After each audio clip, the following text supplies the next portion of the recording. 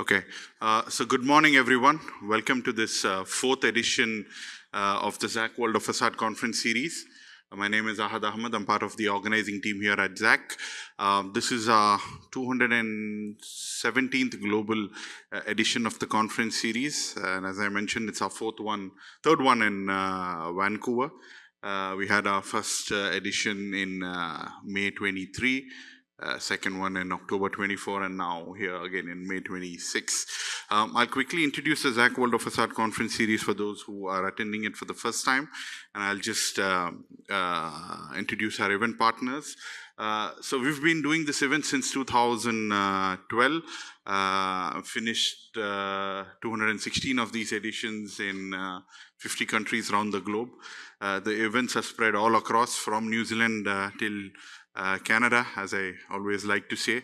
And the way facades are designed, engineered, installed in all these places are completely different. This is our event lineup for 2026. We've gone to a lot of new places which we never even thought of. Probably a couple of countries I never heard of until last year, till we decided to do this event. Albania is one of them. But the kind of projects that are happening in these kind of new places like Uzbekistan, Albania, are unbelievable. Albania especially has around 74 150 meter plus high-rise buildings approved, and 14 of them are under construction. They put half of mainland Europe to shame for the kind of new build and the kind of projects they're doing. But I guess this is how it is. All the developed places are more to do with adaptive reuse, renovation, recladding projects, and these upcoming places are where the new age facade engineering and other innovations which are happening. Again, very strong in the United States, lots of events there. Europe, Asia Pacific, so all across the globe, and no two events are same, so we like to curate events which are curate topics which are topical to that respective region. We had our first event in Calgary last month. Again, a very interesting place. I think our first time a facade engineering conference ever took place in Calgary. Of course, we've been present in Montreal and Toronto, but Calgary was also a very good place for us to organize this event. And yeah, we're strong in the Middle East, literally everywhere, wherever we see a need to organize this event, we organize this. Obviously, this has taken time. It's taken 15 years for us to reach 50 countries. But yeah, this is what we do. We get architects, engineers, consultants, manufacturers together to get into a room and talk the whole day about facades. These events are courtesy our event partners. I'd like to take a moment to introduce all of them to you. So third time in a row, Rayners Aluminium are our presenting partner. For those who don't know Rayners is a Belgium company. So they are specialists in aluminium door, window and curtain wall systems. They've been in the Canadian market for over 10 years. And they are growing their presence here with their fabricator network. So Rayners Aluminium are our presenting partner for the event. I'll start with our associate partners. We've got around 20 of them. AFC is a distributor of fiber cement cladding products from Europe. They are been with us from the last 3-4 years and have seen a lot of growth in the use of fiber cement products as an alternate cladding material to the conventional ACMs and other materials. So AFC are our first associate partner.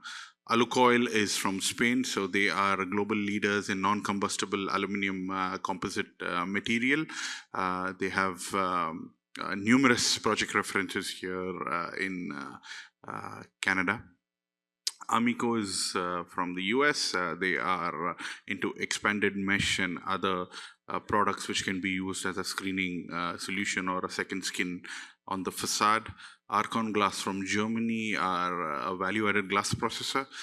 So they're known for their bird-friendly glass called Ornilux. So they are also our lanyard partners. So you'll see Arcon logo in your lanyards. Coleco is here from Canada, so they are a distributor of cladding materials. EOT is a German company. They are into fixing and fastening solutions, and now a few years ago they've introduced a rain screen cladding solution to a system, basically to fix cladding materials in a rain screen construction. Engineered Assemblies from Canada, again a distributor of a lot of cladding materials, GRC, GFRC, ACM, cement board, terracotta, and many more such products. Innova, another Canadian company into engineered unitized and curtain wall solutions. Equitone by Etex is one of the global leaders in fiber cement cladding. As I mentioned, fiber cement is picking up a lot. It's becoming a material of choice nowadays thanks to its properties. So we're seeing a lot of projects being specified with fiber cement cladding. Glass Curtain, another Canadian company, so they've got fiberglass based curtain wall solutions. You'll be hearing from them later today. Guardian Glass, again, needs no introduction, one of the global leaders in coated glass solutions, double silver, triple silver, low iron, and other products. Hydro Extrusions is one of the global leaders in aluminum extruded solutions. Longboard, another Canadian company, so they've got aluminum cladding solution, specialities, the wood grain and the wood finishes. Lumon is from the Nordic regions, and they have an interesting balcony glazing product, which is good for summer time. For inside outside, it's a very unique solution which they also have on display outside. Morelis Architecture is here from Vancouver, so they are into metal cladding, they are into cement board and a lot of other value-added cladding solutions for the building envelope. North Glass is from China, so they are specialists in jumbo glass. They can go up to 23 meters, 80 feet, single piece glass, specialists in curved glass, cast glass, anything complex North Glass can produce. Saint-Gobain Glass, again another global leader in different building materials. This is Saint-Gobain Glass division which is participating, and they are inventors of the first low carbon recycled glass called Orai. You'll be hearing from them a little later today. Solar Lab is from the Nordics, so they have colored BIPV, building integrated photovoltaic solutions. So BIPV is another product which has improved a lot over the last few years.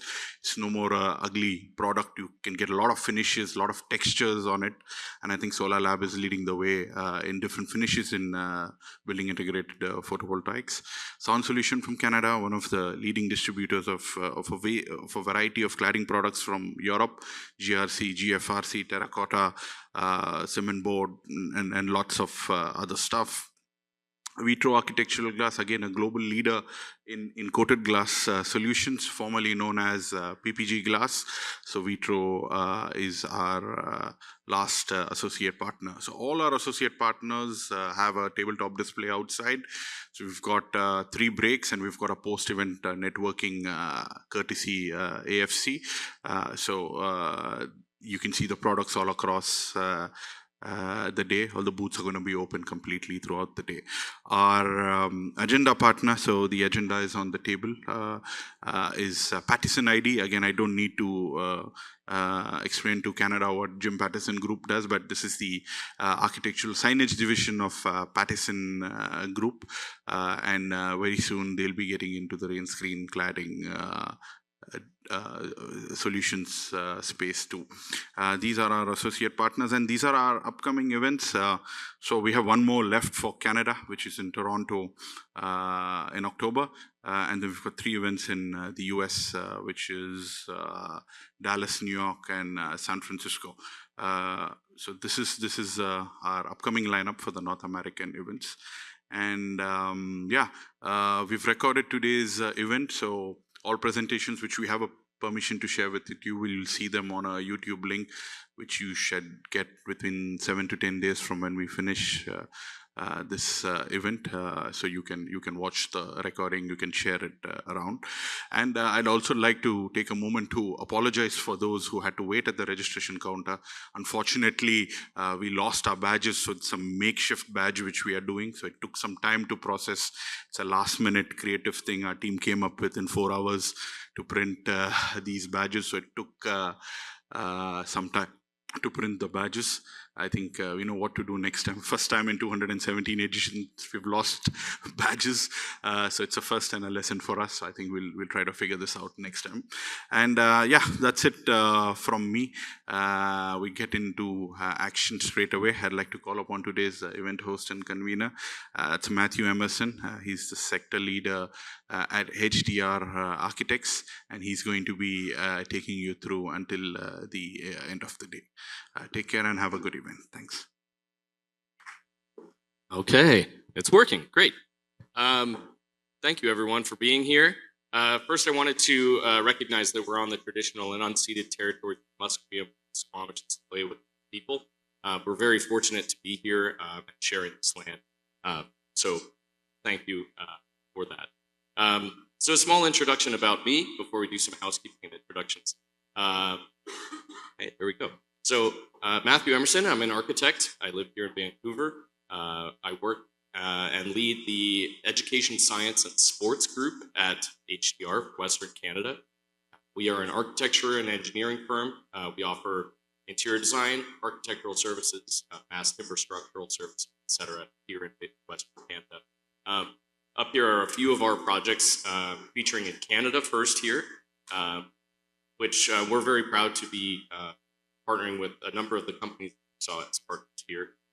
And I've been fortunate to have a small part in some of these projects. The second slide just shows a bit more of our global presence. We are a global firm and do work all around the globe for clients whom we're very proud to work with, many of which are repeat clients. Okay, I see a screen here.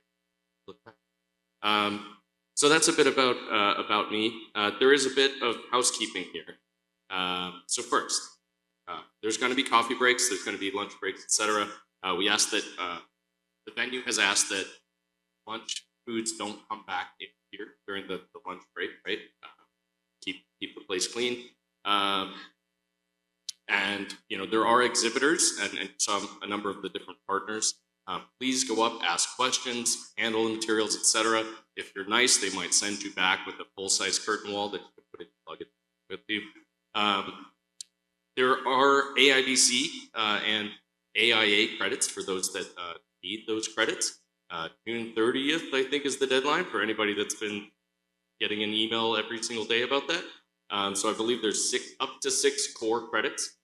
You need to sign in here at the end of the day to get those credits, and we'll remind you throughout the event. And then after each of the speakers, if the speakers could please stay on the stage, they want some good promo photos, etc. of that. Yeah. The other is that this is on YouTube, so please, smash the like button, as anyone might know that. And also, this means that I'm now a celebrity in the eyes of my children, so that's good.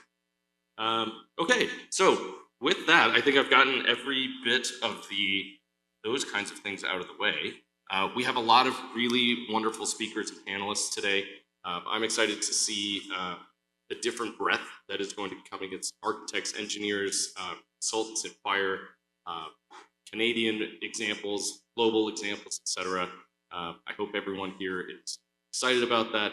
Make sure that your cell phone ringer is on, because people love it when they go off during their presentations. But if you do need to take a serious call because someone is sick or in the hospital, please take a okay, so with that, I think we have our first presenter is ready. Yeah, we've got, okay. Oh, I should also say that if I mispronounce anyone's name, I sincerely apologize, and I will do that with my own first. I am Mark Few Memmerman, so got that out of the way first. Okay, our first speaker here, Venelin Kokalov of Reverie Architecture, will be giving the topic is 10 facades from concept to completion. Thank you. So, good morning. My name is Venelin Kokalov, and I'm leading Ravneet Architecture. I'm an architect. We talk a lot about facade systems, performances, materials. But for me, facades is where an idea becomes real. It's where something abstract, fragile, intuitive meets gravity, something that. Okay. Okay, so sorry about that. So it's where something abstract, like fragile into it, meets gravity, climate, budget, code, and time. And most ideas don't survive that moment. They get simplified, compromised, reduced. So the question is not how do we design facade, it's how do we protect an idea all the way to completion. So today I'll share 10 projects, not as objects, but as a moment where ideas were tested and what it took to make it them real. The Shishu Center is home for traditional Chinese opera. Let me start with the project where facade is not just performance, but cultural expression. So a question becomes how we can facade express culture without becoming literal. The idea came from performance itself. So we imagined the building as a stage curtain. So pull it apart to reveal life inside. Openings a place where activity happens, lobby, rehearsal, spaces, gathering. So the building doesn't just contain culture, it reveals it. And the color of the facade moves with light and change through the day and through the seasons. The facade is a system of custom unitized curtain wall and a rain screen aluminum panel system wrapped by a field of vertical fins. At first look, it feels fluid, almost like fabric, but behind the softness is very control and logic. So we use repetition to make it buildable and economical. Although each panel is standard dimension, each panel has unique geometry of attachments point to support the curvilinear geometry of the fins. So we have a balance, like standardization for cost and fabrication, and variations for form and expression. These fins themselves CNC cut from merit and grade aluminum pipe. And this is important. 100% of the material was used, so no waste. So facade is never just an enclosure. It's where architecture becomes visible, performable, and meaningful. This project is here in Vancouver. The butterfly is at Burrard and Nelson. And the starting point was not the facade. It was question about living.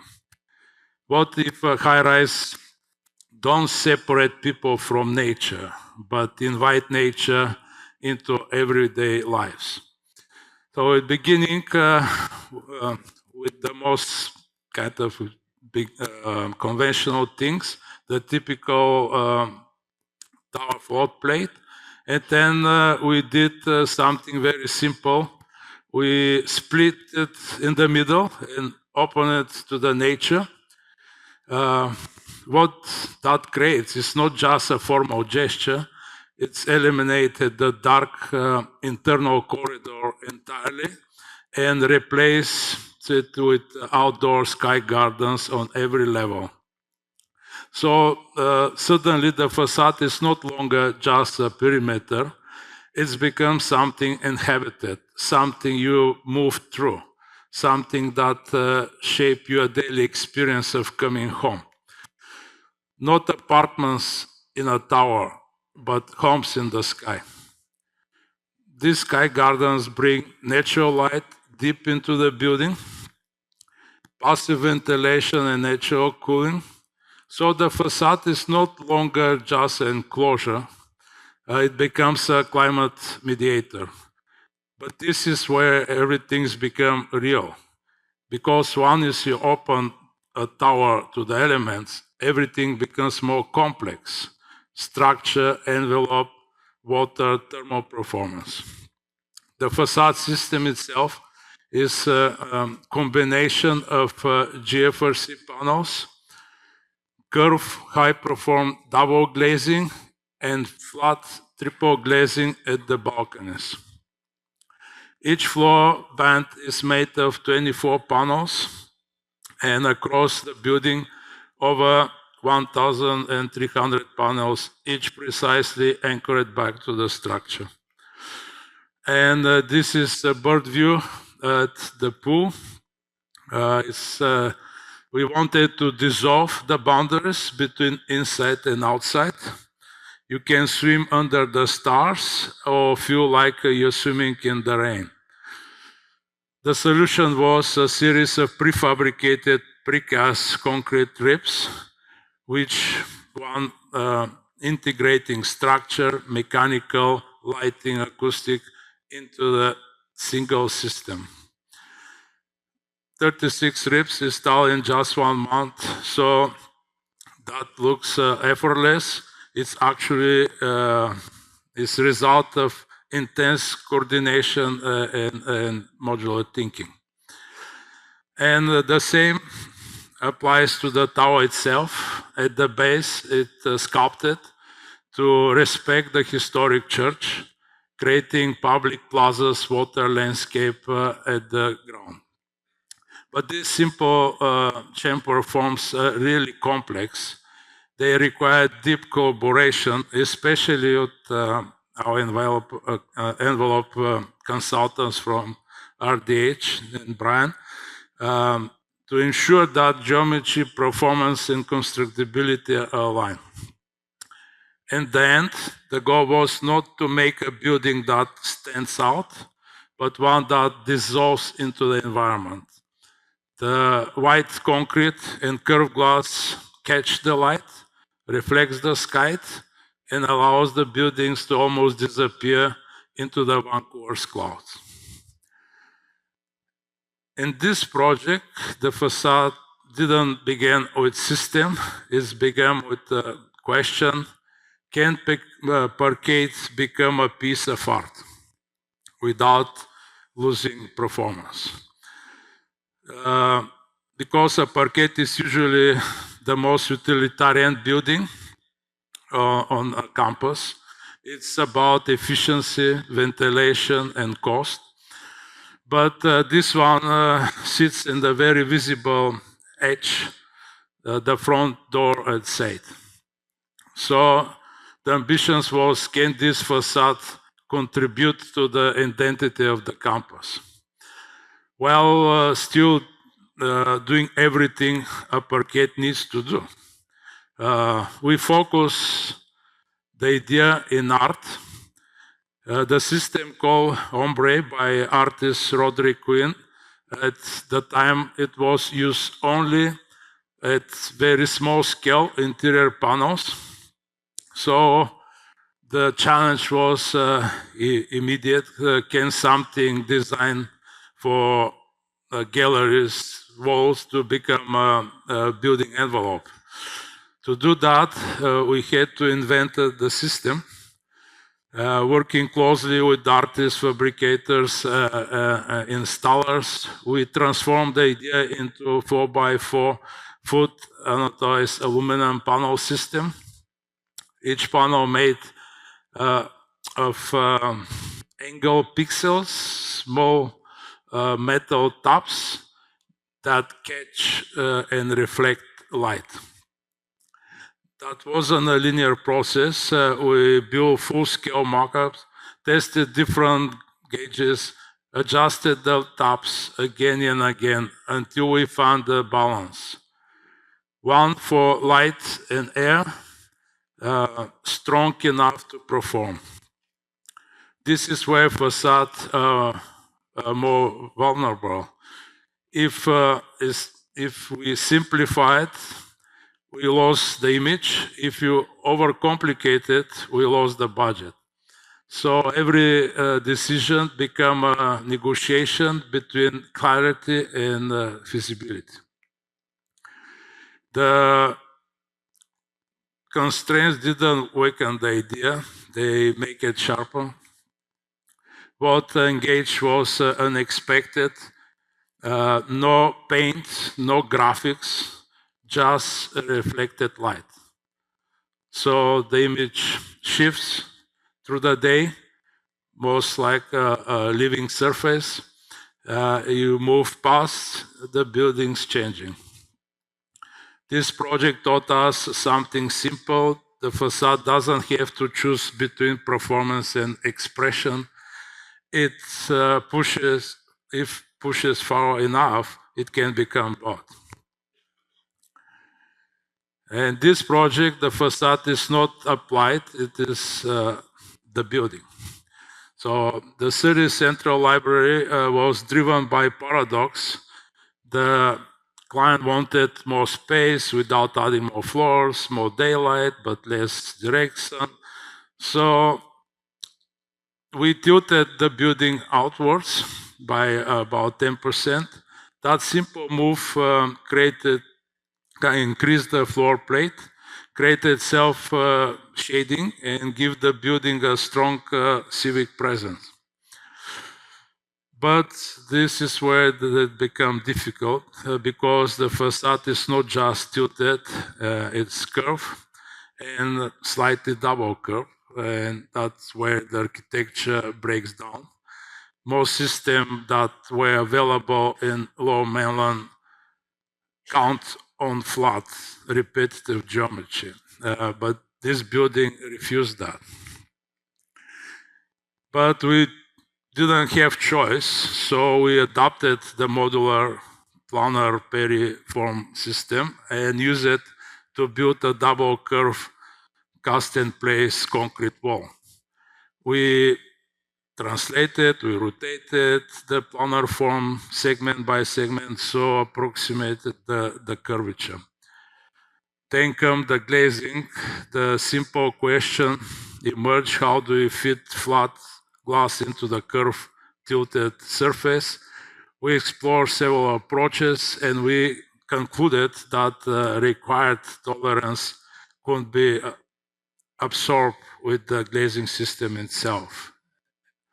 And also integrated glass louvers into the glazing system, not only to reduce interior glare and heat gain, but also to add human scale and animate the exterior with shadows. Final line: sometimes to move architecture forward, you have to design beyond what is already possible and then figure out how to build it.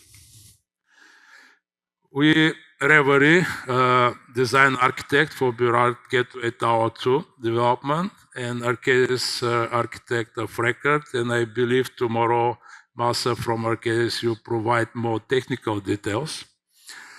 In this project, the idea became with movement.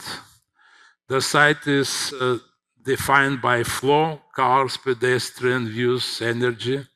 So instead of static tower, we imagine a building as something unfolding, almost like a page of a book opening to the city. These curves are not arbitrary, they perform, they create passive self-shading, reduce solar heat gain during the peak summer months. So the facade is not doing only environmental work while it's shading the identity of the streets. At street level, the facade is not flat. It bends, wraps, and lifts, almost like a fabric being drawn upward. This creates a sense of invitation, a soft open gesture at the base of the tower. This glass skin utilizes a unique combination of clear glass, fritted glass, and spandrel panel to soften the expression of the building. What this project shows is that facade is not isolated object. They are part of large urban choreography of light, energy, movement, and people. The next one, the Guildford Aquatic Center. For this project, the constraints were intense. The tight budget, accelerated schedule, and a site that had to remain opening during the construction. So the question becomes, how do we create something expressive when everything is pushing you toward repetition and efficiency? The answer was not to fight repetition, but to use it creatively. So a facade is made of precast concrete panels, mostly the same size, but instead of uniformity, we introduce variations through small control changes. 4 different gray pigments, multiple sandblasting finishes, and refined reviews cast directly into the panels. And even something as simple as rotating the panels 180 degrees create additional variations. So with very few components, we achieve a facade that feels rich, layered, and almost pixelated, a kind of stone facade. So even in a highly controlled, budget-driven project, you still get moment of delight. With just a few moves, repeated carefully, a system becomes architecture. The Sanak project is a partnership with Squamish Nation.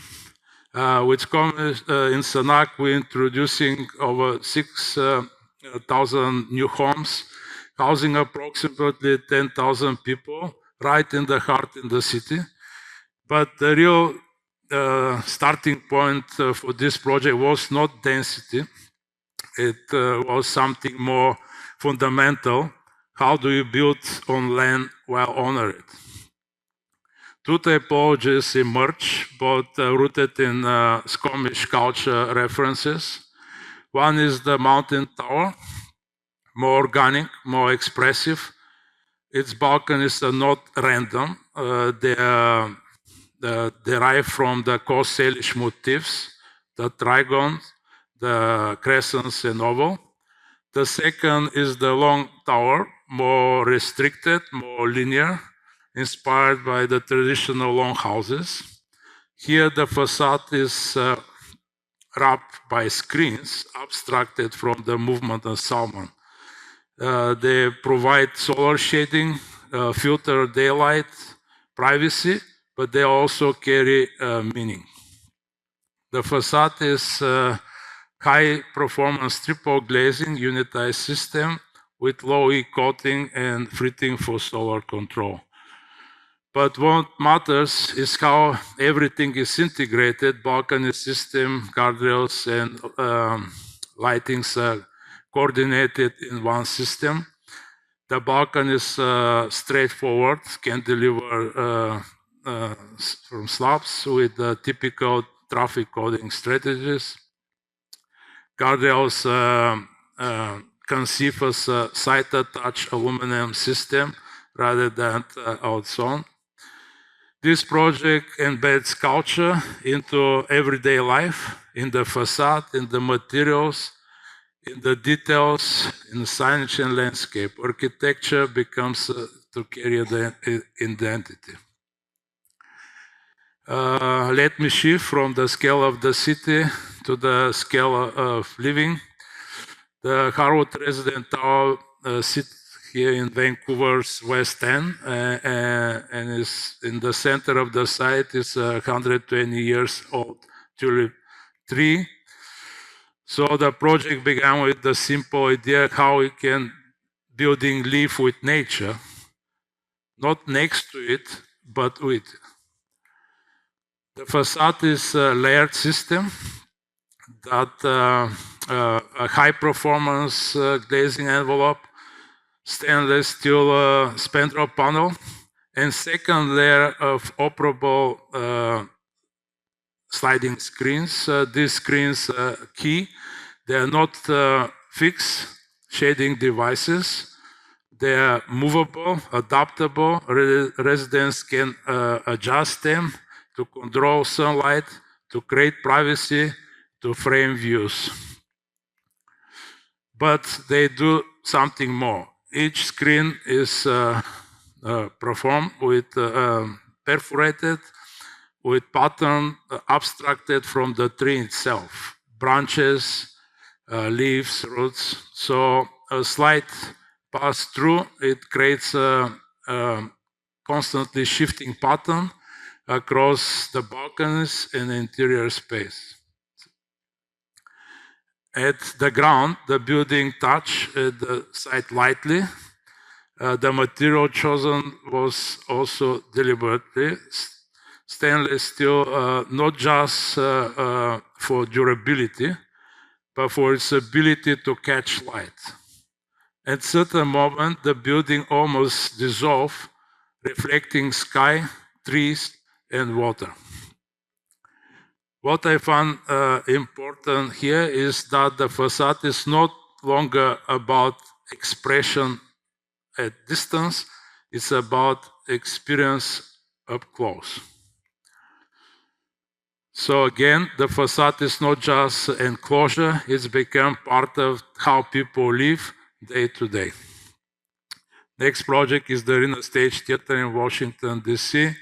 The project that brings together 3 theaters, old and new, under a single roof and transparent enclosure. The starting point was not form, it is the problem. How do you protect the theaters from the noise of the city without isolating them from it? Because theaters require acoustic control, so instead of separating the buildings, we did the opposite. We wrapped them within a single glass skin.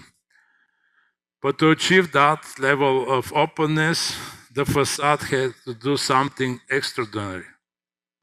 It's a 14-meter high double glazed curtain wall, but what holds it up is not steel, it's timber.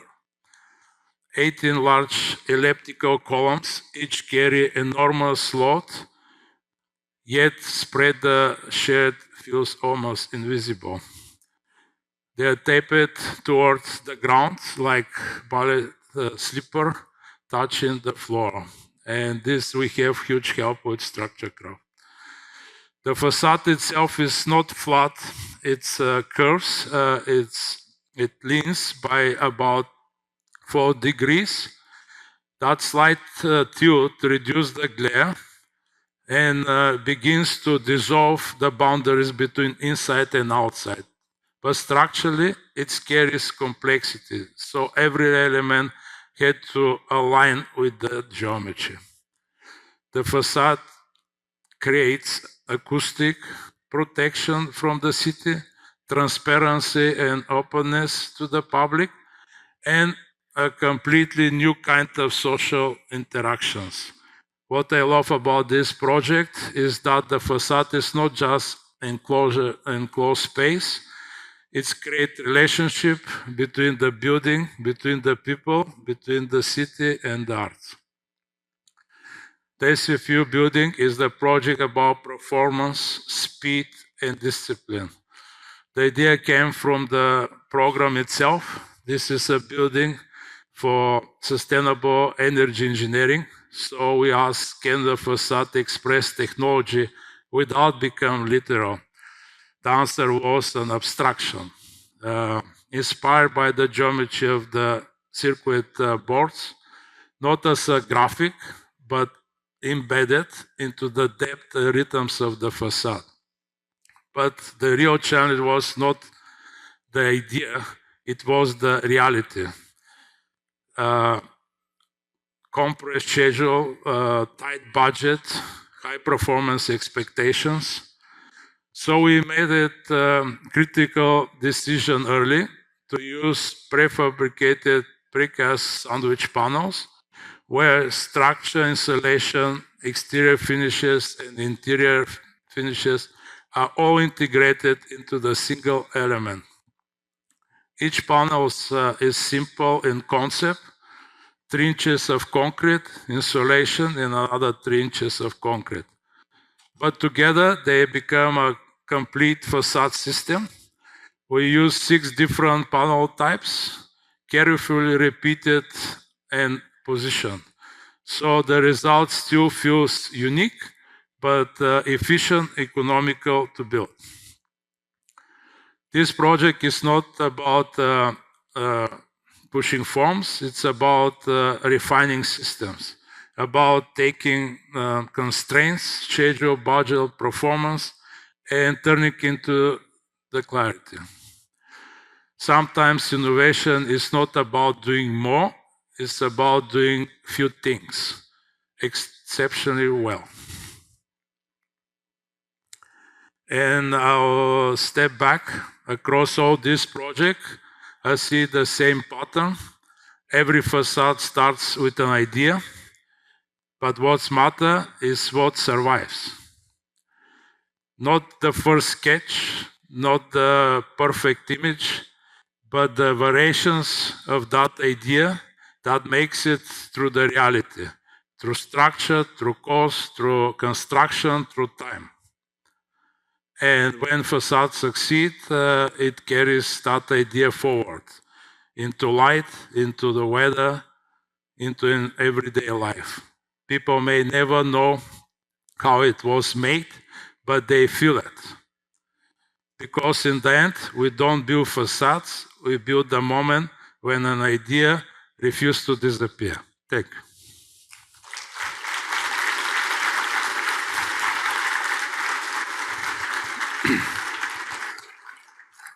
Okay, amazing. Well, that's setting the bar really, really high. Thank you, Venelin. Thank you. Remember, there's a picture. I don't know who he's supposed to take. Thank you. With. No. Okay. We'll take a picture. Okay. Thank you so much for that, and I hope everyone is seeing the possibilities of what can be done with a lot of these facades. If you're from out of town, please see some of these buildings in person. They're really gorgeous. Okay, our next presenter, presenting panelized wall systems and movement joints, is Brad Carmichael, principal of 4EA Building Science.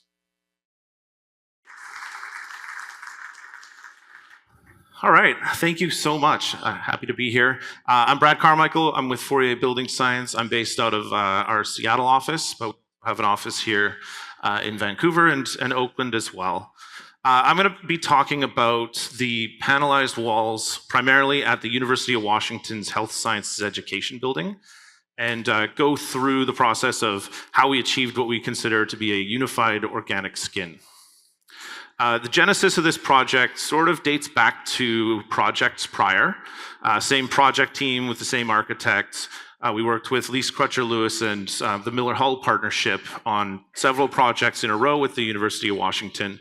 And this common theme sort of would come up over the course of several projects.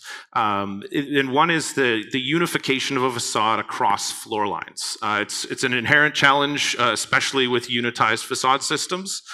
You end up having a movement joint at the floor lines, often aligned with a spandrel panel. And this starts to read with horizontality that occurs across floor lines. It becomes a little difficult to overcome. On projects that use curtain wall that are high, sometimes doesn't read as drastically as it does on some campus buildings. The University of Washington has a lot of long horizontal buildings, and so the horizontality is something that we were trying to overcome to sort of reach more of a composed facade across floor lines. Now, on the project prior, This is an entrance campus building, so we used glass fins with varying degrees of angles to kind of reach more of a unified, composed facade across floor lines as it stretches along the length of the building. But the following projects that we worked on with the Miller Hall partnership we weren't using unitized curtain wall systems. We had a more modest budget, but we still had that same challenge of trying to unify the facade across floor lines. Now, one of the advantages to these projects is these were very integrated design builds. So we had facade engineering on board, like we were on board right at the early phase of design, but also the facade contractors were on board early in the design phase, and we could all work together to sort of overcome some of these challenges. So this is the building. We had a lot of goals. We had a lot of goals for this project from the outset that aren't necessarily typical project goals. As a health sciences education building, the focus is on healing. So we had a mass timber floor structure. So this floor structure of the building is a hybrid with steel frames and timber floors. The idea, the biophilic idea of having the floors exposed in a place of healing was very important. And so one of the things that we do that follows next is to, you do all this work to build this mass timber floor system. You don't want to cover it up with a lot of ducts. So the design response to that is to control the space heat gains and the cooling gains, or the cooling loads, to reduce the amount of ductwork that we had so that we could expose and celebrate a lot more of the timber inside. So this project had a much smaller, more modest window to wall ratio. We really just focused kind of curtain wall into a lot of the sort of common area spaces, and much of the facade ended up being opaque. So we had about a 27% ratio of window to opaque wall areas. By doing that, we had a higher performing enclosure, we had less ductwork, and exposed more of the mass timber. The other goal of this project was to sort of utilize lean construction principles. We panelized almost the entire building. It's in the middle of a campus that was pretty condensed, and there wasn't really lay down space to stack panels. So what we ended up doing is building most of the building, a structure and facade, or structure and exterior walls off the back of a truck. So there's a busy road right in front. The CLT panels would come off the bed of a truck. The crane would pick it up off the truck, put it on the building. We had no space to lay things down. The same happened with the facade. We ended up building framing, sheathing, and waterproofing large format cold formed steel panels, and bring them on the facade, bring them on the back of a truck, pick them right off the truck, put them right on the building. This resulted, and this was one of the goals, in a very quick enclosure of the building. So we started laying the first or the second floor in about early April. The building was enclosed by mid-July. So that is very rapid. It was intentional to reduce construction costs and to turn this building over quite quickly. It was also intentional to do this during the summer so that we could rapidly enclose and protect the mass timber. The other goal, as this is a place of healing, was to have a unified organic upper skin. So a lot of the inspiration for the building comes from nature, comes from places of healing, and we were looking at, inspiration from the world around us and wanted to celebrate that in the facade. So the approach that was landed on was to use a shingled type facade using fairly straightforward materials, but hopefully in a unique way. We did very simple visual mock-ups. A lot can be done. When you're planning these things in integrated design, you can get out there and start mocking things up and doing mock-ups, right from the get-go. So we started very basic, get the shadowing right, get the sizing right, get a plywood mock-up out there, get the materials in, start looking at, the corrugations, start looking at the perforations of the facade. And then once we're in the plant, we were able to do mock-ups and refine the waterproofing skin from there. So The plywood mock-up, one of the things with the campus is we didn't have a lot of space on site during construction, but before construction, the site was empty. So you're able to build a full height visual mock-up in place to get an idea of the shadows, throughout the day, and do time capture photography of the facade throughout the course of the day to see how the shadows play over the course of a day throughout the year. Then we move to mocking up the materials on site, full height. Corrugated panels, not that expensive. So you get a few sheets, lay them over the plywood once you get your angles right, and start picking colors, picking perforations, and see it full size out there. This is one of the advantages of having a little space on campus to toy around, being integrated and procuring materials early, working with trade partners early. And then we move to a full, more refined mock-up, again on site. This mock-up structure here is actually from that earlier project, the population health facility, where we did mock-ups there and just reused the same structure and reclad it in the for the health sciences education building, and use the time to essentially go through and figure out where do we want high levels of perforation in our cladding, where do we want a medium amount, and where do we want it, the 10% open as closed as it can be, in order to get some gradation throughout the facade while all keeping the same color and finish on the panels. Once we started moving the project into the plant, we were able to do mock-ups inside the plant. This is locally in Seattle, and this allowed us time to refine the joint locations. This is a good example of a change that was constructed as a panel mock-up that we ended up changing afterwards. You'll note that there's a big purple movement joint at the head of a window, which was not what was designed.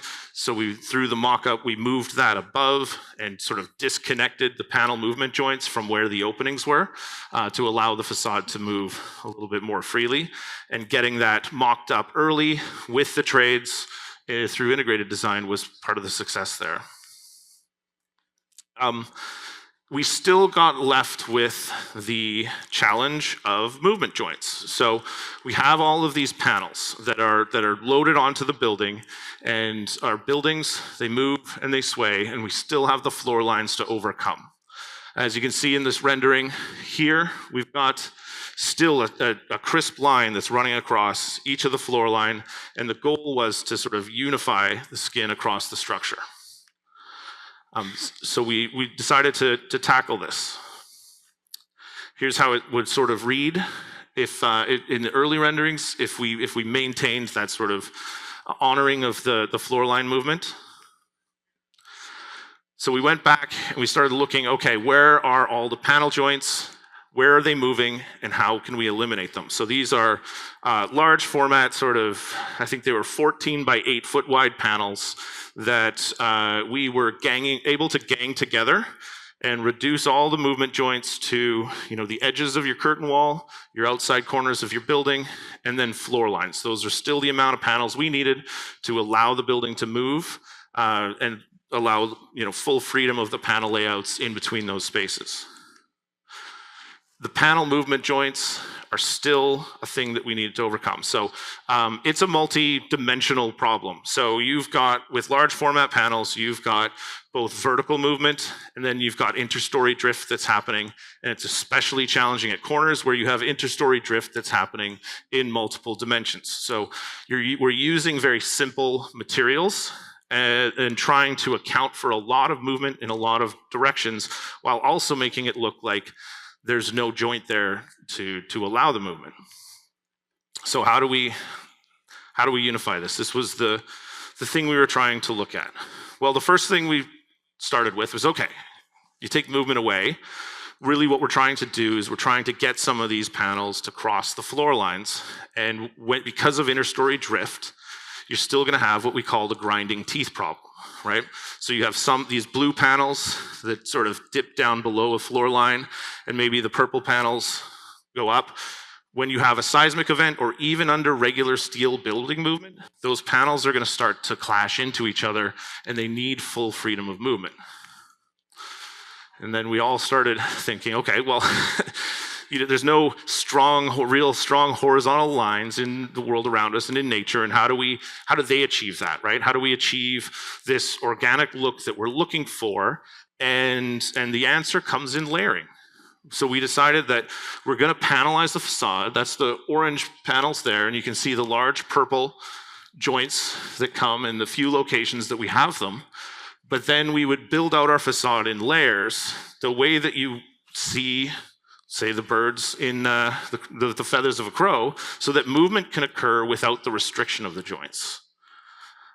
So it started in a couple layers. So these are kind of the early sketches from design, but we started with our panels, the orange skin, the purple joints behind them have a lot of movement. We get our insulation. Our insulation doesn't cross the joints, or sorry, our furring for the insulation doesn't cross the joints. The insulation being compressive, it can move across the joints, that's fine. Then, because we're using highly perforated panels, we have a full skin of UV stable weather barrier that acts sort of as a backup cladding to make sure that we're able to shed water underneath our skin without requiring sealant joints. The reason that's important is because we wanted to eliminate sealant joints all throughout this facade. One of the reasons for that is a sealant joint, it only compresses about 50%. You take the sealant away and you can compress almost 100%. You can slim a 1-inch joint to a 1/2-inch joint and make it a lot smaller. So we took out all the sealant joints and put this underlayment there. The next thing that we did, looking at these feathers, is we got the ribs. We got the rib of the feather going. The ribs were these extruded teeth that we would run, and those would honor the floor line joints. So we'd have those gapped at every floor line, and respects the movement there, allow full degree of movement. The next thing that we did is, away from the joints, we built a next structure that was what we were calling the tapered Cs. You can't really see them in the photo because they were all painted black like the weather barrier and were disappearing in the background. But these Cs were able to mount to the furring, and those we were crossing the floor lines with. But those were separated from the Ts with enough distance so that as they move, they would never hit.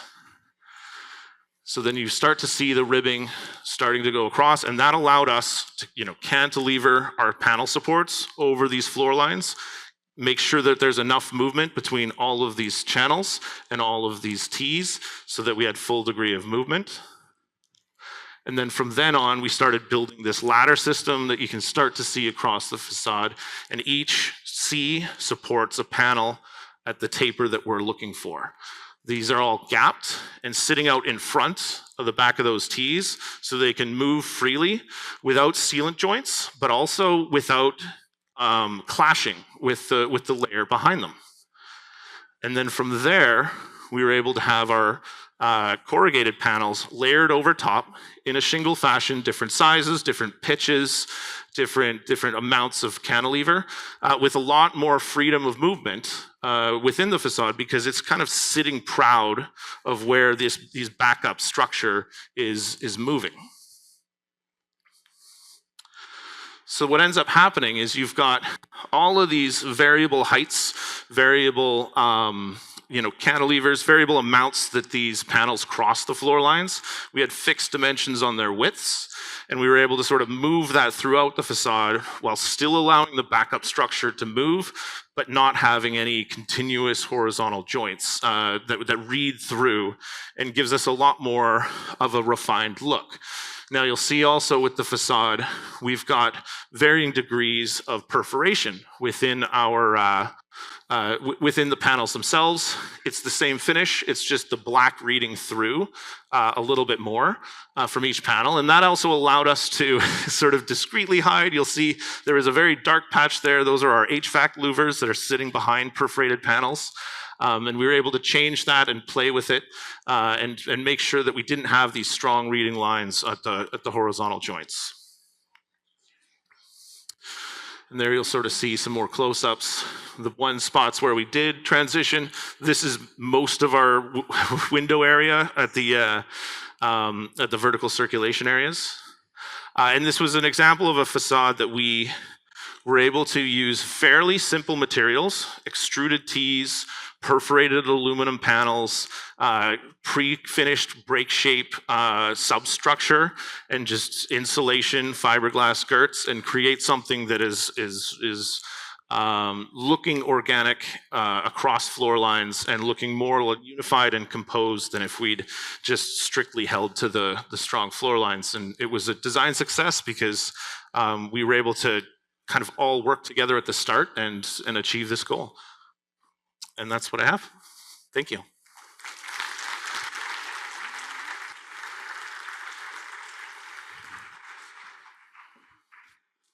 All right, thank you, Brad. I've been told photos happen at breaks. Okay, okay. Having done a shingled facade, I appreciate how kind of complex the layering is of all of that. So it's really cool to see, you know, different ways to do kind of similar facade expressions. Next, with Rayner's Aluminum, we have Jordi Marasse. Did I say it right? This time. Okay. With sustainability from every angle in the building. Thank you so much.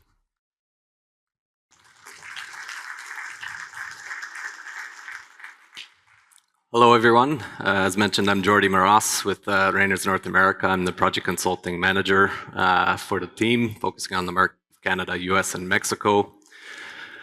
I'd like to invite a question to evoke some thought, and that is basically, what makes a sustainable building to you?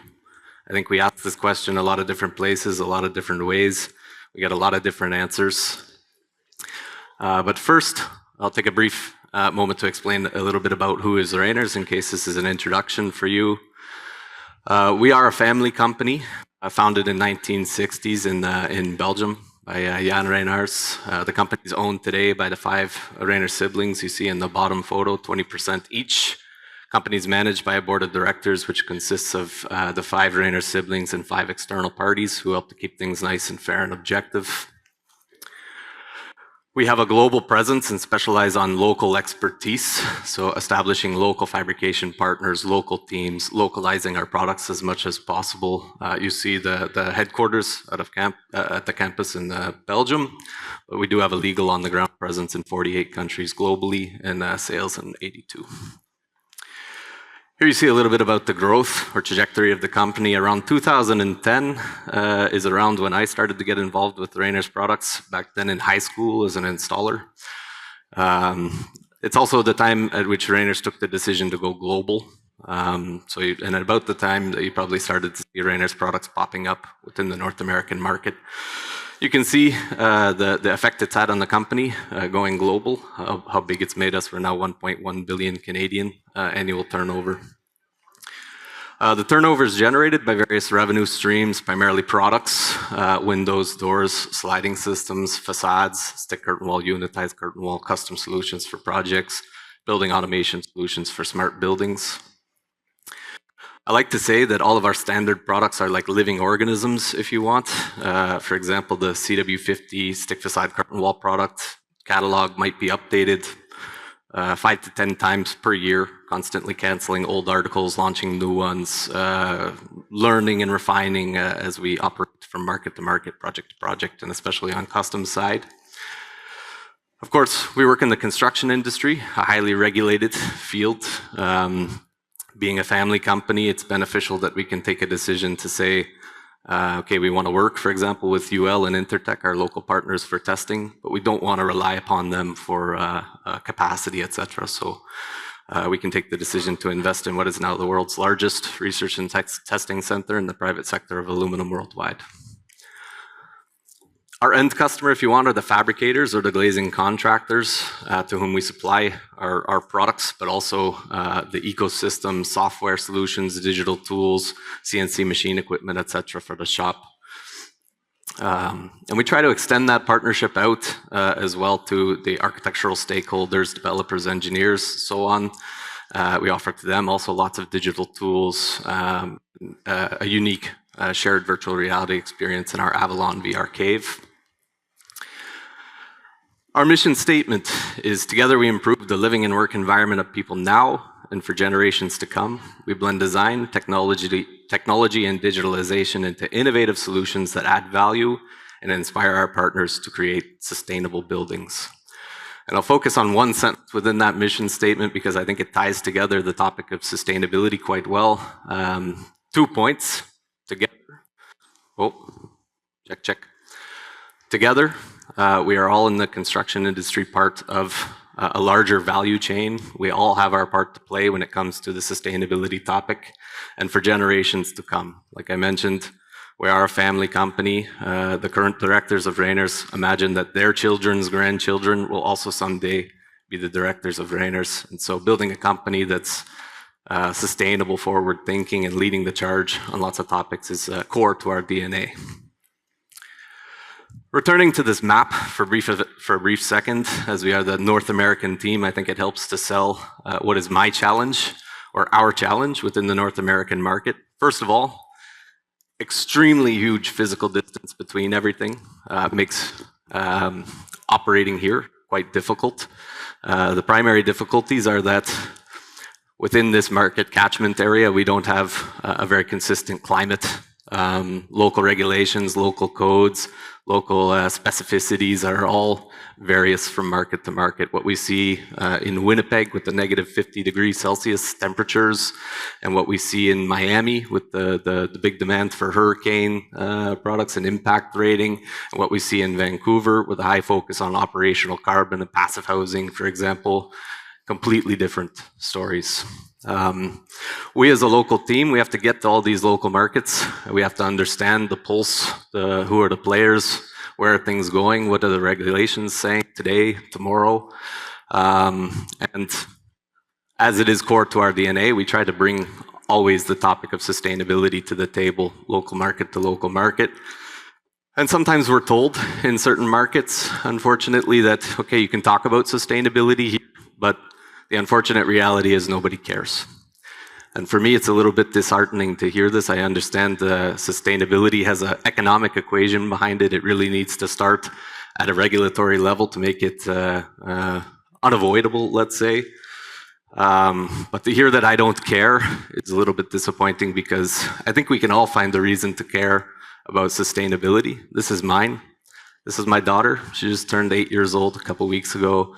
And I believe that this is what sustainability is all about, right? It's about taking actions now to have an impact on the planet for the future generations who will inherit it from us. Don't get me wrong, things are changing slowly but surely. There's lots of initiatives. Vancouver is a good market, really pushing the envelope forward. Toronto as well. A lot of initiatives on bringing older building stock up to net zero with deep energy retrofitted buildings. Nice project we completed here together with Flynn, the BCIT Tall Timber Student Housing Project. Won the Zero Carbon Building Award from Canada Green Build Council. Yet, the sustainability topic still looms over our industry like a tidal wave. And this poor guy in the photo, that's you as a company. And basically you have two choices. Either you do nothing and you get swallowed by the wave, or you hop aboard and you try to take the energy of the wave and allow it to propel yourself forward. All of us here in this room, we need to acknowledge we contribute to an industry that has a tremendous impact on our planet.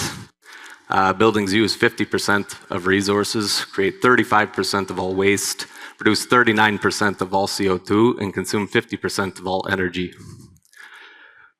And as of today, this is approximated data, but roughly 80% of North American building stock is currently considered to be energy inefficient. And this is leading two major revolutions within the industry, one being the circular economy, and two, energy efficiency and renovation, which really speak to kind of the contrast between embodied carbon, operational carbon. Embodied carbon, the blue block, what goes into it? It's material reuse and recycling, designing for disassembly, use of sustainable and recycled materials. What goes into the operational carbon, or the green block, that's accelerating building renovation, phasing out fossil fuel heating systems, integrating renewable energy solutions into the buildings, and so on. What we see, though, globally throughout the industry is that as we pivot our focus to the sustainability topic, the tendency is to develop a bit of a tunnel vision.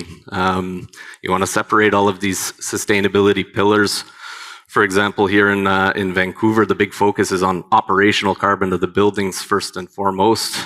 Big push for passive housing, etc. By getting that tunnel vision, you might, for example, the fiberglass window. Not to pick on anybody in the room, but fiberglass, indeed, as a material, has lots of advantages. Cold climate thermal physics, excellent material, but it is also non-recyclable. And from a worker health and safety standpoint, also very messy to work with. And if all these green windows in all these green buildings are ultimately doomed to the landfill, is that really sustainable in the long run? And so again, ask, what makes a sustainable building for you? Is it eco-design of the products? Is it energy efficiency of the building envelope? Extreme weather resilience of the building envelope? Is it low carbon materials? Responsible sourcing of those materials? And I would even say affordability needs to be a topic as well. Sustainability can't be something that's afforded only to the rich few. It also needs to be accessible to everybody, otherwise it's not sustainable. And this is why it's important to see things, in our opinion, from every angle to widen the aperture. The lowest hanging fruit, or the biggest lever we can pull on the sustainability topic, is indeed operational carbon of buildings. One thing that we see, though, as we focus on the operational carbon of the buildings, we're adding, let's say, an additional layer of glass, which has a carbon intensity to produce additional insulation, more material, etc. And what we see is that the embodied carbon, or the blue block, is increasing. And so the focus is now, how can we reduce the blue block? And you can think of it kind of simply. You can say, just add recycled content. Problem is solved, right? Unfortunately not. Here you see the reality. The blue circle is the total global aluminum demand. The white circle is available recycled aluminum content. And as you can see, only 36% approximately of the world's total global aluminum demand can currently be met by recycled aluminum content. So you can, as the Rainers, for example, say that we have a 90% recycled aluminum content, drawing as much as possible from that 36% pool, but monopolizing that supply, meaning that our number goes down while another's goes up, isn't actually helping the issue in the long run either. It's a zero-sum game. So we like to think with big picture integrity from 360 degrees, and we would encourage you to do the same. I'll bring a couple sustainability topics you can look to for examples, but eco-design is one of them. Basically, this is just rationalization of products and components.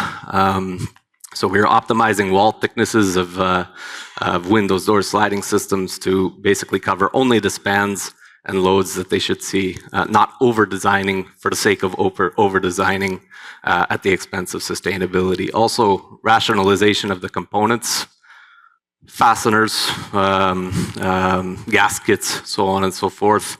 We and others are getting smarter about reusing these materials across systems, within systems, and across total product families. Assembly, disassembly, and reuse. I think that BCIT, Tall Timber Student Housing Project, is a good example of the first one, prefabrication. This was a mass timber building in Vancouver, rainy Vancouver. The concern was, how do we protect this wood through the construction cycle of the building from the moisture?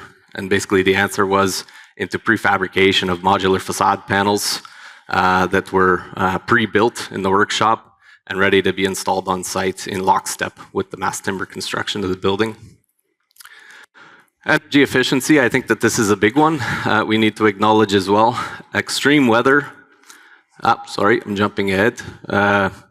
Yeah, operational carbon is also important. I don't want to disregard this one. Focusing on the energy efficiency of your products and your building envelope is still important. We do, for example, launch the Timberwall 50. I think this will help both on the operational and the embodied carbon side, introducing timber rather than aluminum. We can design to maximize solar gains as much as possible, reduce them if necessary. And then the extreme weather resilience, this is a very important one that I think we're going to see more and more. The extreme weather is here to stay. We are going to see more floods. We are going to see more hurricanes. We are going to see more extreme temperatures, both hot and cold. The big one in North America right now, other than wildfires, I would say, is the hurricane topic. We're seeing a big push now for the hurricane rating and impact resistance of systems.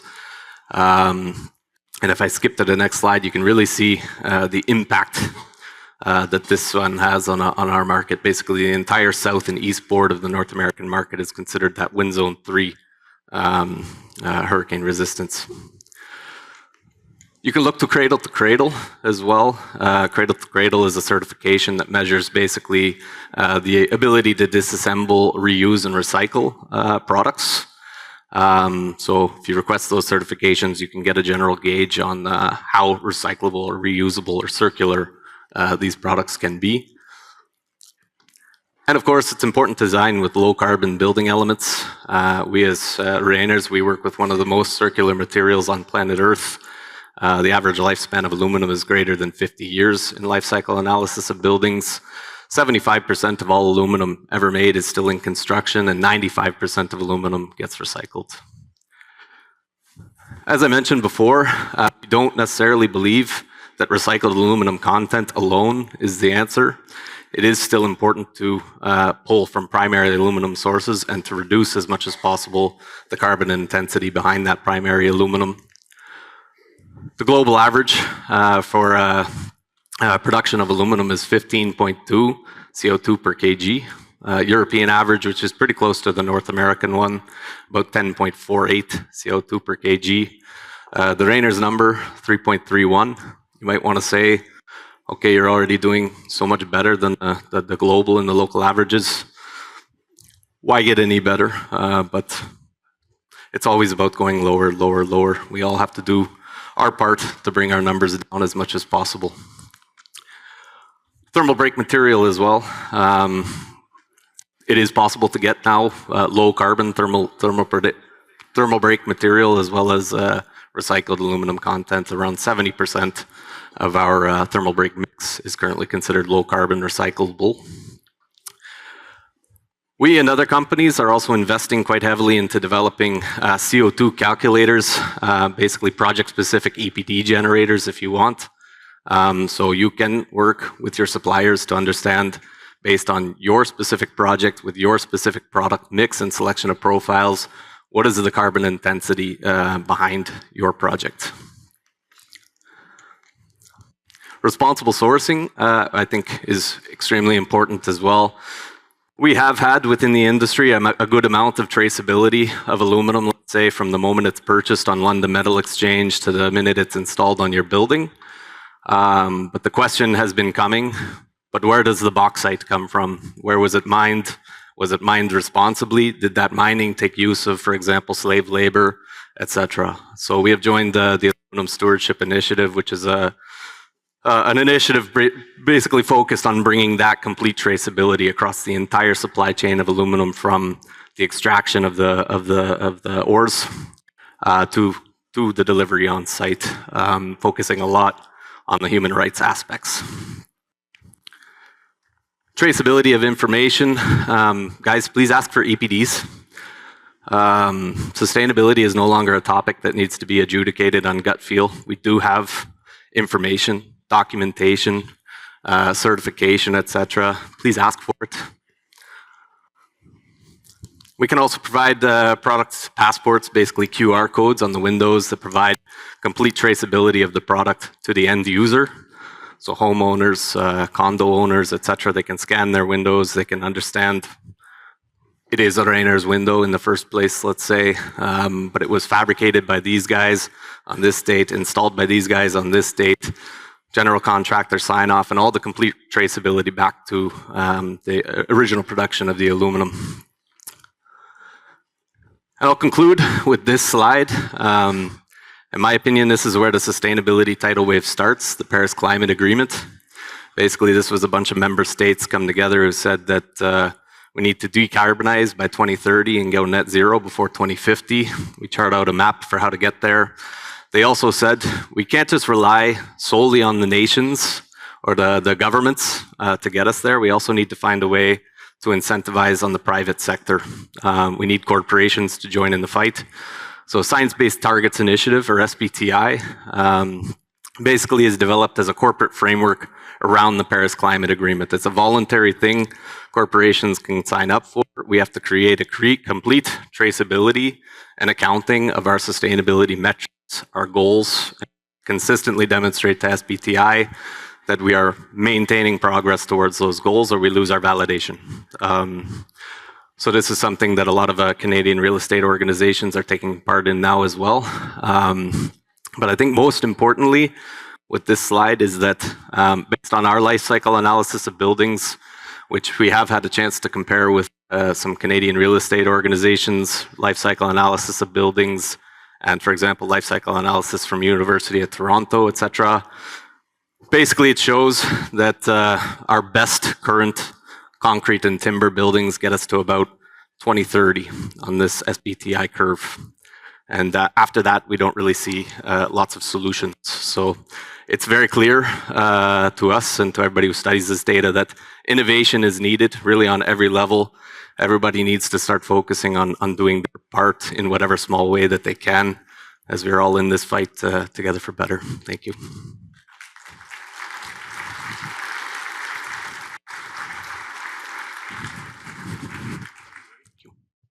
All right, thank you, Jordi, for that. And look around awkwardly if you just realize that all the specifications that you've ever been using are still on your desktop and they're probably out of date. It's a good reminder by Jordi. Things change quickly. Specifications can be updated as he's saying their catalog changes 4 or 5 times a year, right? So always when specifying anybody's products, make sure you're going getting the most recent stuff. And from a sustainability standpoint, delete all those things so they're not blockchain forever. Okay. Okay, next we have Beyond Transparency, How Glass Can Enhance Biophilic Design with Matthias Reyes of Vitro Architectural Glass. Thank you. We actually, I'm not Matthias, and that's not the presentation, but that's okay. I'm Bryce Given, and I am with Vitro, and we're going to be talking about color in glass. So that's all right. Matthias is my coworker out of Toronto. I'm out of Seattle.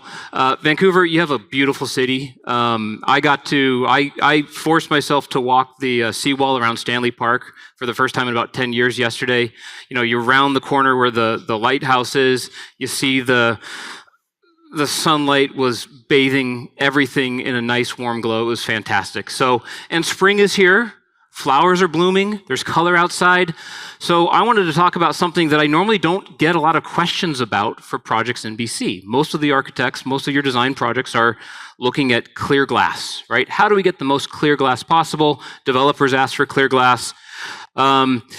So I want to talk about tinted glass. We're going to talk about visual connectivity, understanding visible light transmittance multiplied by itself and what that means for retail storefront. And then low E color versus glass color. And normally my presentations are numbers heavy. I'm just going to show you pictures. We're going to show pictures for the next 8 to 10 minutes. Retail storefront.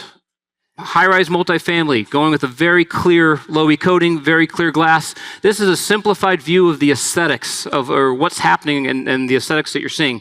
If it's retail storefront and you've got a 70% visible light transmission, daylight has to travel through that 70% VLT, reflect off of a perfect mirror that doesn't exist, and come back out. So that 70% times 70% is a 49% VLT. If this is retail storefront and you've got garments behind there, those aren't perfect mirrors. Maybe your actual VLT is closer to 30% of the light coming back out at you. So something to consider when you're trying to improve outward to inward visual connectivity. This is what clear glass looks like, clear retail storefront glass. This is a photo of a library in near Portland, Oregon. You can see the bird-friendly patterns that are on that glass, which makes sense because this is a through corner condition. But this is essentially the aesthetic that you get with very clear glass. We are familiar with this. There's nothing wrong with this. But again, spring is here, and I want to talk to you about some options that we see used a lot in places like Kelowna and Calgary and Boise and east of the mountains where the daylighting is just different. Here's what's happening with tinted glass, okay? Not as much reflectivity off of this glass. The measured reflectivity of tinted glass is somewhere between 6 and 9%, whereas with standard clear glass with a high VLT low E, it's around 11 to 13%, and reflective glass is in the 19 to 40% range. With tinted glass, to get the most of your color, the daylight goes through that glass, reflects off the interior material, and comes back out. So if you've got window shades, for example, you're going to see a more vibrant color. If you've got darker interior spaces, you're going to have a little bit darker color. We're going to start with my favorite color. I don't want to hear any groans in the audience. I like green. I love green glass. I think it has a timeless quality to it when it is done richly. Look at our trees. Look at our forests. Green is the color of life, of photosynthesis, of renewal. I like green. I think this is an amazing looking facade. Look at the richness of this green, and it's curved of all things. So outside there on our tabletop, or my tabletop, I've got lots of different colored options. Vitro makes 10 different tints. Not all of these are proprietary. Our competition makes at least half of these as well. There's a growing trend of combining colors. This is an example of greens mixed with blue. Here's some more blue and green together. Gives a nice play for the facade. What's nice about the tints also is it does give a little bit more privacy and a little bit more control over what that facade is going to look like. If you've got a bunch of, 3 or 4 different tenants, as long as they've all got the same window shades, you can't really discern from the outside looking in that there's 3 or 4 different tenants in this space because the glass is the personality of this facade. Another example of green and blue together. This is a collage. I think this is, let me count, 1, 2, 3, 4, 5 different substrates with the same low E coating used on all of those substrates. This is looking more muted, a little bit more silver because of the sky conditions. In warmer daylight or brighter daylight, there's much more color on this building. A blue-green appearance. You will see this around Vancouver somewhat. This is a blue-green looking glass. Blues can be challenging. These are photos that I took over in Boise. Beautiful weather. This is a light blue, and you can see in this space right here, if it was built today, we'd have bird-friendly glass on that, using that on both sides because it's a through-fly condition. Here's that same building. Notice we've got blue glass. This is a light blue glass where there are window shades, white window shades. You're seeing more vibrancy of color. Where there's columns, you're seeing more vibrancy of color. This is a smart spandrel glass selection, or opacifier selection. Same glass on this project as is on this project. You guys are familiar with the bow, right? 2 different fabricators. Old Castle Building Envelope fabricated some of these units. Viracon fabricated some of these. Double silver low E. It looks darker on this building because of the interior massing and because of where the sky or the sun is when this photo was taken. A little bit darker blue. This photo also in Boise. I like these, face-on shots of these buildings. Everything looks very geometric. Same building. The blues can be challenging. More so than the greens or the grays or the bronzes, because blues can look darker even if you've got a light blue, or they can look light even if you've got a dark blue. It all has to do with what is behind the glass, colors of the window shades, interior depth of space. This is a reflective blue using a older technology. If you go around Vancouver, you'll see a lot of tints or what looks like tinted glass used on projects built in the 70s, 80s, early 90s. And really what they were doing is they were incorporating a spray pyrolytic coating, which worked for code at the time. And these spray pyrolytic coatings are still used today on business centers, data centers, warehouse spaces, but by themselves, they don't meet current code. And there's been a trend lately to meet current code of just using clear glass and a very simple low E coating. Have you ever tried to get replacement glass for a project that was built 20, 30 years ago? It can be challenging. Or replacement glass from something brought in from overseas, it can be challenging. Using tinted glass helps mute the color variation of different low-E coatings. And again, as I mentioned, a lot of these colors are not proprietary, so you can get them from multiple sources. Here's a great example. This is a dark blue, and what I would have done for this space up top there is I would have used the same dark blue glass on the outboard and the inboard combined, so that you've got a little bit more richness of that blue to match the glazing lower below. This is an example of dark blue outboard with a light blue inboard. Very deep blue. Bronze. I think we kind of pull back from bronze a little bit on the coast, but bronze is extremely popular where the sun shines most of the year. And I know that a lot of you are working on projects not just in here in BC, but you're working on projects in the US, you're working on projects in Calgary, across the plains, etc.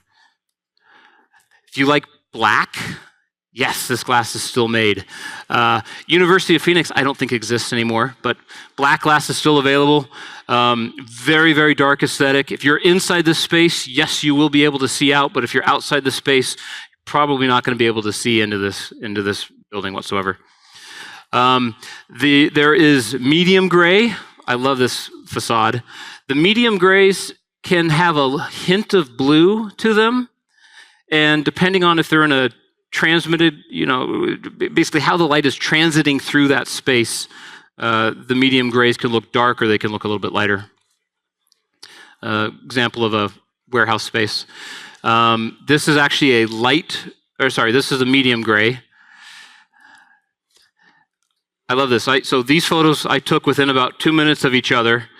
This is with direct sunlight, and this is in the shaded portion of the building.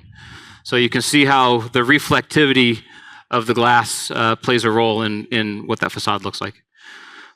Light gray, I think it was actually an interesting choice for the design team. There's a different window shade color that is different from the paint color on the columns there. Pretty neat. This is actually just clear glass. The reason that this glass looks so dark in some of these images is because there's window shades and black ceilings in this space. But 2 more seconds, I'm out of time. Reflected options, if you're still in the mood for clear glass, hopefully you guys recognize these 2 buildings. This is south of us. This is a reflective neutral blue. This is a reflective neutral silver on clear. And this is new. This is a reflective warm champagne color. New as of this year, on clear glass. Thank you for your time. Appreciate it. Thank you, Bryce. And sorry I had printed off yesterday. I will never prepare again. So thank you all for your great attention in these first sessions. Those that presented, please come over here for a photo op. As well, we now are having a break. Please, if you have questions or want to connect with any of the panelists, any of the providers, sponsors, etc., please do so. Coffee, tea, etc., email break, whatever you need to do. But please, network, meet new people, ask questions, and learn something new today. Our next session here is Timothy Wong and Dale Wannamaker from Intuitive, Building Envelope Associates. They will be presenting Performance by Design, Unlocking Value Through Whole Envelope and BECX at the Glenbow Museum.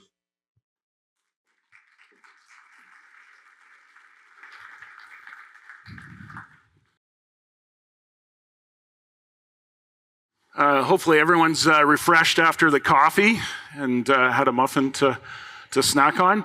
My name's Dale Wannamaker. I'm a senior associate at Intuitive in the Building Envelope Group and I'm from Calgary.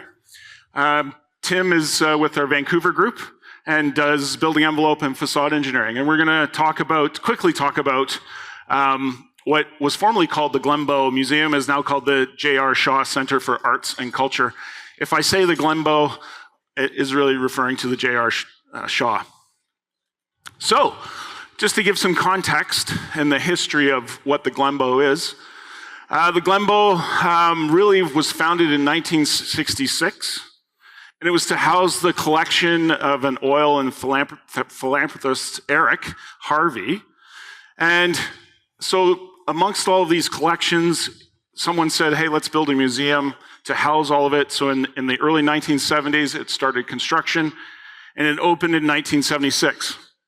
So on your right, you can see what it used to look like. And so we'll go to the next slide. So a large brutalist style concrete building with limited openings and street presence. And when I first moved to Calgary, my kid's like, hey, we went to the Glenbow Museum. And I'm like, oh, what does that look like? It looks like a concrete bunker downtown. And in fact, when you were downtown, you're like, what are they housing in here? Maybe it was all the oil that was produced. But in 2020, with aging infrastructure, not just the cladding, but there was mechanical systems and outdated systems, the city said, applied to the province and certainly the federal government and said, we need to reimagine and repurpose the space and redevelop it.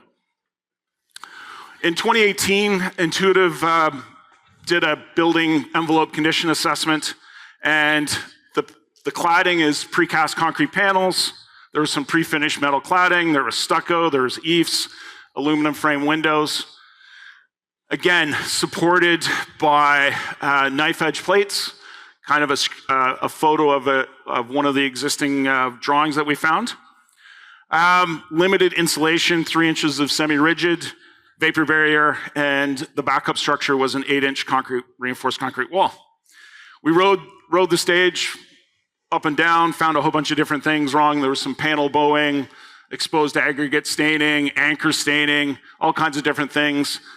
That's what the city, said, when do we start replacing this? The what? We re-envisioned it. So Dialogue is the architect. We partnered with Dialogue to help them re-envision and reimagine what the facade was going to look like. And so we wanted to maintain the durability of the concrete, enhance the facade with a more flexible design system, certainly abandon the old brutalistic character and introduce sort of a modern facade look. Modified the existing building volume and skeleton to incorporate windows, natural light, and a connection between the interior and exterior spaces. We went a bunch of different options, short of leaving the precast on, doing something with the precast. We eventually ended up with GFRC, and some of the reasons are without overloading the structure, there's less waste, they generally resist corrosion, certainly good freeze-thaw durability in Calgary, lots of good thermal expansion properties that we liked, and similar to concrete. And the new cladding, sort of softens the heavy former facade, and all of it was prefabricated. And so one of the partners that was on the design team was Heavy. They did a lot of different experimentation. As you can well imagine, part of it was how do we pick a panel that's maybe not atypical or a typical panel that they can manipulate to form these different pillowing facade features. The what?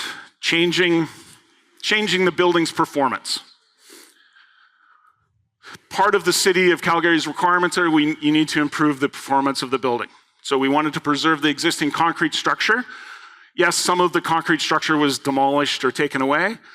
You probably wouldn't know that from the outside unless you were sitting there watching construction every day. But we ended up saving about 38,000 tons of concrete from going to waste. The precast was replaced or torn down and recycled. But the new building performance targets were 38% reduction in annual operational energy usage, and about 41% reduction in annual operational greenhouse gas emissions. So fairly hefty targets, and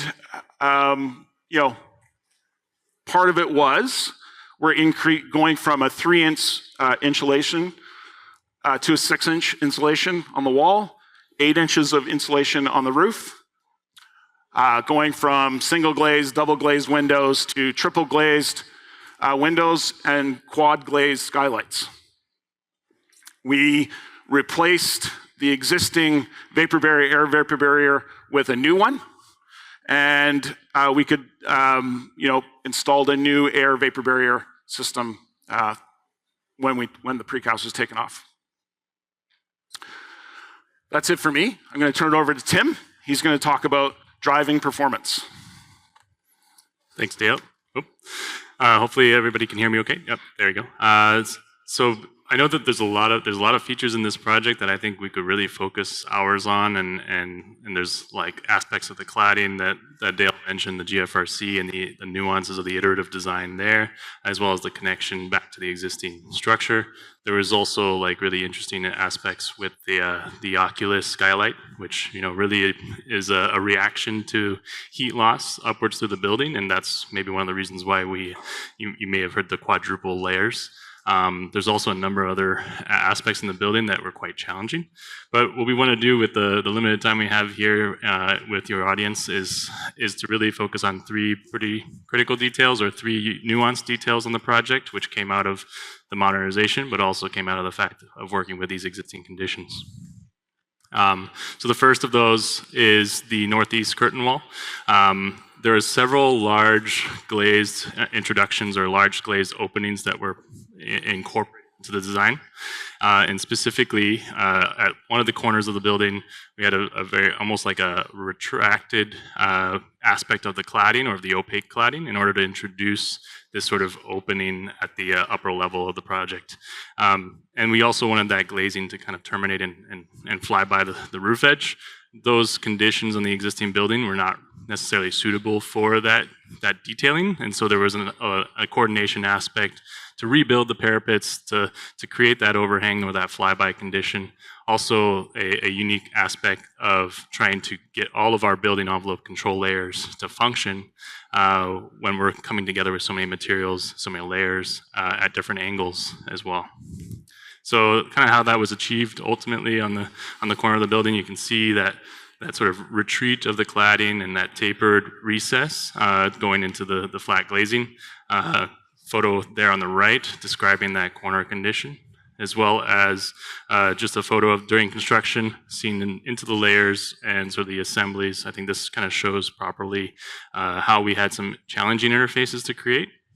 As I mentioned, that the existing roof was not exactly set up for that detailing, so there was an addition of structural steel to support that flyby, and then a rebuild of that whole parapet to ensure a proper tie-in with the roofing and the AVB on the walls. Particularly, we worked closely with Ferguson on the glazing, as well as Heavy with their panels, but Ferguson did also the metal panel scope, so the return that you're seeing on that sort of sloped surface, or that angled surface, is a metal panel. So the unique conditions to tie that back into the glazing system, which also is unitized in a rectangular format, but we're stepping it into that sort of recessed angled reveal. So there's quite a few nuanced interfaces there, which required a lot of coordination with each of the trades, and as well as sort of an ongoing discussion and discourse with client and dialogue to achieve that look.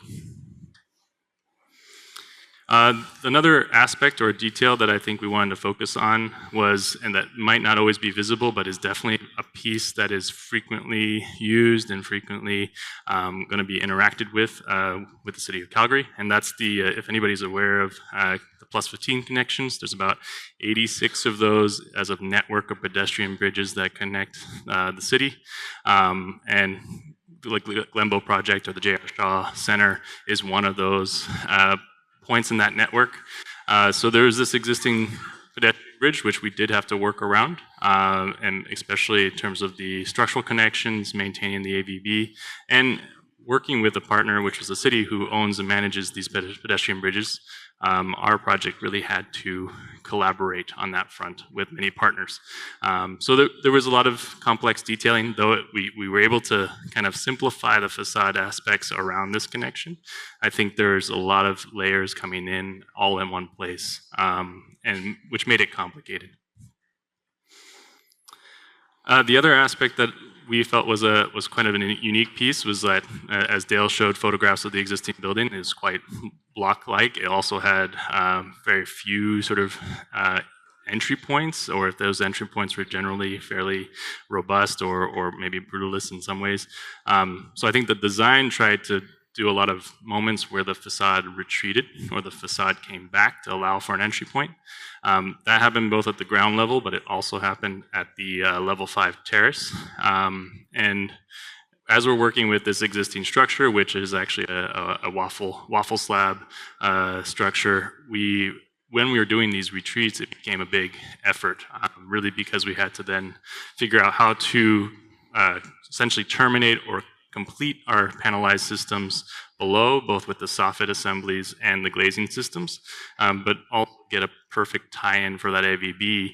And working around these cells or these waffles essentially was a unique challenge. It definitely was something that we were aware of going into it, but as you got into it, as you got into the site conditions and looking at how much demo as well was pulled back and looking at how we could align with each of those to create a streamlined transition, we ended up making decisions on how far back or how to align that boundary, as well as utilize certain materials to create that air vapor barrier. As most of us are aware, there's a number of materials out there, but really, and spray foam has that ability to fix or maybe accommodate those instances. And so levels of closed cell spray foam were used in order to bridge that transition. And on the photos there, you'll see there's definitely more aspects to the soffit design and the metal panels. In this, the level 5 condition, it was a straight recess, rectangular recess back or punch back. In other instances on the street level, we had angled recesses, and so those all created kind of unique conditions. Before moving on to those, away from those details and really trying to cover also the aspects of the enclosure side, I think it was quite important for the client group to pursue a commissioning, and probably the reasons for that are really because of what the museum holds, what it means to the city, what it means to the operations group and the client group. And so enclosure commissioning was an aspect that was included on the project, as well as the mechanical commissioning, just to make sure that everything was functioned as designed or was executed as designed. For those of us not aware of the process, the enclosure commissioning process is really a documentation and workflow that gets incorporated from design to occupancy and then beyond occupancy. And many of those stakeholders are everybody that we're familiar with on a design team side. With the so from this case would be the Glenbow ownership group and council. The Colliers International was the development arm, Dialogue, and all of the design team, consultant team. Then we also had Elsdon and all of their specialty subtrades, including those for the enclosure. Intuitive acted as the enclosure commissioning provider with CFMS in order to provide the commissioning portfolio of work or commissioning target objectives, also to meet lead requirements. But one of the biggest aspects, of course, of the commissioning is to emphasize the turnover or emphasize the end user and create a building that is ready to function. And so museum operators, visitors, the artists and curators that are involved as end users, as well as housing the objects and cultural pieces that are within the museum. So it's very critical to follow that process. At the moment we've reached occupancy, there are further construction aspects ongoing, and then there are also this whole process of post-construction occurring at the moment. And here's a snapshot of just some of the overlapping sort of diagrams in terms of who does what, when, during that process. part of that process is a large focus on enclosure testing, and many of us in the room are very familiar with enclosure testing with regards to ASTM standards. And really, this is just a snapshot of some of the testing that was performed in order to meet the commissioning requirements. Really was air leakage testing, sealant pull tests, air and water tests on the glazing systems and on the membrane systems, bubble pull tests on the membranes. All of these sort of contribute. There was a pretty extensive testing schedule that was put together in order to coordinate across all teams and meet Elstan's schedule. And all that was resolved with input from all of the trades as well in terms of how far off in terms of completion and as well as their own milestones for completion. As we got airtight or fully wrapped, then there was the move to do a thermal infrared scan, which I think did reveal a number of anomalies, especially the fact that we were working with so many existing building interfaces. And it allowed us to kind of focus our efforts. It allowed us to reconvene with the Elstan team and focus efforts on quality control and maintaining sort of a high level of interface detailing throughout the process. So definitely one of the handful of tools in our work set to complete a valid building enclosure. And then lastly, as we're kind of wrapping up here with our time, we did want to say that, as I mentioned, we were occupied, but there's more work happening. And in this phase 4, dialogue in partnership with Myelin Studio is actually looking at that terrace level even further and developing a very landscaped approach. So there's some unique, for those of you aware of Myelin, she does a lot of work on sort of this sort of massing manipulation with greenworks and vegetation and natural elements. And that sort of process is coming into play on this terrace.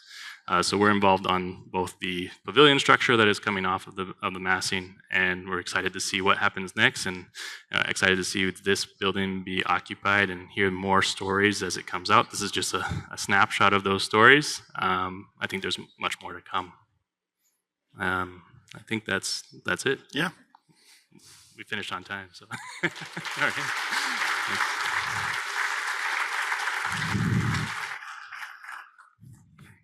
Just leave it there. Thank you, Timothy and Dale. I think, going with what we learned this morning about, the importance of energy savings, especially in our existing building stock, that shows a really good example of, how to convert a brutalist structure into something that's much more efficient, so that we can all be bringing our environmental footprint down. So please, reach out to them at the next break if interested in speaking with them further. Next, I like this topic, or at least I'm going to like this topic. I love the title, Northern Resilience. Zero tariff facades for net zero buildings is being presented by Peter Dushenski, a managing director of Glass Curtain.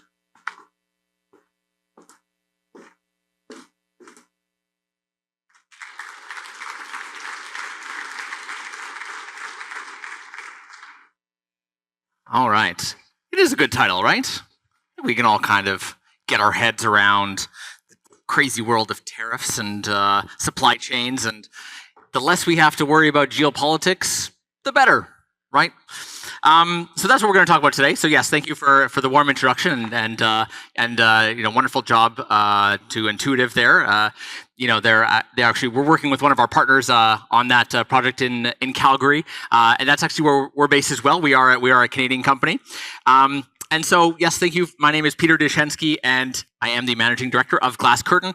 As many of you already know, we are Canada's leading manufacturer of fiberglass framed curtain wall systems. And for over 15 years now, still there, good. For over 15 years now, we've been developing and delivering building envelope solutions that leverage innovation and material science to elevate new projects towards our nation's energy goals, carbon targets, and colder climate realities.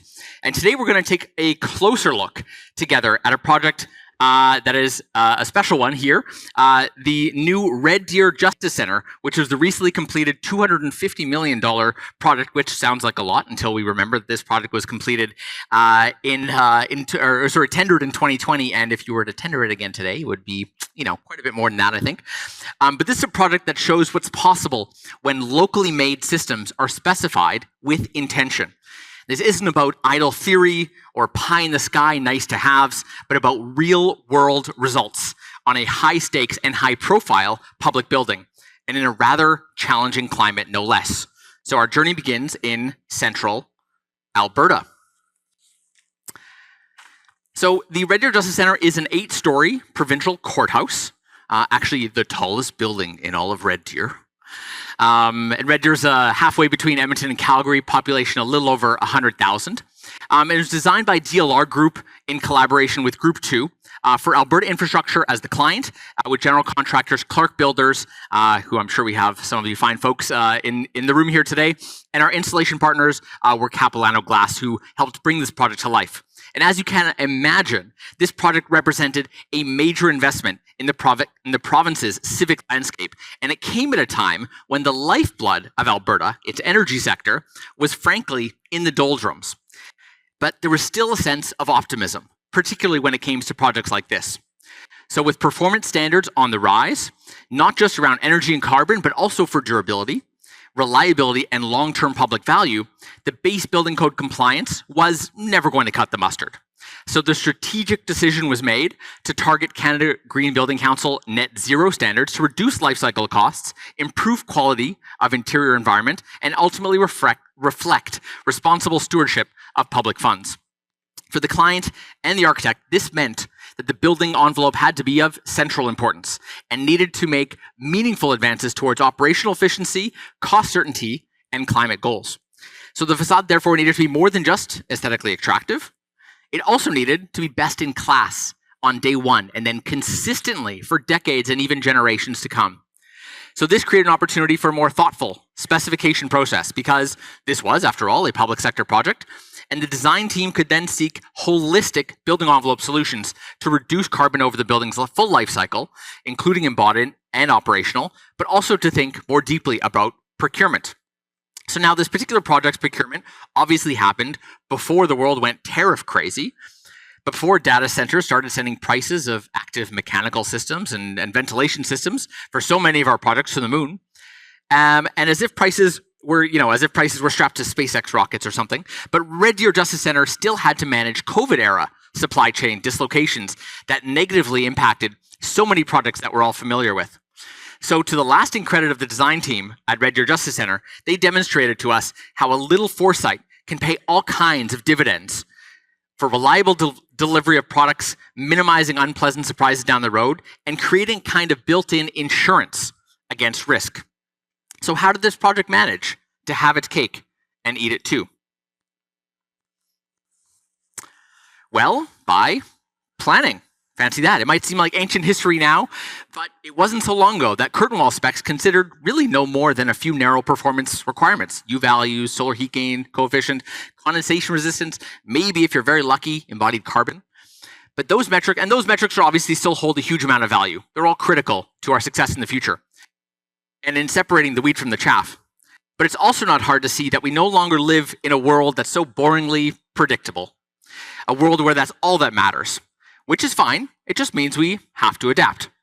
Which means that now we need to focus much more of our attention, not just on what we buy, but where it comes from, how it's made, and realistically who it supports.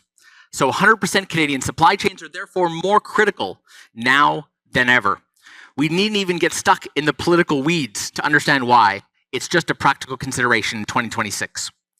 So in the last few years, if the last few years have shown our industry anything, it's how fragile and frequently capricious global logistics can be, all of which introduce unwanted uncertainty and ultimately add big costs to new projects. So whether we're building hospitals, schools, courthouses, like Red Deer Justice Center, none of us can afford more delays to construction schedules or more competition to chew up ever-growing contingency funds, which is why we're seeing more and more specifications that take this into account, and wisely so. We all want reduced risk, shorter timelines, and faster troubleshooting. And that's exactly what Canadian manufacturers, like Glass Curtain, provide. And this is really what it's all about. It's about adding holistic value. At Red Deer Justice Center, the decision to specify our Thermoframe 7 fiberglass framed curtain wall system for 22,000 square feet of glazing added less than 0.5% to the total project budget. And that's just on the curtain wall side, doesn't even account for the savings on the mechanical side, which of course were significant. All while guaranteeing that the glazing system was on time, on budget, and supported an additional 15 local jobs for manufacturing and construction. All with all of the positive ripple effects associated with that, and over the life cycle, avoiding nearly 4,000 tons of carbon emissions. And if this project were re-tendered today, I dare say that we might not even add any budget at all. Such has been the recent increase in mechanical system pricing that we're able to offset with more intelligent and more holistically thoughtful passive building designs. In this light, we can see that procurement is actually a design decision as well, one with economic, environmental, and social impacts. It's a choice to shape our domestic industry into one that's more resilient, more responsive, and better equipped for the ever-evolving landscape ahead. Of course, we still need to maintain buildings that perform and meet the challenges of our demanding climates. Thankfully, Canada has several world-leading solutions to lean on. So even when targeting net zero in a part of the world, lest we forget, where we're dealing with minus 40 degrees Celsius in the winter, and plus 30 degrees Celsius in the summer, the design team at Red Deer Justice Center didn't back away from glazing, especially given the program. So instead, they make the envelope work harder and smarter by specifying this wonderful, of course, locally made, triple glazed fiberglass framed curtain wall system to limit heat loss, resist condensation, and reduce carbon impacts. The result was a relatively high window to wall ratio, all things considered, and a mechanical system that didn't have to be oversized to compensate. You can just run the numbers. You can just do the math. You can see what happens when you massively increase the performance of your curtain wall. And so this demonstrates that with the right materials, we can also hold the line on architectural intent while still meeting stringent performance targets, even in the most demanding environments. Of course, it wasn't so long ago that the best, quote unquote, glazing systems came from overseas, whether Europe or Asia or elsewhere. But thankfully, in 2026, we have world-leading Canadian-made options that deliver unbelievably high performance, world-leading actually, while offering something imported systems simply can't match, and that's domestic resilience. At Red Deer Justice Center, the design team, I can just speak louder, that's okay. Hey, at Red Deer Justice Center, the design team specifying Thermoframe 7 could have complete confidence that the fiberglass frame curtain wall here was going to be manufactured and fabricated entirely in Canada, ensuring a predictable local supply chain with no customs or tariff shenanigans. No need to translate testing standards for our market, and ultimately having a glazing system that was purpose-built for our climate and environmental ambitions on a project like this. And this kind of homegrown innovation is becoming more and more important on every project as we continue to strive towards net zero and low carbon goals while facing ever more strained supply chains. The technology solutions we specify need to be trusted, which means leveraging local capacities to create true community ownership, while resulting in shorter lead times and oh so importantly, minimizing the topsy-turvy geopolitical risk impacting so many of our projects today. So especially for complex public infrastructure projects like this, domestic manufacturing and know-how ensures a kind of resilience that's becoming a fundamental and increasingly non-negotiable part of responsible design and delivery.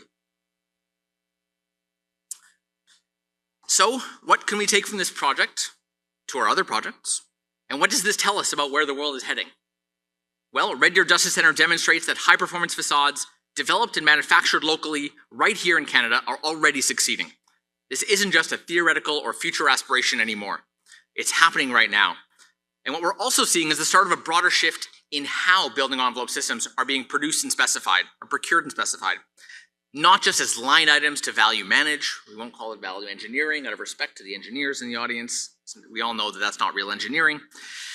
But as key levers for performance, predictability, and holistic economic development.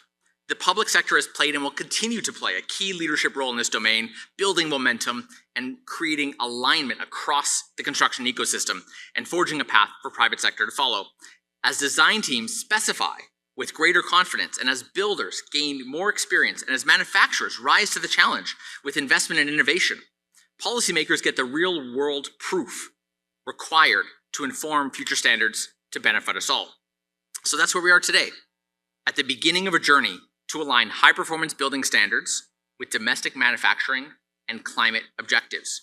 Red Deer Justice Center is a showcase of what's possible towards these admirable ends, and a future-oriented elevation of local supply chains in Canada's can-do spirit. In the next decade, we expect to see many more such projects. As well we should. In this frequently crazy world, we actually have a unique opportunity now, together, to create lasting value. Thank you very much for your time.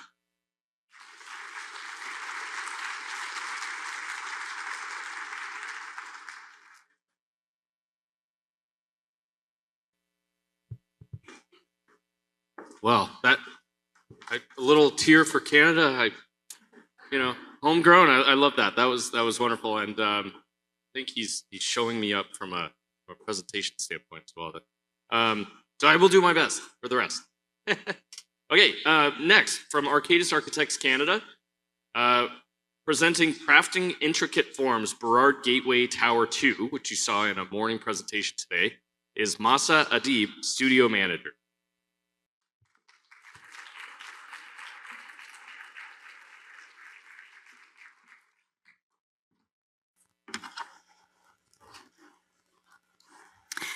The facade can be freely designed.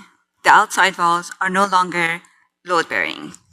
As we are going through the journey of modernism, architecture has progressed, and facade has liberated itself from the structure of the building to be fluid and be free from the structure.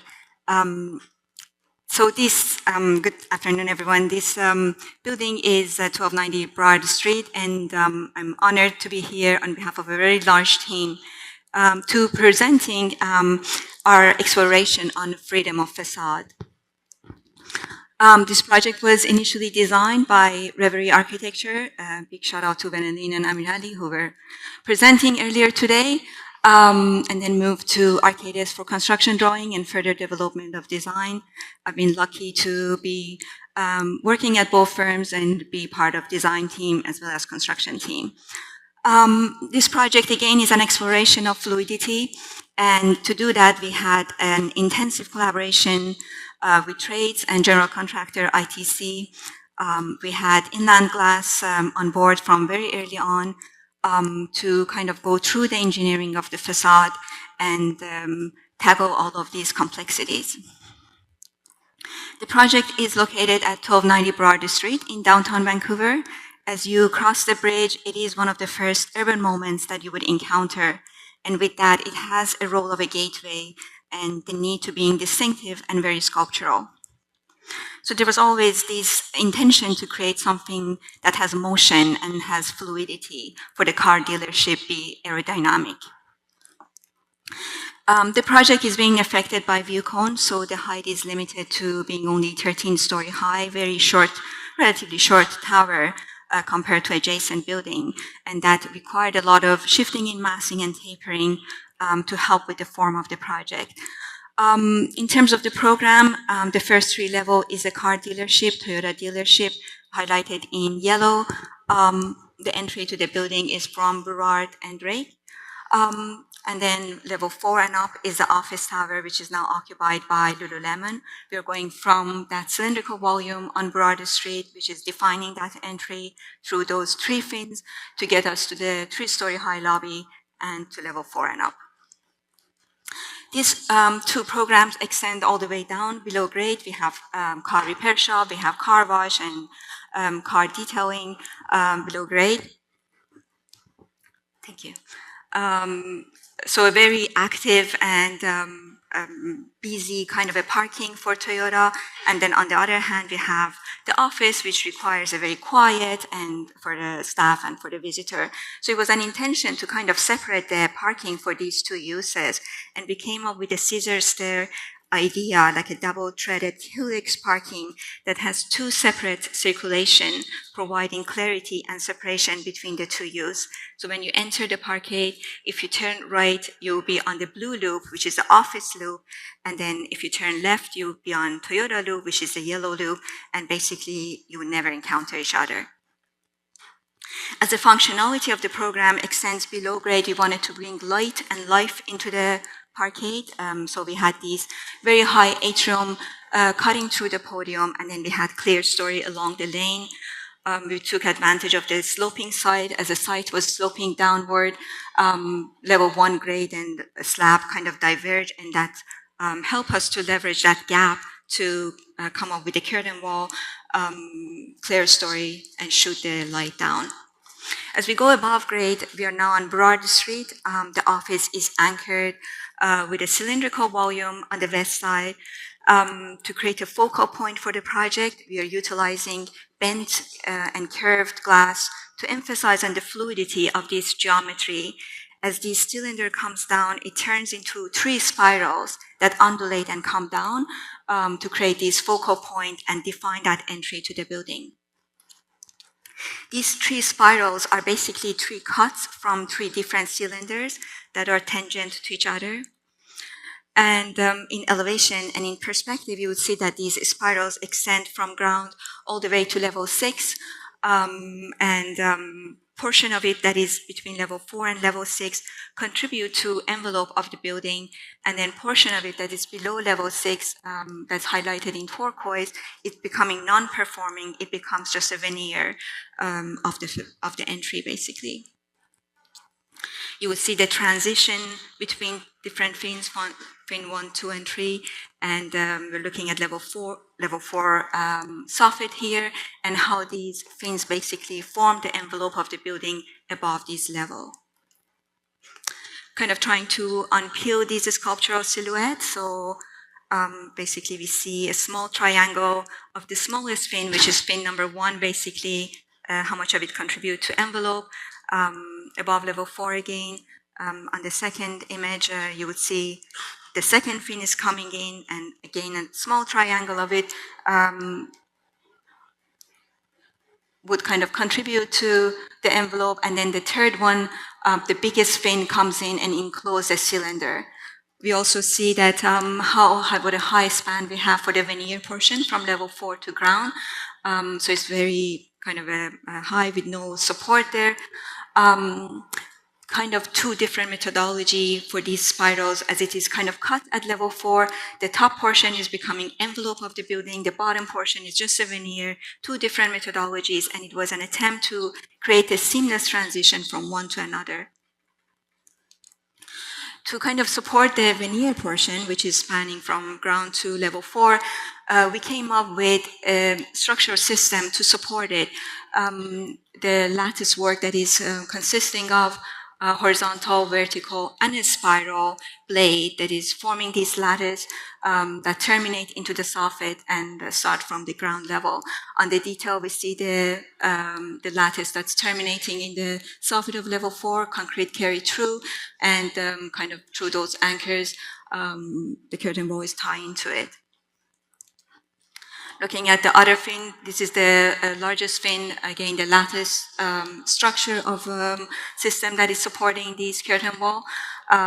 In the detail, we see that concrete is sitting back to respect that this largest fin wants to bypass the slab edge.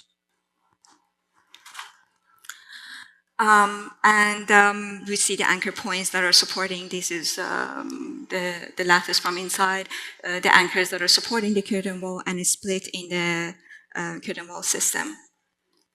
We created a break shape to cover that bent steel and also the edge of the mullion that we will touch on later on for the lighting.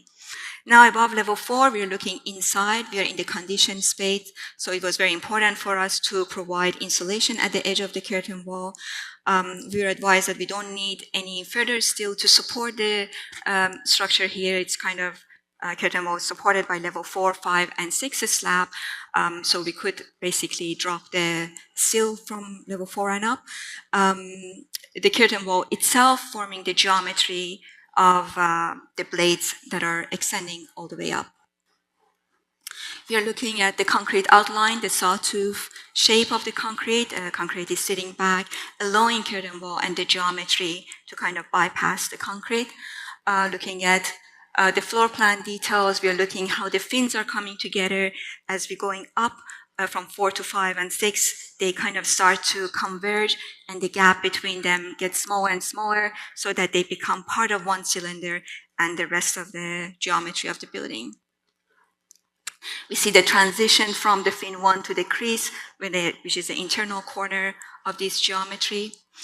To achieve this was a very complex geometry. We had a very integrated design process with inland glass, which was on board for design assist. We did a lot of 3D shop drawing between us, steel trade, and inland glass, and general contractor. Really big shout out to the team and our great site super, Daniel. We established all of these very precise reference points between different parties to make sure that alignment works between the design and the fabrication. One of the biggest challenges we had was to bend this steel to 3/4 of an inch precision, as the curtain wall was sitting right on the steel. It was very challenging to bend the steel. A lot of attempts, a lot of failure, a lot of sleepless nights. Finally, we went back to how these spirals were designed, which was basically through cuts of the cylinders. So at the shop, they basically mocked up those cylinders and projected those points to get the exact coordinate and bend the steel to that precision. We're seeing how these fins transition into the crease, the metal crease in the middle, which is part of the curtain wall. So it had to be insulated as well, done by an inland as well. We had to work on the geometry of it and the radius to make sure it's providing enough access and room for workers to work in that cavity. As we are going through the fins, entering the building, we are going into this vestibule, which is a glass box. We changed the system to SSG system, the structural silicone glass. We wanted to take a break from metal heavy blades and have a complete glass and transparent entry to the lobby of the office. On the very same phase, we're looking at the rest of that facade. We are now looking at the faceted portion of the geometry. It is having the reading of a curvature, but we achieved it with flat glass. Inland came up with this very interesting mullion that's kind of adjustable and accommodate the angles between the faceted glass. As we go around the building, we are now at Broad and Drake corner, the entry to the Toyota dealership. We have this tapering glass wall sloping out and sloping in, and it's completed by a bulge, which is basically a curved glass that's spanning 12 feet high in vertical direction. We're looking at the bulge from inside, again curved and bent. Looking at the floor plan of the bulge, it was important for us, again, to have a single mullion at the corner for the highest transparency, which was a big challenge. These mullions picking up curved glass from one side and flat glass on the other side. And for the inside corner, we're using 2 mullion, boxing it out as a typical standard detail. As we are turning the corner, we are on Broad and Drake. We have 2 twisted surfaces that are coming together, 2 warped surfaces. They join each other, and then they form a corner, a single line, and a corner for this building. In floor plan, these 2 twisted surfaces start from 2 different vertical points, and then they meet each other, they get close to each other, they meet at that corner, a single line. In the floor plan, we see that they're sloping inward and the rotation of floor from one floor to another. We did study a lot of approaches. One was to have triangulated glass, which would end up having a mullion in the middle of glass. That was not really desirable. We studied bent glass. That was really costly to do it. So we ended up with a shingle effect glass, scalefish glass, basically, where the glass unit is not rectangular. It's actually trapezoid, and it's stepping from one to another to form that geometry. So you see that from one unit to another, from the top to the bottom, there is, starting from 0, then the stepping increased to 2 inches. We wanted these scalefish to be only visible from lane, and then when you're looking from broad, which is the main straight, you see a kind of a uniform warped surface. From inside, the mullions are completely straight, the glass is completely flat, structure is sitting back. There's a sloping column to respect the changing angle of floor plan. Again, Inland came up with a very creative idea of having an extension for the mullion that kind of move in and out and rotate at the same time to capture these stepping glass at the right angle and at the right location.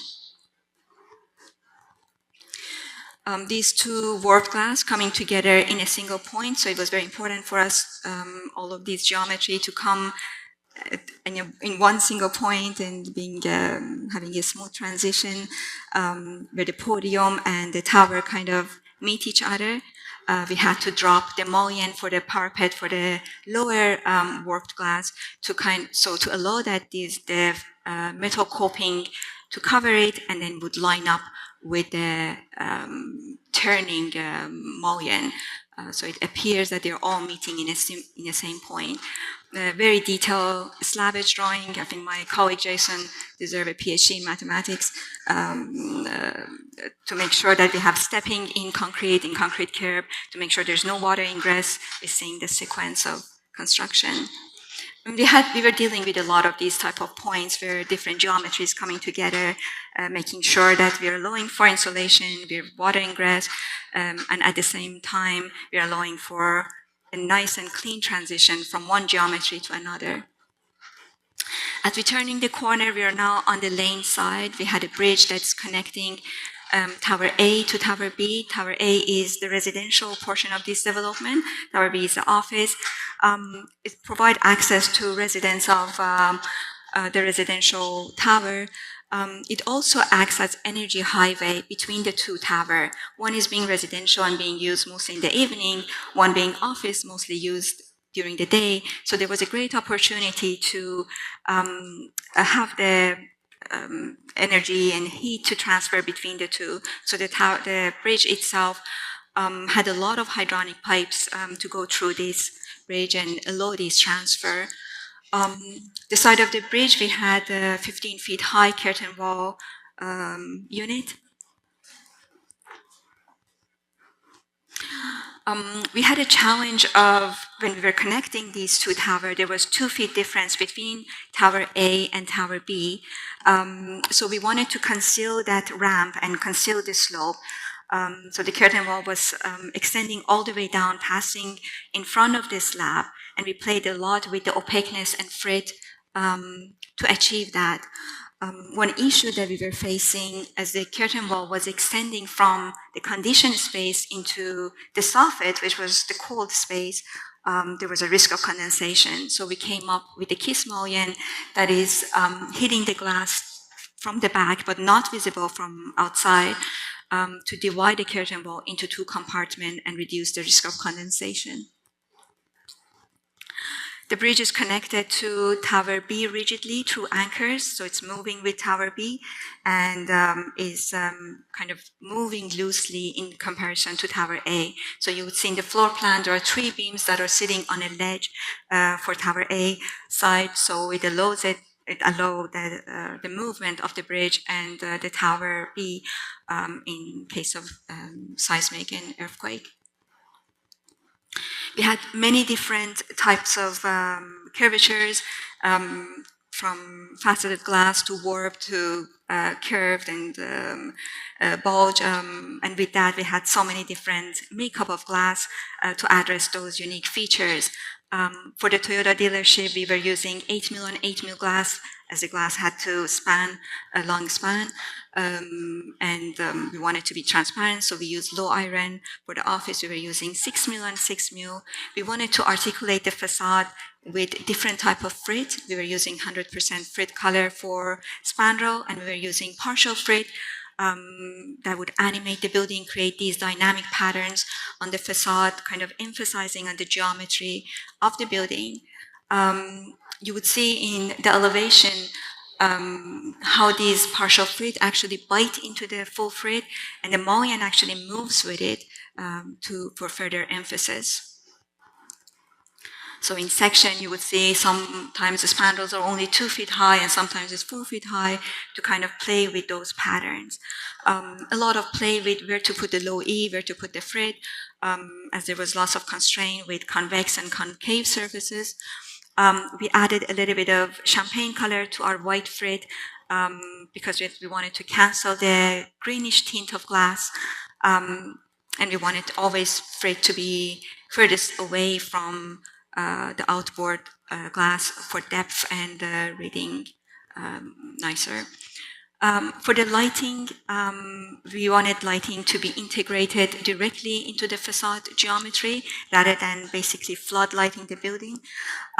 So the lighting is incorporated into the windowsill to create a kind of a diffuse lighting. We did a lot of mock-up and how far to pull the light back to make sure that these 2 feet high frit captures all of these light. Kind of a very diffuse type of lighting. Again, for the spirals and the curvatures, we came up with this brick shape that covers the side of the blade, those spiral steel structure, the lattice. So it would cover that and it would conceal the light while it's kind of accentuating the curvature and emphasize on the form and the geometry. So this project was completed 2022. And it was really a challenging journey through COVID and through a lot of construction complexities. Glass became the narrative of this project, and we wanted to use these conventional and very rigid material to achieve unconventional and very fluid forms. It was only possible when all these different disciplines came together, from inland, from a general contractor, many discipline engineers came together, worked together alongside each other to achieve the human ambition for freedom. Thank you.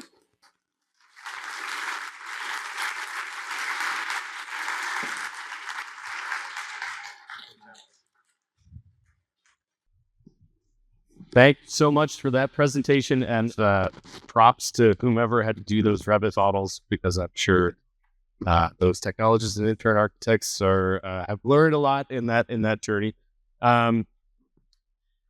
Next, we have Mourad Al-Garci, who is the International Sales Director of Alucoil, presenting technological transfer from aerospace to the facade sector.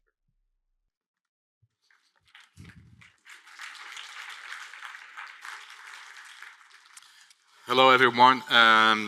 Today I'm going to present to you one of our, let's say, special product, which is a honeycomb panel.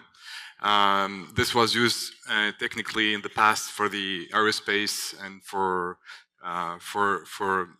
different industries, and the way it came from that industry to the architectural, to the facade. So I'm going to try to be a little bit quick, but I thought we had 15 minutes, but at the end found 10 minutes, so it's going to be really quick. We are a company based in Spain. We produce what we call an ACM panel. Mainly, this is our main product. This is Boston Airport Terminal E. We supplied like 4 years ago. Some project in North America with copper finish. This is a Jean Nouvel project in Paris with a honeycomb panel laminated with aluminum glass finish. It's just a mirror. And a lot of projects all around the world, so we have kind of good experience supplying ACM and honeycomb panels around the world. And a very, very cool project I'm going to present more in details afterwards, which is a stadium, a World Cup stadium in Africa. So as I told you, this came from the idea of how we can get a lighter panel using a honeycomb core, which came from the architectural and the nature-based solution, or also just in the paper honeycomb panel. And then it was introduced in different industries like military, railway industries, marine industries, and we supply a lot of these panels for all these applications. Now going to our honeycomb panel is produced in a continuous process. It means it's not laminated panel by panel, but it's just like a continuous production in a line, and we can achieve larger spans and bigger formats. It's all aluminum, so it's easy to recycle. Therefore, there's another advantage here versus a plate system. It's very similar to a plate system, and the amount of glue that we have here is just kindly the same as the paint layer. So at the end, we are not anything else than a pure aluminum product. Now I'm going very quickly to different typologies of facades. We can use this product. So as a rain screen system, this is the first category. This is a Renzo Piano project in Paris, where basically it's replacing here just having a look as a glass, but it's a rain screen system. Same here with the wooden structure. So rain screen, up and join, like classical way to do facades. There's a job in Toronto where it's not anymore rain screen, but it's unitized, it's facades, and where the panels is integrated in the units. Different job here in Ottawa also, where the panels are 1.7 meter wide with about 4 meters high in one piece. And another category, so here I'm just jumping from category to another, where we're using as a curtain wall infill system. So it's just glazed inside a curtain wall system. Here we are in Vancouver. This is VC2 here downtown, where it's used as a soffit. Also it goes with the facades. And then we have a specific system for that. And then fins. It could be 40 millimeter or thicker, like the maximum thicker in one piece. Or it could be like another job here in Vancouver, where the fin is shaped from our honeycomb panels. This is Granville Broadway here in Vancouver, where the panels are shaping in kind of boxes. Another category here, still in Vancouver, where the panels are glazed as an infill into the curtain wall, and they are just glazed with a structural glazing. Now to this particular case study, where we had good experience, like in 25. Actually, it was a fast-track project. We had to deliver this very quickly. And the experience here is where to use the maximum, let's say, all the parameters and all the advantages that this panel could offer. Especially, we can go with larger size, so we can go 2 meters by 10 in one piece, or 8 meters. We can have a high rigid panel, and we can have a system with very larger spans. So this is a parametric design. What our role here was to work with the architects, Populus, on defining the geometry. So we had to define let's say the criteria to create this geometry. So our involvement in the job was like from day one doing the geometry of the stadium. And we started with the aesthetical mock-up, as you can see here, just to see the aspect of how can be flat and very smooth, to have 2 meter by 8, as you can see here, the scale of these panels. And then the other challenge was the timing, because this job had 1 year to be done from zero, from the concrete to the envelope, to do the whole project. So one of the challenges was to create all the parametric let's say equations in order to define the criteria that we can deploy in the whole stadium and get all the fabrication drawings and all the pieces generated automatically by the parametric, in this case Grasshopper, by the parametric softwares. And it was on the substructure, on the frames, and also on the size. So we had about 19,000 different panels, and they all were generated automatically according to the algorithm that we had to work on, our team had to work on. So we had to create the parameters, and according to FEM calculation, according to the maximum span that the panel was allowing.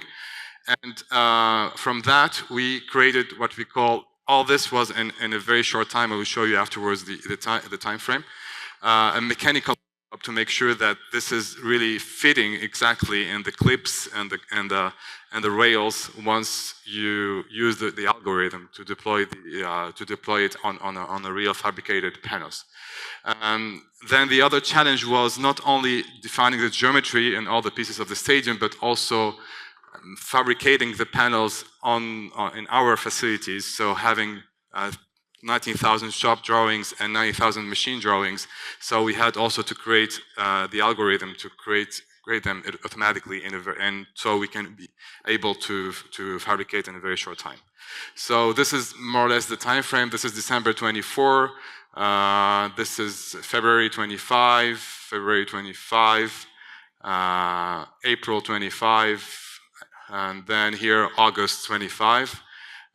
So it was so quick, everything was so fast, but here the solution of the panel was to make it even with less panels, because the panels were so big that we had to, let's say, to reduce the number of panels by going larger. And also the parametric solution was the key here to make it faster. So basically, this was one of, let's say, one of our most complex projects we supplied so far, but also showing that the limit that we can use with such large panels, and also probably combine it with the parametric design, what we can do in short times.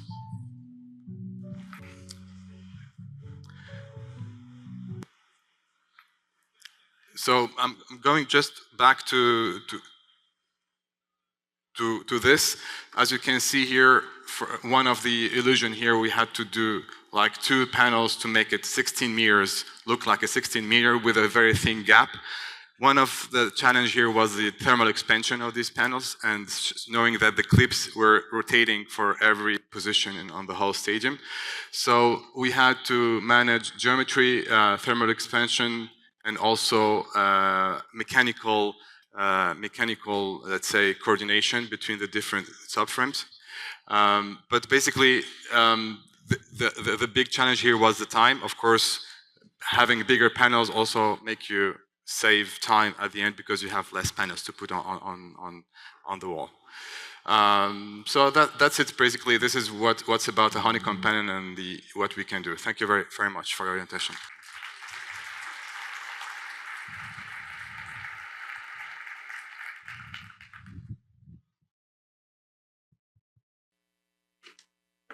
Okay, right back on time. I love that.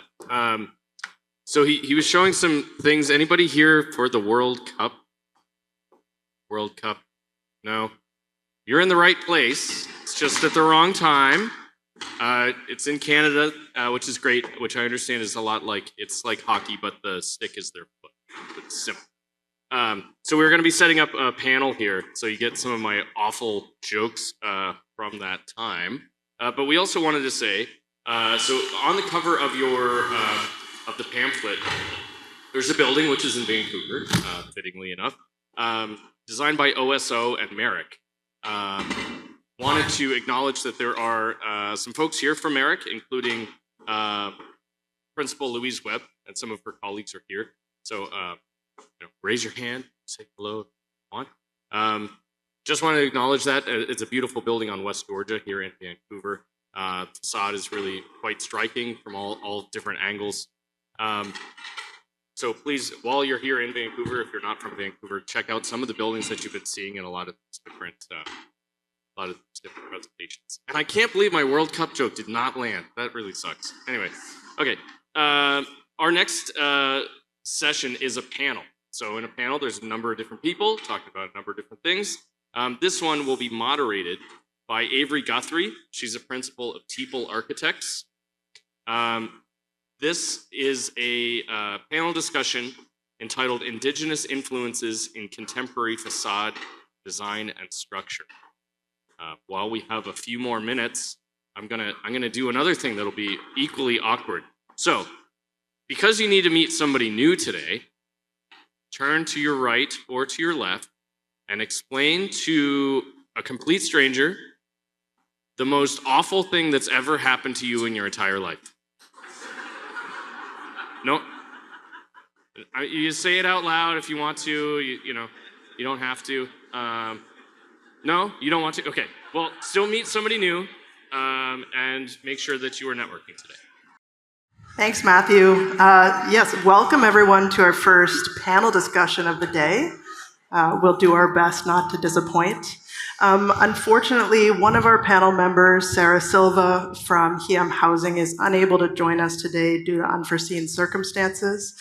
But I would encourage any of you here to look up what HIAM is doing. HIAM is run by the Squamish Nation Council and with the responsibility of providing affordable housing for the Squamish Nation, and they're doing fantastic work. We'll start out with a few, we hope, brief, but we'll see how we do, presentations on our various panelists' experiences, and we'll each introduce ourselves as we go, and then follow up, hopefully, with a bit of a discussion that brings some of the themes together. And we'll start off with Uri Scott from Urban Arts.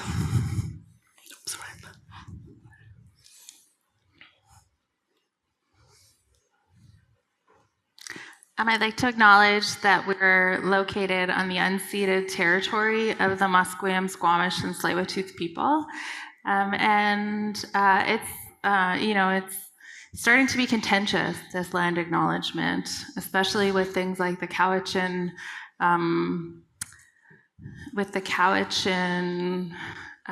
court case, and I think it's still really, really important to acknowledge whose land we are on and who's been here since time immemorial. I'm here as a guest.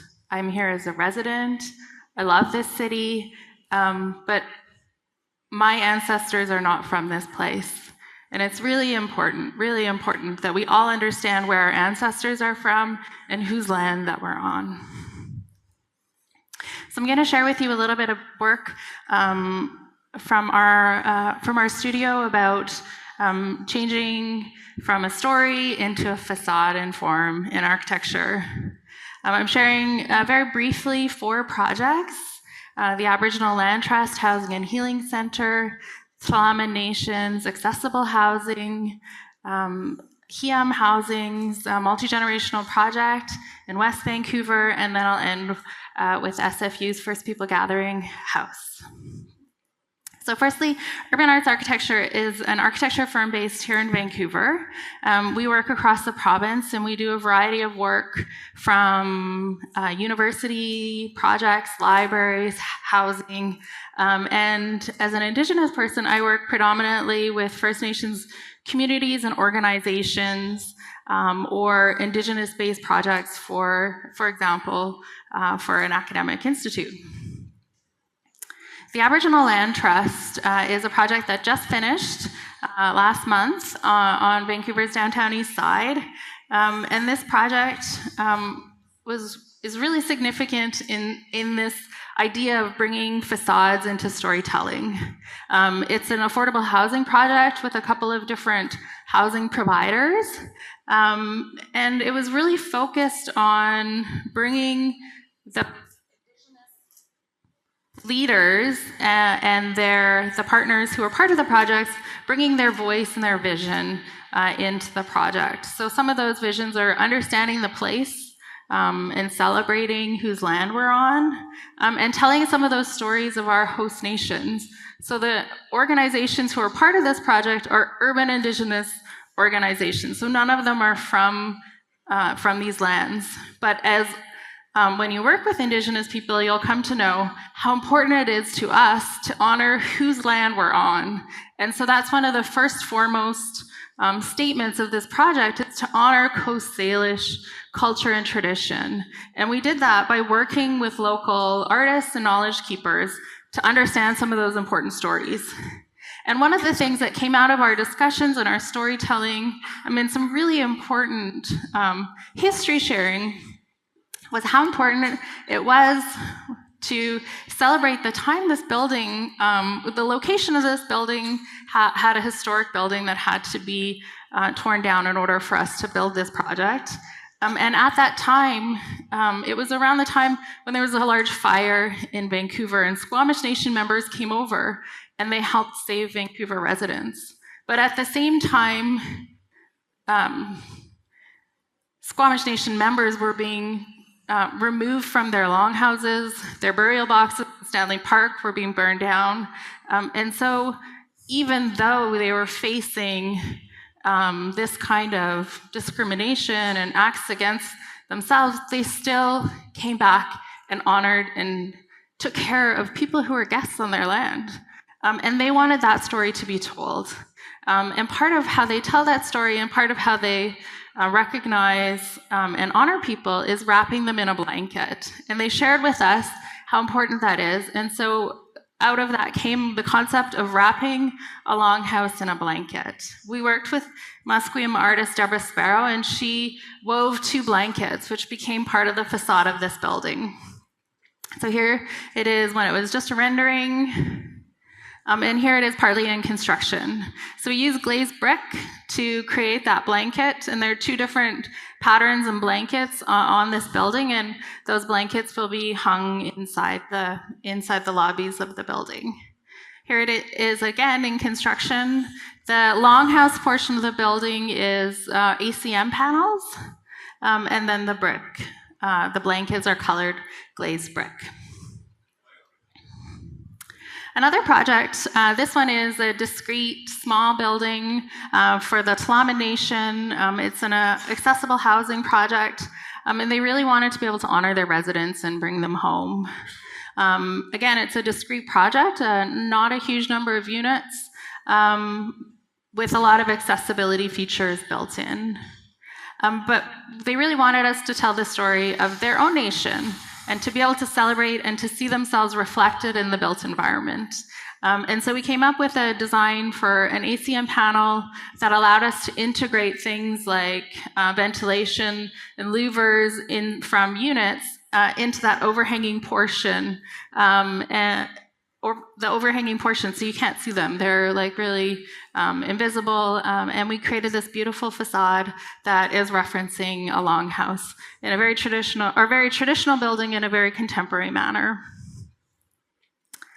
The next project I'm sharing is more about a process. So this is the HEAM Housing multi-generational housing project in West Vancouver, which includes some townhouses and an apartment building and a little kind of grocery store space. This project was designed in a very quick period of time. We didn't have time for engagement, and engagement is a huge part of our process.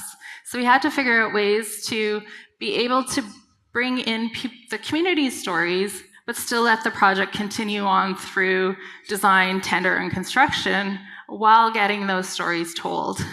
So we developed a process where we identified opportunities for cultural expression, and then we held them in our design and worked with a local engagement specialist who did the engagement after tender. So it was post-tender. We had a cash allowance that allowed us to hold those components of the project to be developed as the building was already being constructed.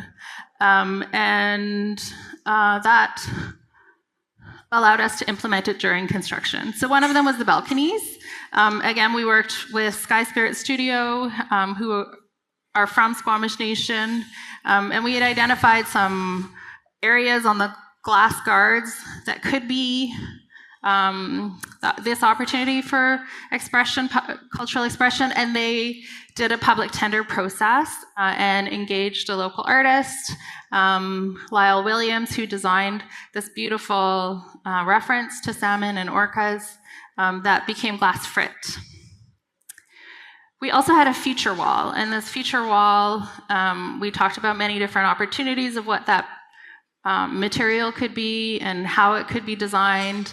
And Sky Spirit Studio did a really detailed engagement process where they identified references to colors, references to kind of their own material culture, and then stories they wanted to have told in the facade of that building, of that kind of part of the building. And so they came up with the design through a series of community engagement. It was Fundermax, a phenolic panel that was applied to these kind of separate parts of the building.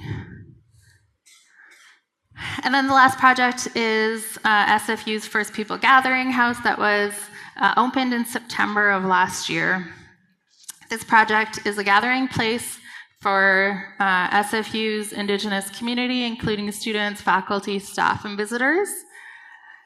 And it was really important in the process. We did a lot of engagement with local nations and the Indigenous community, and it was really important to understand first directionality, that SFU has this strong campus direction, established by the Erickson Massey design, and it's not on the cardinal directions. So we shifted our project to align with the cardinal directions, so it's more in tune with the natural world. But it also allows people to understand this shift, a shift in thinking, a shift in perspective. And we continue to bring that idea of the shift into the design of the form and the facade. So again, it was important, it's a longhouse, it's a gathering house, to reference that traditional form. But we were inspired by the concept of walking into worlds. Indigenous students come with their own Indigenous knowledge and perspective and protocols and ways of knowing and ways of doing. And how do you bring that into like a Western education system? And this kind of dichotomy between these two worlds is something important to recognize, because it's a huge struggle for students. And it's an important struggle that they're going through. And so we use that as a reference in our design to be able to kind of shift that idea of the longhouse, which is normally in the Coast Salish tradition, a single shedding roof, so that you see it differently from two directions. We also were inspired by the mountaintops traditional name, which I'm not gonna say because I would say it wrongly, but it references the arbutus trees, which grow on Burnaby Mountain. And arbutus trees have that beautiful bark that kind of absorbs the light, but is also iridescent when it peels. It has this kind of sense of discovery, and we use that as a reference in our cladding. We had alchemy panels, bent steel panels that were kind of iridescent in their perspective. And then the project is really set in the mountain, and these kind of ideas about sustainability and connection to the land, the connection from indoor-outdoor space, all came out of those engagement sessions we had, and that's a huge part of the story of the project, which we even bring to the inside, where you can bring that interior finish into the lobby of the building as you enter this really important gathering space, the ceremonial space, and a place of learning and celebration. Thank you.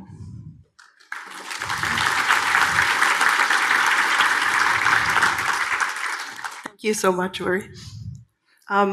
Both I and Thomas will actually speak about the same project next, and it's a project at the University of Victoria that actually all three of us on the panel had a chance to contribute to at different stages of its existence.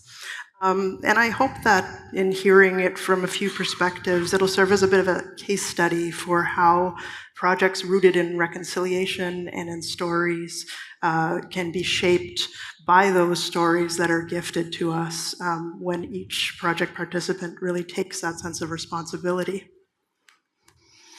Before I begin, as Matthew introduced, I'm Avery Guthrie. I'm a principal with Teeple Architects. We've been around for coming up on 40 years, founded in Toronto, but we've had a Vancouver office for coming up on 10 years. But what's important to know about this project is that it was truly a collaborative design partnership led by Two-Row Architect, who's based in Six Nations, Ontario, 100% Indigenous owned, ourselves, and Lohem and Rowe Architects from Victoria, acting as our local architect. And I will say that it's uncommon to have a three-part architectural team, but I will say that each participant was a crucial player in making this project a success, and we were all actively engaged from start to finish. There wasn't a situation of handoff from schematic to construction documents to CA, even though we championed different scopes throughout. The project itself is an expansion to the existing law school at UVic, the Fraser Law Building, which was built in 1980. You can see it sort of in the background in the bottom right.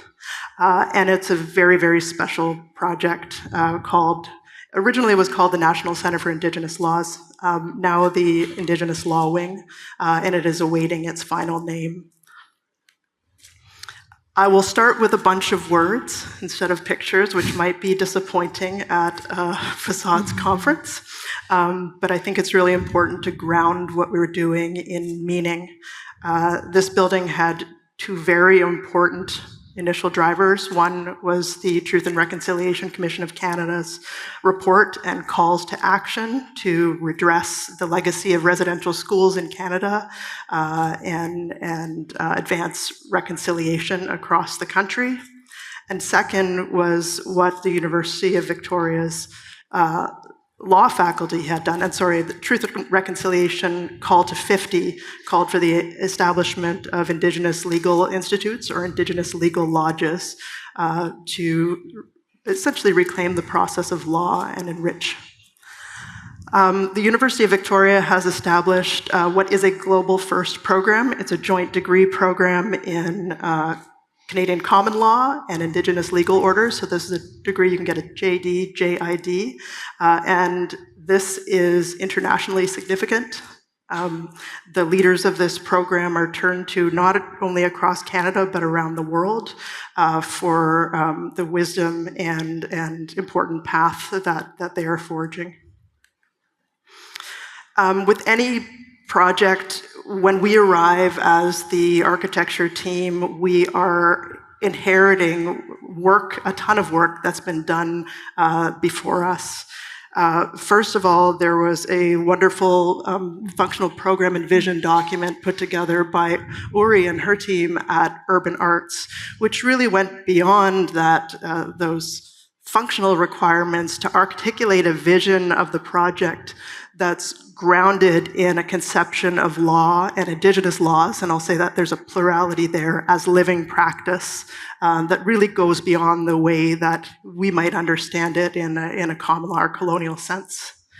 And then secondly, the wisdom of the law faculty, which is imbued in that document, and which we heard from them as we listened, which was that this building wasn't going to be a container for the program, but the building itself had to be a teacher, actually being one of those things that brings students into contact and itself embodying the concepts of Indigenous laws.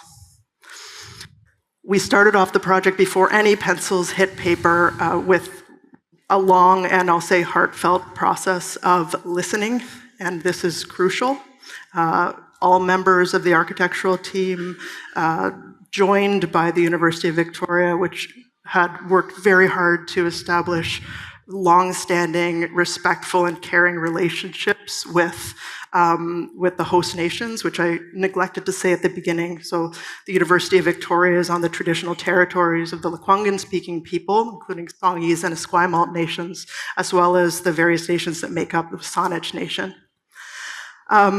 This process was very much led by Two-Row as our Indigenous prime consultant, and we heard time and time again from participants how important it was for that conversation to be coming from an Indigenous architect, even though they were coming as guests from Six Nations onto this land. We came up with a list of 13 ideas that came up in story after story, and then proposed a series of 13 translations into architectural concepts, and brought those translations back to the people we spoke to make sure that they resonated. all of those stories and somehow informed the way that the building took shape. But some of the key ones, such as coming face to face with the forest and walking the path, witnessing ceremony, the importance of place and the coast, and form as inspired by thousands of years of wisdom and making, started to shape a concept of form and space. So when we started out, there were some ideas about what this building would be that were fairly logical. You can sort of see that big white blob up on the top right is the existing law building. And the logical assumption was that this expansion would go to the south, which is the left-hand side of the page, in a sort of large open area. But there were two things that came up through that listening process that challenged us to sort of think about what the right response was and actually changed our direction. The first was, time and again, we heard about the sacredness of the forest, and specifically the forest immediately south of the building, which slopes down to a watershed. And secondly, the importance of this building not acting as an addition that might segregate this new program, but more richer and holistic vision of laws from the existing building. So you want something that brings people together and conceptions of law together. So what emerged through a design process shaped by all team members was the idea of a shared path. And the building was actually proposed as a very slender form to fit on a limited site between the law building and the road. And in so doing, it creates a single looping path that literally brings all law students together and literally brings them out into contact with the forest. The way the form and structure took shape was really in taking up that idea of the sacredness of the forest, respect for trees, the idea of bringing the forest within, because Indigenous laws considers human actors as much as non-human actors. And the idea was that mass timber was going to be very important to this. So the structure, which was developed with Fast and Up as structural engineers, who are, as you all know, are fantastic, is a monoslope CLT roof, point supported on natural log columns. And normally a point supported structure results in a column density that is not what we're looking for when we're building a post-secondary building, where you sometimes want long spans for more expansive spaces. But in this case, it was a beautiful solution because what it allowed us to create was a forest of columns that really invited that forest within the building. And even more, I'll say magically, and Thomas will speak to this a little bit more, is that we were actually able to reuse some of the trees that were felled for the building construction. I will say that that number was significantly less when we moved the building into this, what didn't seem like it should be a building site, but was. And some of those trees became the columns in the space. And so when you walk through, you can literally touch what was the forest.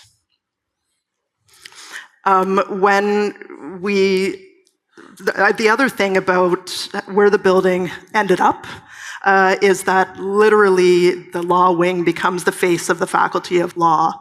And so it was very important that its face really reflected those principles of connection to place and respect for the host nations, signaling that this building is on this land, while welcoming settlers and guests from nations across Canada and around the world. And a theme that emerged was the idea of the canoe and connection to water. And so a concept came up of precast panels informed by the shape of a traditional panel. And the idea is that you end up with a rippling shape that evokes the movement of a panel through water. And when these are aggregated along a facade, it starts to evoke that picture of a shared canoe journey. And we heard a lot about the power of those canoe journeys through the stories that we heard. Of course, and here we're at a Façades conference, This is a LEED Gold building with stringent energy requirements, and so this needed to be a high-performance facade. And so it's detailed to work with the mass timber structure, but also deal with the moisture and drainage requirements that are very specific to the Victoria climate. And Thomas will speak a little bit more to this, but a lot of work, as you know. And then finally, when we're speaking about craft, of course, what is finished and what you can actually touch is very important.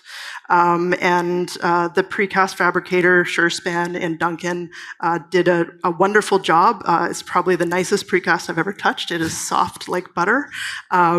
And these panels were site finished in a 4-part process of layering colors and finishes in a way that the panels, not just through their depth, but also in the way the colors catch, really register the passage of the time of day, and bring that idea of movement to the fore.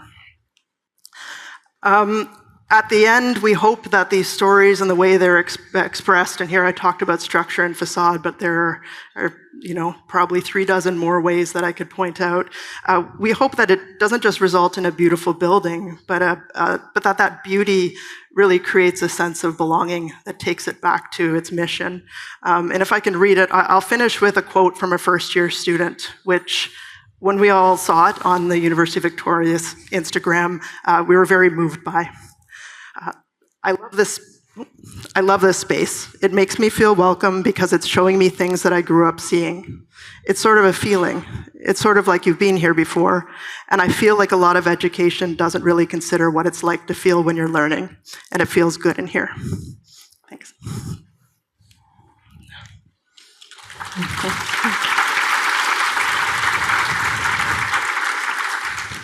Thank you, Avery. Tough act to follow. So I'll talk at a high level, talk relatively quickly. So considering all that early engagement that has happened, Chandos felt a significant amount of pressure, I guess, to make sure we, frankly, don't mess this up. So we wanted to translate all that early design work that has been done through the early engagement, the detailed design, documentation. How do we get that to the subcontractors? How do we make them buy into this to make sure that the final product actually reflects the ideals of those Indigenous communities? So just as a quick introduction, I'm Thomas Oster. I'm a senior project manager with Chandos Construction. We've been around since 1980, so similar time frame to TEPL. We serve across Canada. Again, we focus mostly on highly collaborative delivery model projects, so CM, IPD, design, build, and really projects with social procurement lens. So mass timber, Indigenous, highly sustainable projects is kind of our main focus.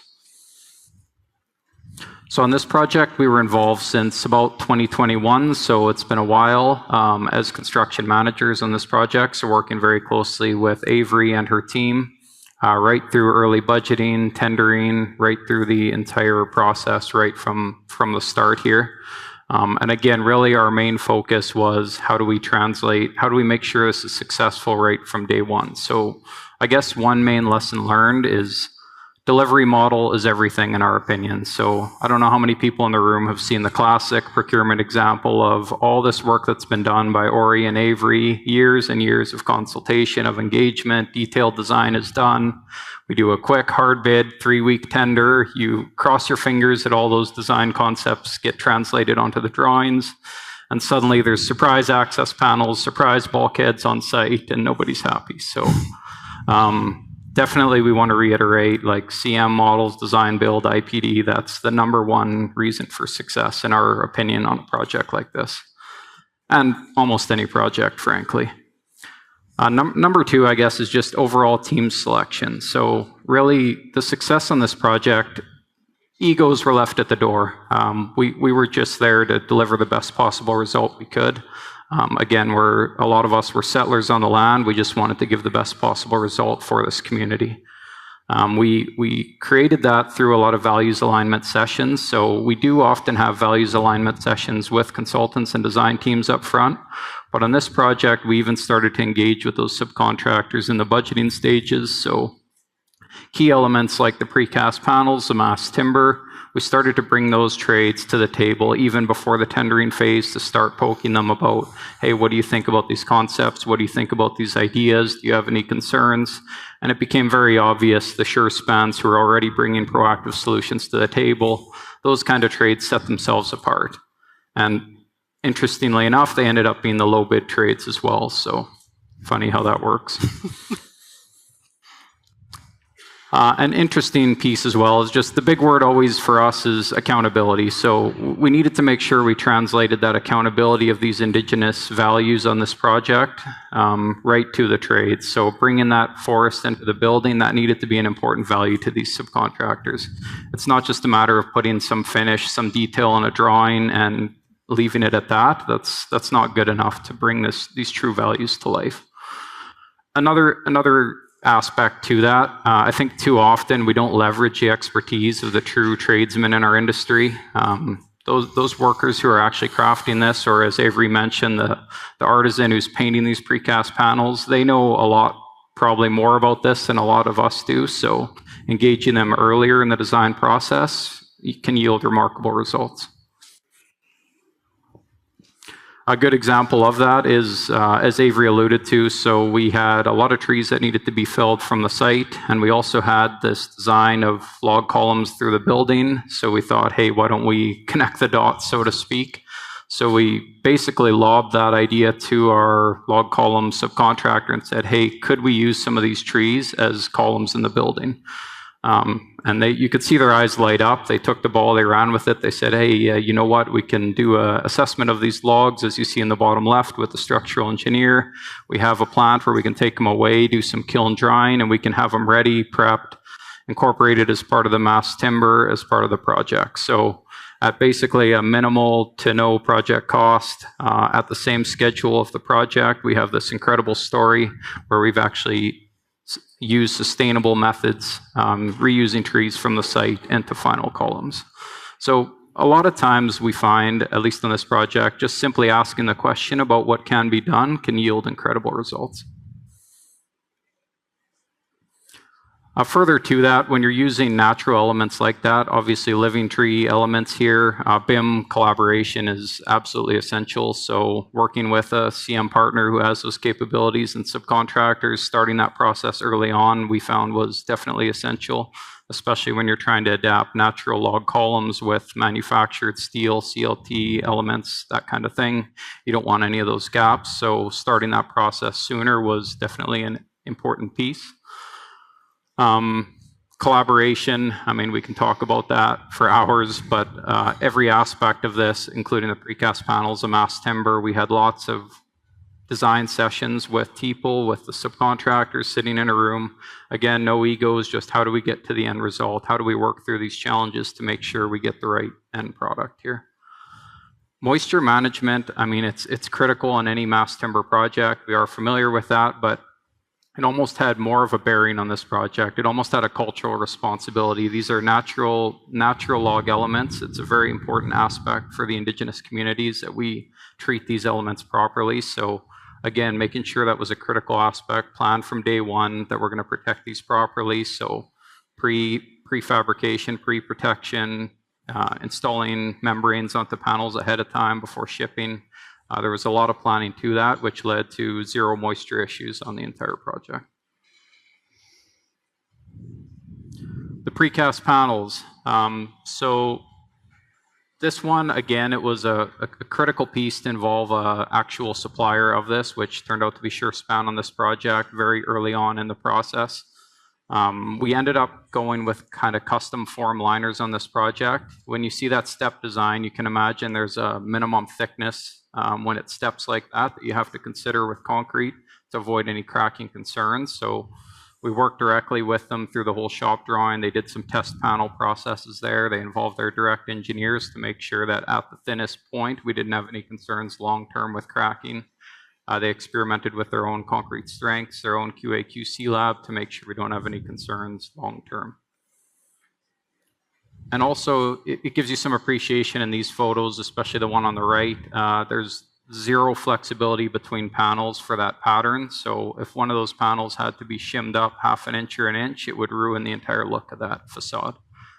So basically what that led to is significant pre-planning, planning out our embeds, significant surveying and resurveying with our precast trade if there were any adjustments that had to be done well ahead of them casting these panels.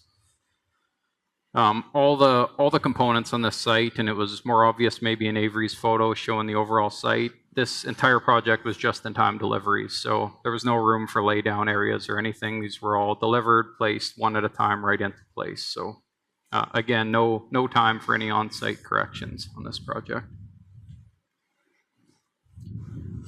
Again, we have detailed drawings, we have detailed renders, we have detailed shop drawings, but especially when we're dealing with user group who may be not as sophisticated at times, or Indigenous communities, actually seeing something in person is always going to be the better approach. So on this project, what we did was prepare actual half-size mock-up panels of the precast, showing that actual half-size but exact to scale mock-up of these precast panels. We delivered that to site so that everyone could actually look at these, but also touch it, feel it, make sure they're happy with exactly the outcome of these precast panels. This avoided any rework surprises because, again, once these were coming to site, it was about 3 to 4 weeks of just however many panels a day, full speed ahead erection. So that was just some of the highlights of the erection of this building. Again, we could talk for hours about this one, especially Avery and I, but I'll leave some time here for a few questions. Thanks so much, Thomas. Here, let me.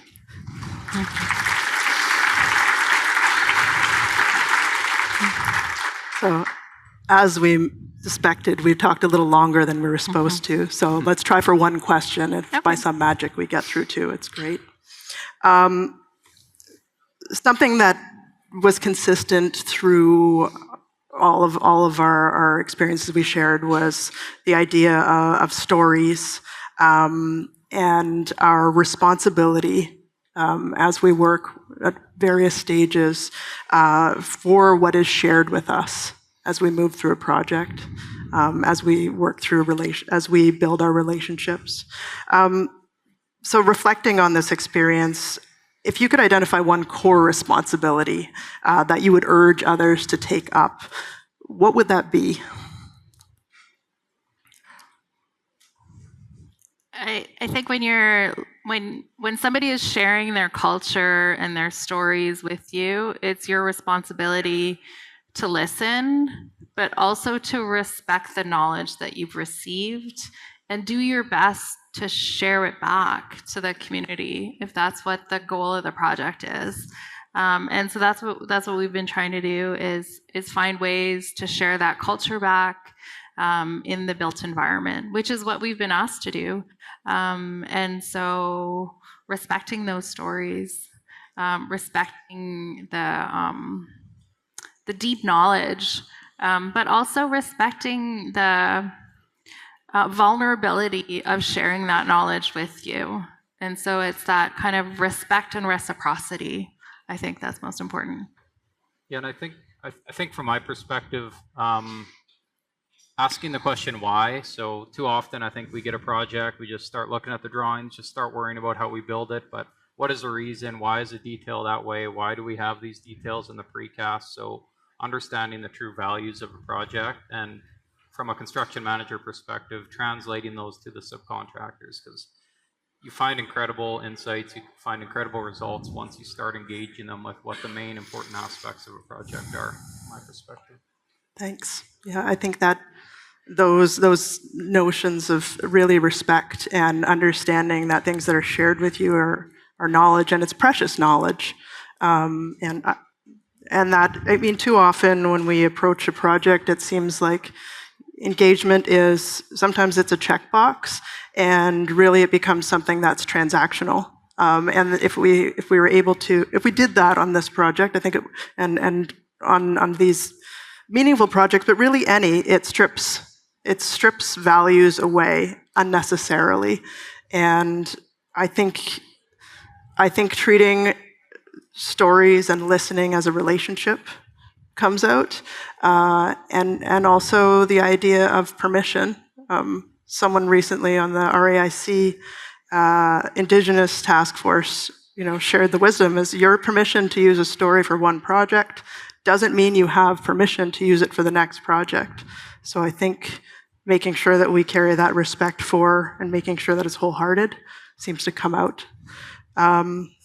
53 seconds. Maybe we can do 2-word answers. Let's do it. So at its essence, I think everything we talked about today was really about meaning and how it's translated into buildings. Reflecting on your experiences, what aspects do you consider most meaningful? Number one for me was bringing the logs into the building. So number one, the indigenous value of it, but it also is just highly sustainable. It's just good design. It's architecturally pleasing. So it just checks so many of those boxes. So it's exciting to be a part of. Being able to bring those stories to life, to see culture celebrated, has been the most meaningful. Wonderful. 7 seconds. 5. So it was a real privilege to speak with you today and a real privilege to get to work on this particular project. Thank you so much. Thank you.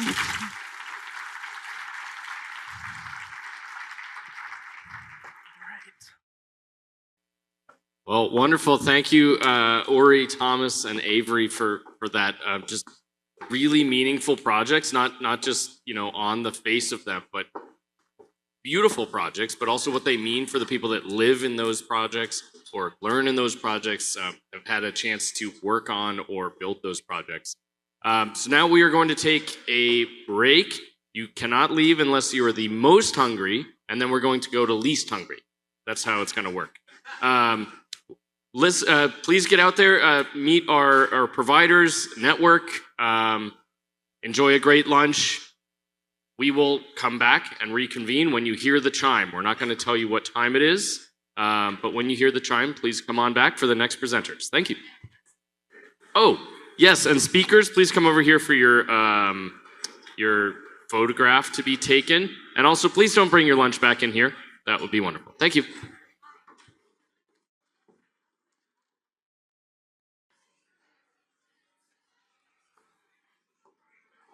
All right.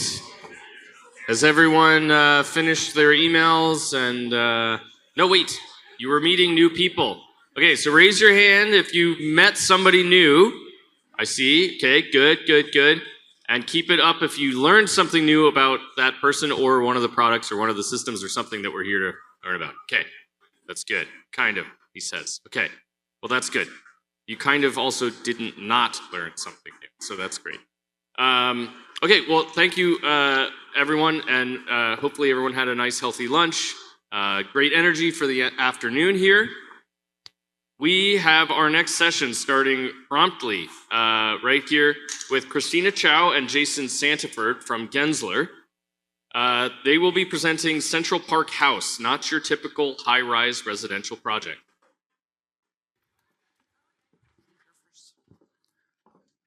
All right, the coveted post-lunch time slot. We had to fight hard for this one, so we'll just go ahead and start off the afternoon. We're going to be talking about Central Park House, but we always start all of our presentations with a land acknowledgement. So just to reiterate what Matthew had said this morning, that you recognize that we're on the unceded traditional territories of the Musqueam, Squamish, and Tsleil-Waututh peoples. Okay, and I'm not making fun of you, I swear. Fun fact, I was going to say this anyway. Jason and I started years ago on the same day at an employer. So that's how Jason and I know each other. Kind of fun. Okay, to make me feel like I'm doing a great job, we're going to play a little game to get all the energy going post-lunch. We're going to start on this side of the room with each row. You're going to clap in sequence down the rows, okay? Just to get energy flowing. So we're going to start over here, and there, and there. And you have to start clapping, and then you pass it off to the person next to you, okay? And then I will do a big bow. Okay? Well, here we go. We got to get going after lunch. Come on. There we go. It goes this way, and this way, and this way, and this way, and this way, and this way, and this way. Oh, you were too kind. Too kind. All right, good. Post-lunch, you have to do things like that, you know? All right. Next, from Evoke Engineering, we've got Ali Zadeh, who is an Engineer 3. So congratulations on that promotion. Form factor and thermal energy demand, why building shape matters for high performance facades.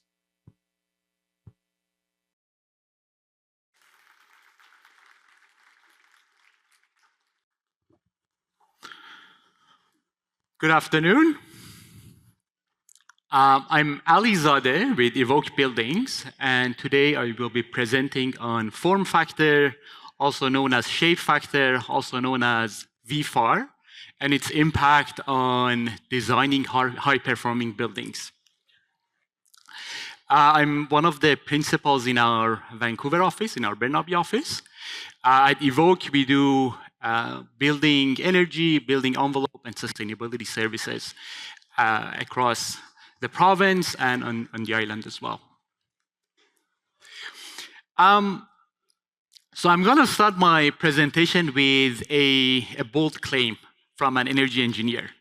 And that is, by the time we usually start setting up an energy model, about 70% of the building's energy performance is already determined, decided, and set. And all the parametric energy analysis, the back and forth between building envelope, mechanical, electrical, different types of glazing systems and whatnot, are only focusing on the remaining 30%. And the idea of this presentation is collaboratively aiming for that 70%, where the best bang for the buck is. And that 70% is where the building form, building shape is located. So I'm going to take one step back without going into too much detail on the math side of it. But if we set up the balance of heat transfer and the thermodynamics of what's actually going on in an energy model, in a big box, in that big black box, a energy metric shows up, TEDI, which we're all familiar with, thermal energy demand intensity, which is targeted under BC Energy step code, under zero carbon step code. It's the driving metric usually in terms of sustainability for higher performing standards. And this TEDI metric gets directly correlated by a geometrical parameter called VFAR, or the ratio of our vertical surfaces relative to the floor area. In a sense, per square meter of floor area, how much vertical exposure our building has. And this correlation is direct, and that's the key, meaning that if we increase the VFAR, this vertical exposure, by, say, 10%, the TEDI value goes up by 10% times a factor. And this correlation between TEDI and VFAR is related through effective R value of our envelope, R effective, which also includes, basically, it includes our opaque and our glazing, as well as the amount of infiltration in the building. And we're going to use this equation further down the line. But what I want to be mindful of moving forward is VFAR has a direct impact on TEDI. If we are targeting for lowering the TEDI of the building to meet higher steps of BC Energy step code, VFAR will play a big role on that. It's the direct correlation. So what does it even mean? What is this VFAR factor? So I want to look at a variety of floor plan shapes, starting from the circle and going all the way to a long rectangle, a skinny rectangle, potentially. And when you do the calculation based on the geometry of these floor plates, the VFAR varies from about 40% all the way up to 60%. You make this rectangle skinnier and longer, that goes up to even higher, even 100%, 110%. And our nice looking square is located somewhere in between with a VFAR of 40, 45%. So knowing that this VFAR factor plays a big role on the thermal performance of the building, the TEDI of the building, we want to be mindful of the perimeter of our floor plate. The smaller perimeter per floor area you have, the smaller vertical exposure per floor area you have, the easier it will be to meet the TEDI target, because the VFAR is smaller. The second parameter that impacts VFAR by quite a lot is the height of the floor, the ceiling height. So if I stick to my nice looking square and look at a 10-foot ceiling compared to a 15-foot ceiling compared to a 20-foot ceiling, the VFAR goes from 40% all the way to 88%. The taller your floors are, the higher your floor ceiling is, the higher the VFAR becomes, and it'll be harder to meet the higher steps of B-Synergy step code. And this is particularly important when you're designing a shorter building, right? If you have a one-story retail, for example, or a two-story dealership, for example. If only your first level of a 30-story high-rise residential has a higher ceiling height, in the larger scheme of things, that's probably not that big of a deal. But when you're dealing with a short building, with a retail, one-story retail, this building is gonna struggle to meet higher steps of B-Synergy step code. So far it was perimeter and ceiling height. The third item that impacts our VFAR by quite a lot is the articulation. How much articulation we have in our floor plate. Articulation effectively increases the perimeter and reduces the floor area, which both of these are working against us. A nice looking square at 44% VFAR, you add some articulation to it, goes up to 57%. You add more articulation to it, goes up to 63%. And just to clarify, by articulation, in terms of what the energy model sees, the articulation is what's within the thermal boundary of the building. If you have cantilevered balconies that are outside of the thermal boundary, it doesn't really matter. The energy model only sees this nice looking square. But we don't want to have the articulation within your thermal boundary. So 3 items. The perimeter of the floor plate, the height of our ceiling, and not losing floor area. As long as we keep these 3 in line, we will have a lower VFAR building, which can meet the TEDI target. So when does it matter, this meeting TEDI target? When does it matter? First and foremost, our B-Synergy step code across the province. Higher steps of B-Synergy step code with more stringent TEDI target are directly impacted by the VFAR of the building. I heard zero carbon step code a lot today. Civic buildings, your institutional buildings that are targeting zero carbon building standards, ZCB, all pathways to ZCB, to compliance with ZCB, have TEDI target, which is basically impacted by the VFAR of the building. City of Vancouver targets, TGS targets, Toronto Green Standard targets, even Passive House. Passive House doesn't have exactly a TEDI target, like how in step code TEDI is defined, but there's a TEDI-like metric in Passive House with 15 kilowatt hour per square meters. That's also impacted by the VFAR of your building. The only type of standards that are not directly impacted are comparative energy analysis standards like LEED, which, yeah, okay, you have a high VFAR in your building, but there's also a reference building that also has a high VFAR. So it's not directly impacting your design. So the next question becomes, what is a good VFAR for my building? So let's look at that through an example. Let's say we want to design a 15-story high-rise building in Vancouver that has 30% glazing ratio. We're going with double glazed UPVC windows. We're going efficient here. And our walls have batt insulation, 4 inches of semi-rigid, and with thermal clips. So we're anticipating about R12, effective R12, with the amount of balconies that we have in here. R30 roof and 80% ERVs. Now, if I do energy modeling for this design and keep the design consistent and just change my VFAR, my floor plate, from 44% for my nice looking square all the way up to 90% for my long rectangle, skinny rectangle that has higher ceiling, or it doesn't even have higher ceiling. It's just longer, it's just skinnier. Or maybe it has articulation with VFAR of 90%. My high-performing VFAR, the 44%, meets step 4, the highest step of B-Synergy step code, basically a zero-carbon design compliant. And my VFAR 90 with the same design only meets step 2, minimum code.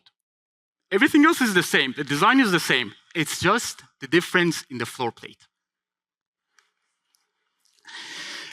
More practical examples. These are the projects that we have worked on. So the design between these two high rises in Vancouver are very similar. Both of them have 40% glazing ratio. They were both targeting 30 of 30, step 3 of BC Energy step code. To meet step 3 on the one on the left, for the one on the left that has VFAR of 65%, it had exterior corridors, single loaded corridor design. We had to do batt insulation, 4 inches of exterior, and thermally broken balconies. We had to do double glazed fiberglass windows, high performing windows. But the one on the right with lower VFAR of 55%, interior corridors, double loaded corridors. We only need to meet R10, so batt and 4 inches of exterior, and we could do double glazed aluminum frame windows, U value of 0.35. So the way I look at it is we went efficient on VFAR, we improved it by 15%, and we got to value engineer out thermally broken balconies and double glazed fiberglass windows in here. It's a big measure. This is that 70% that we're talking about. Another example, 2 wood frame buildings, both of them targeting BC Energy step code. The one on the left, design-wise, they're very similar. They have 40% glazing ratio. Both of them have batt insulation and 2 inches of exterior, about R17. Both of them have double glazed vinyl, R30 roof, 80% effective HRVs. The difference is VFAR. The one on the left, 45%, nice looking floor plate, double loaded corridors. The one on the right, really high VFAR because of the site restrictions. We had a very long rectangle. VFAR of 95%. The one on the left, step 4, highest step of BC Energy step code. The one on the right, it was struggling to meet step 2, minimum code. The difference is VFAR. So then the question becomes, so we are going to design a high-performing building, particularly with how the province is moving forward. It's step 2 now, step 3 is coming down the pike, and then it'll be step 4. What can we do to design these high-performing buildings? The first solution is obviously improving VFAR of the building. This is from a real project. It's a high-rise building, the city of Vancouver, going for 30 of 30. And we were brought on early in the design. We were given the architectural floor plan in yellow that you see, with about VFAR of 57%. With the design that the team had in mind, our energy model, high-level energy model, showed that we need R7 to meet 30 of 30, to meet City of Vancouver target. But we got the hint from the architectural that there is some flexibility in terms of our floor plan. And we identified where this VFAR improvement can happen, where we can reduce the perimeter of the building. And you can see that in green and blue, where VFAR went down from 57% to 52%, so about 10% improvement, and 50%, about 15% improvement.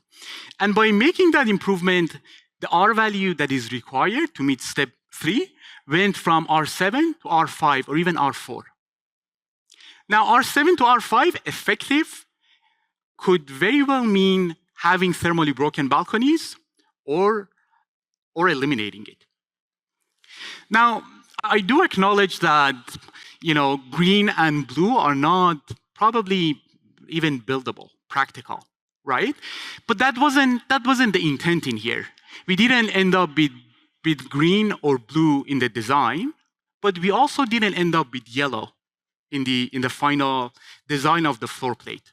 We ended up with something in between that could improve our VFAR and had a positive impact in meeting the energy targets. One other thing that I should note in here is the turnaround time for doing this level of analysis, the impact of the floor plate on compliance with the target is quite short. Like, this was a couple of hours of analysis.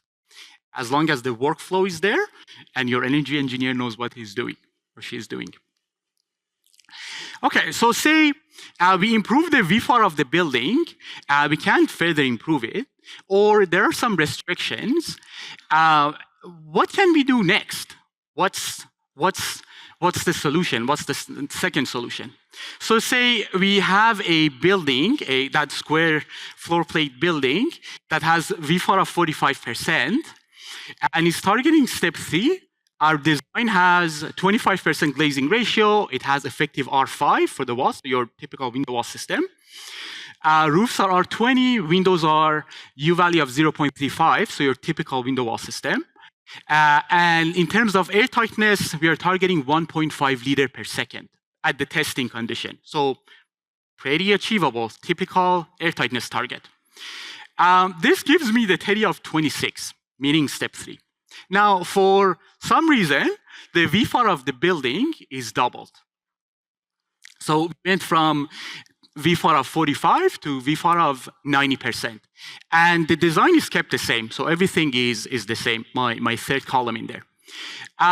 When you rerun the energy model with the new floor plate, the TEDI goes from 26 to 72. TEDI of 72 doesn't even meet minimum code. And we got the hint from the team that, you know what, we can't do anything to VFAR anymore. So, and that's when we will rely on this equation up here. So we said VFAR went up, it got doubled. So to improve it, we have to double the R value, effective R value, and we have to cut the infiltration by half. And that will pull the TEDI down a lot again. So my R value goes from R5 to R10. So no window walls anymore. Now you have to think about your batt and exterior insulation. My R value for roof goes to, from R20 goes to R40. My windows from U0.35 go to 0.18. So from your double glazed aluminum frame, now you're talking about triple glazed fiberglass probably. And your air tightness target from 1.5 liter per second goes down to 0.8, 0.75. Pretty airtight for a building. And after all of that, the TEDI from 72 goes back to 26, where we started. Now, R5 to R10 is doable. If you ask me, I can put together an assembly that can meet effective R10 for your building. But what if we have to cut TEDI in half one more time to meet step 4, TEDI of 15. Then R10 to R20 is going to be really challenging, or even R20 to R40 is going to be really challenging. And that can potentially change the whole design of your building, right, in terms of envelope systems. So first and foremost solution is improving the VFAR of the building. So I would go back to that initial claim that the 70% of the energy performance is where the form factor of the building is. And I should also bring up that, to me, a good engineer, thinking about the 70%, is a good energy engineer is someone who is comfortable with the shape of the building, knows the difference between shape of the building. And before setting up a full energy model, to look at that 30% back and forth, they can give you some comments on the impact of the shape of the building and assist in improving the VFAR. Step 3 and step 4 are coming down the pike. Step 3, maybe in a year.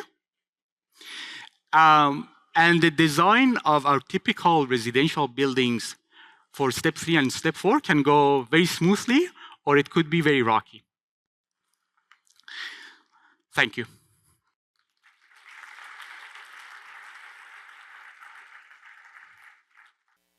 Okay. Everyone get your scrap paper out and work with a partner. There's going to be a quiz. Oh, you don't have any pencils. That's fine. That's fine. Okay. We'll move forward. The next one, clear vision of the future, is the topic. It's being presented by Ravneet Saini, sorry if I mispronounced that, and Martin Durivage, both from Saint-Gobain Glass, Canada. Good afternoon, everyone. It's a pleasure to be presenting to all of you today. Just very quickly, I want to leave 2 comments. One, you see that it says clear vision to the future, the name of the presentation, but I'm so sorry, we're not fortune tellers and it has got nothing to do with time travel. We're still in construction industry, so we're going to focus on that. Just very quickly, I'm going to introduce myself. My name is Ravneet Saini. I'm the regional manager for Saint-Gobain Glass. I'm based in Toronto, but we've just traveled to BC a couple of days back to explore this market, and I have to say, beautiful BC. And with me, I have... My name is Martin Durivage. You can probably guess I'm from French part of Canada, Montreal. Go Canadians, go.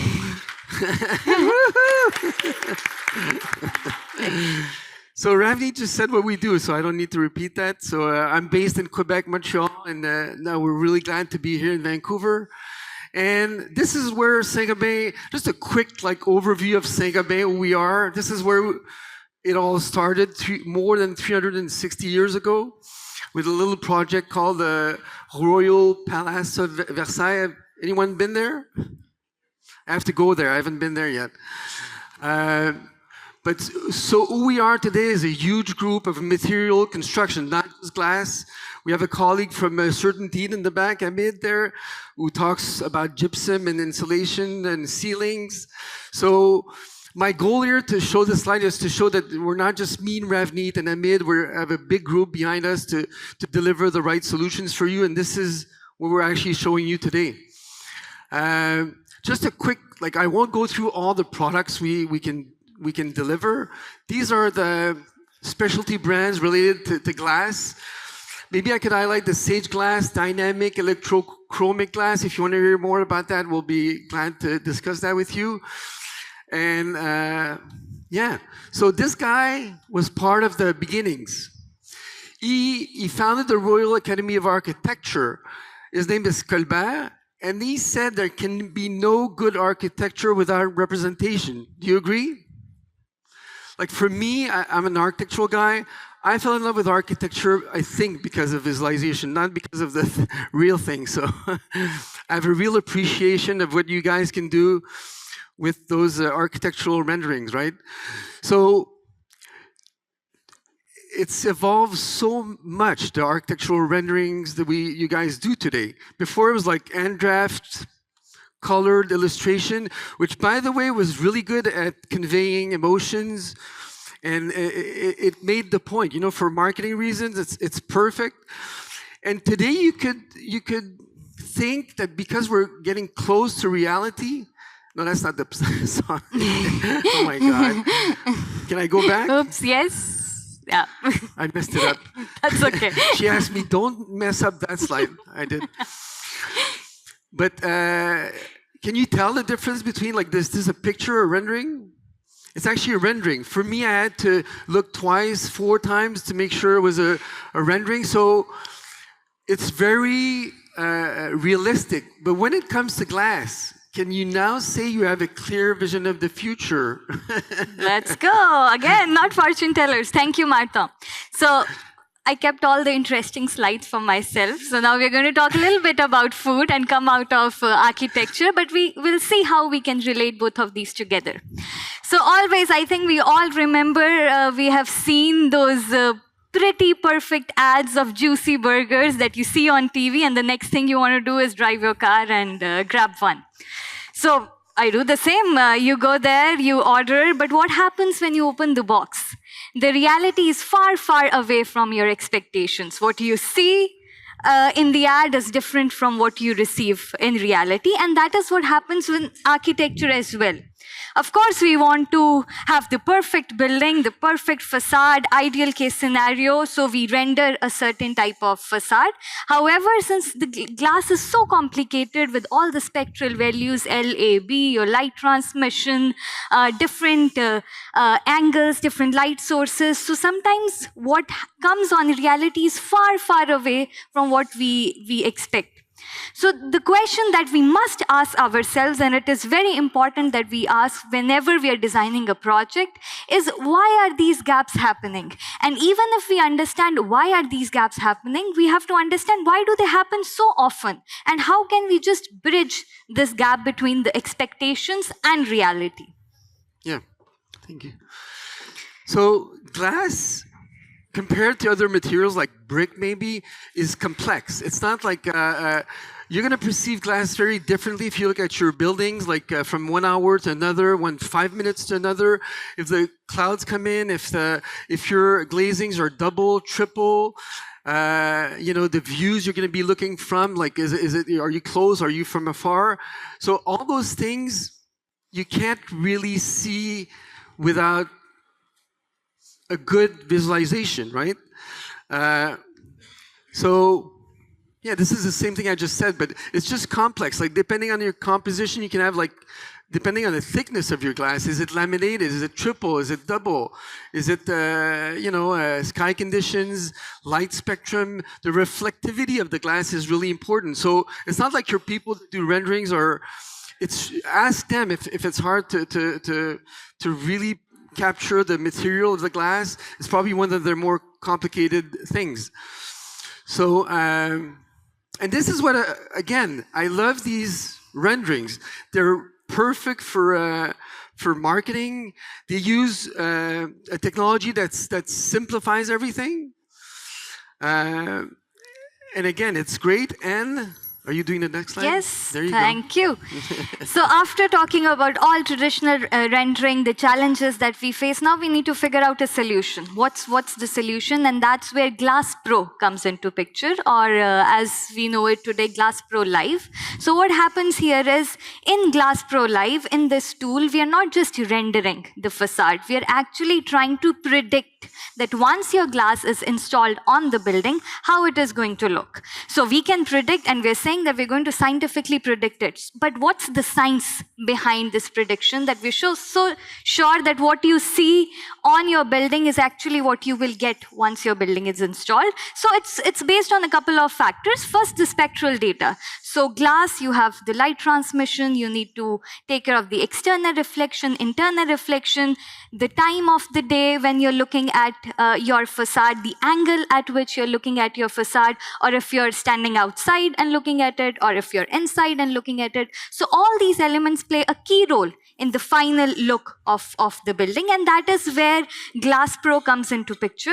We take into consideration all these elements and render the building. So just for a quick example, you see this is one of the renders that we have attached. You can have 3 glass options that you're considering: 170% light transmission, 160%, 150%. The difference is just 10%. However, they're still different products. And with Glass Pro Live, you'll be able to appreciate even that a bit of difference you'll be able to see on your facade. So just to summarize quickly, we have art. In an ideal world, there's a certain kind of facade that I want. But there's a reality from the products that exist today. And we need science to really bridge the gap and merge together our art with reality. So before we go, we're going to do just a quick game to see, just to see. I'll pick who chooses. Okay. No, you can play along. So one of these, of course, my focus would be just to look on the glass, because no cheating. If you look at other elements, you might be able to figure out which is actual image and which is a render. But just looking at the glass, what do you think? If raise of hands if you think the first one is a render. Nobody wants to try? So it's a room full of brilliant people. so as you can see, the first image is a real image taken on site. The second one is a render, but you have to appreciate how close they are. And important to mention that this is for the iPad configuration, the screen of the iPad. So if you look on it, you'll be able to see that they're very, very close. So it really helps you in visualizing how your facade would be. Another game, but I think everybody's super smart. So the first one is a render and the second one is a real image. Over to you, Mahsa. So, 30 seconds. To conclude, what our offer, the Glass Pro offer, spans on 3 different services. The first one, by the way, if you've got an iPad right now, you can download the Glass Pro app, and you'll look at as the first image here, like a like a typical rendering on a cube or an actual building, but a generic building, not your project. So step 2 is your project. We're gonna take your project. This is not like something we charge a lot of money for now. Free. But we're gonna work with you. It's not gonna take 2 days. It might take a week, 2 weeks. But really, the project you see right now is a project I did in Montreal. And it was really instrumental in choosing the right solution. And everybody's happy right now. Nobody's surprised. You know, what we do is predictive. What you see is what you're actually going to get. So the next phase, which we're ready to show you with our helmet, it's right there in the back. And you come to our table, you're going to get to experience being immersed in that kind of environment. And you'll see some things you've never seen before. Like for me, I didn't know like how much it impacted the way I feel when I'm inside a building, that I'm changing a LOE from 70% light transmission to 50%. Like, oh my God, you know, you get to really experience that, and you can use it the way you want to. I've had architects take these images and show them to their owners, not show them to their owners. It depends on how you want to work with this. And come and experiencing it live with us. We're there. I'm past a minute right now. I should get Yes. So thank you, merci.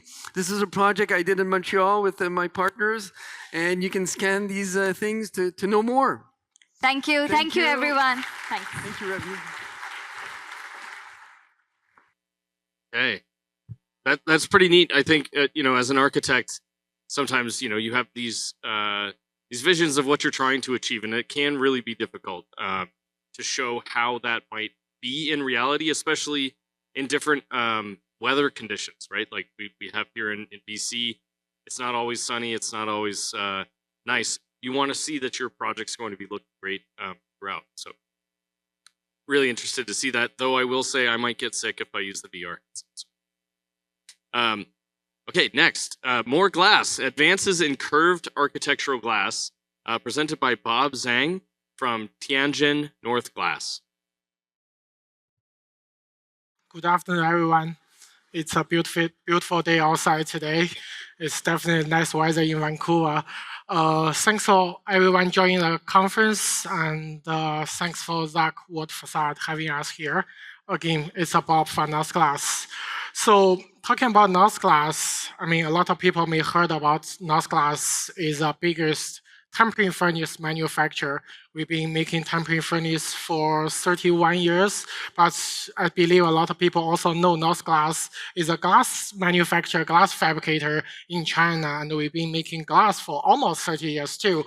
So today, I mean, we are only talking about 2 topics. First of all, we're going to talk about 2 job reference which have multi-curved glass, or we can call it 3D curved glass. And after that, we're going to talk about the next generation of the qualitative curved glass as well. So first of all, starting with some job reference, the Cartier flagship store in Miami, which is designed by DSR architect.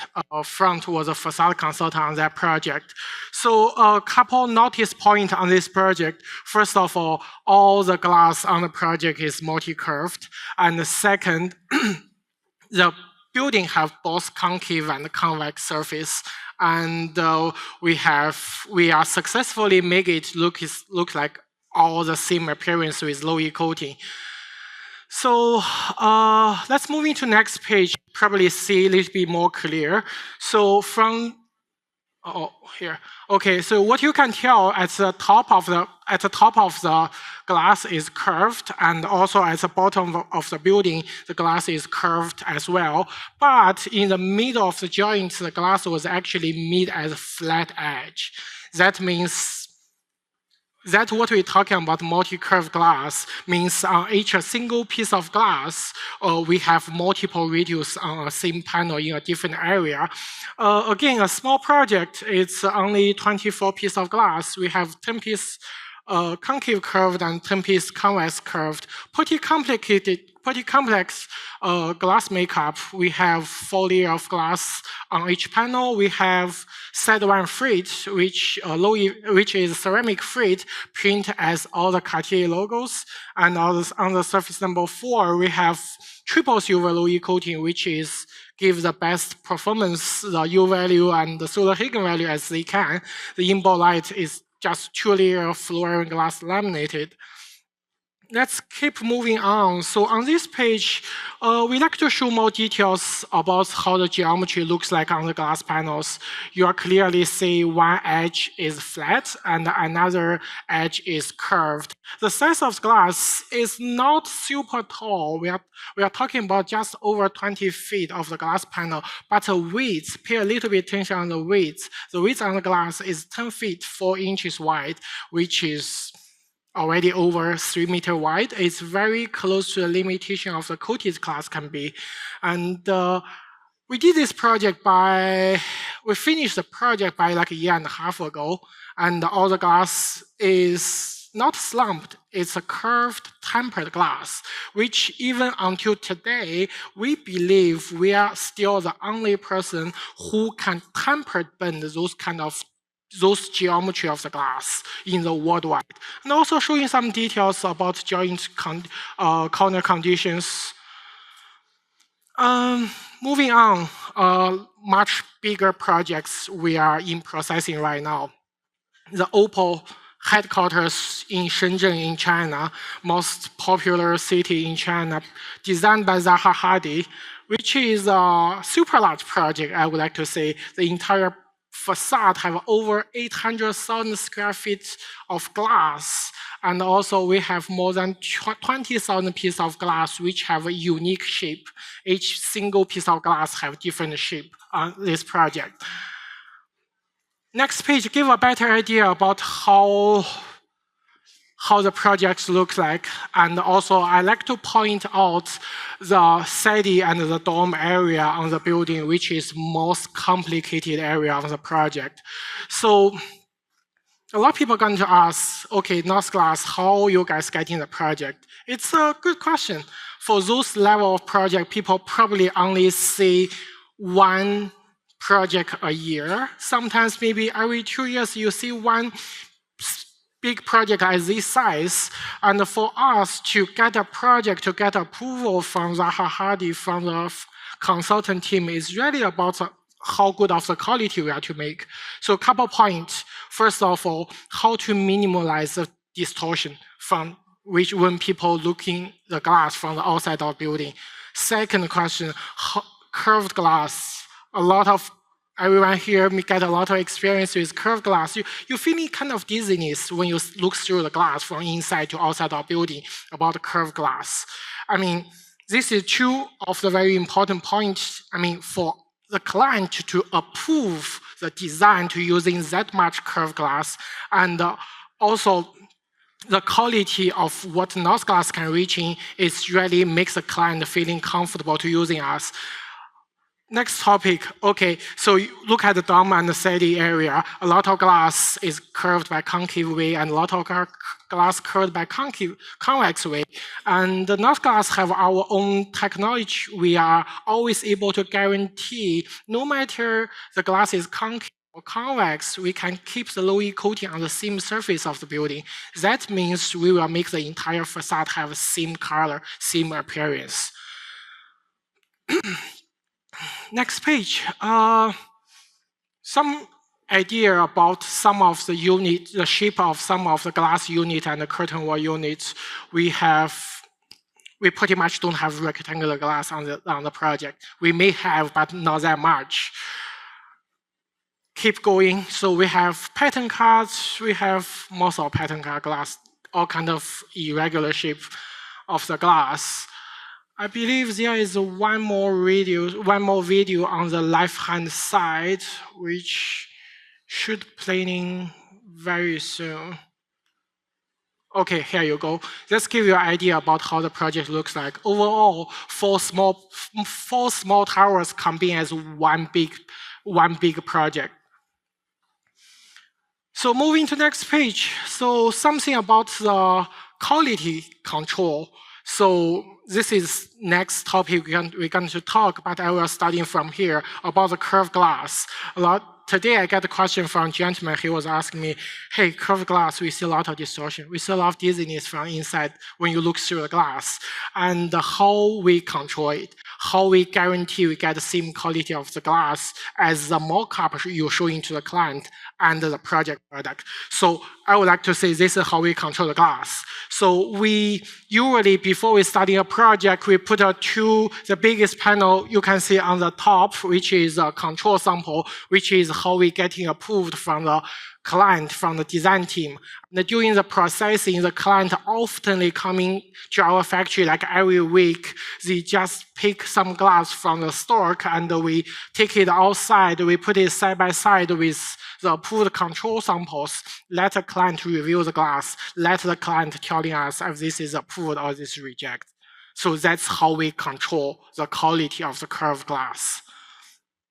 I only have 2 minutes left, so let's keep moving. About the quality curved glass. So before we talk about quality, I want to just quickly mention about the size we can do. Right now, we can do 24 meters by 3.6 meters as one piece of glass for both flat and curved. On this page is only 18 meters because I don't know how to change the number from 18 to 24. So, quality. Talk about the quality for curved glass. We are not talking about the dimensions. We are not talking about the size tolerance. We are not talking about the radius tolerance. We are not talking about other things which we can easily take a tape measurement to check. I'm talking about two things. One, distortion, which is roller wave, how much roller wave you will see on glass. And the second is about anisotropy. Let's start from the roller waves. So those are two simple pictures was taking pretty much same location of our factory. On the left-hand side, actually, is an old furnace we've been using, kind of old furnace we've been using for 2-3 years because we always have a new generation of machine in like every 2 to 3 years. So when we look at the curved glass, please look through the factory line over here. You probably see some especially at the edge area, you probably see some little bit waves, which is actually the distortion coming from. And on the right-hand side, it's same area, you still can see the factory roof line. I'm pretty sure it's not very high, not very clear picture, but you still can able to see the difference in between these two images. With the new furnace we just released last year, we definitely comfortable we are improve at least 30% of the distortion on the glass. So next page, a video, more easier to compare both sides of the glass, give you an idea about how much distortion we are getting. Because people may ask him why you are taking videos and picture to showing the edge of the glass. Because to burn the glass, we have to heat the glass to a certain temperature. Means the glass going to in the heating area for like certain long time until they hit the temperature. But thinking about it as a piece of glass, as the edge area, is an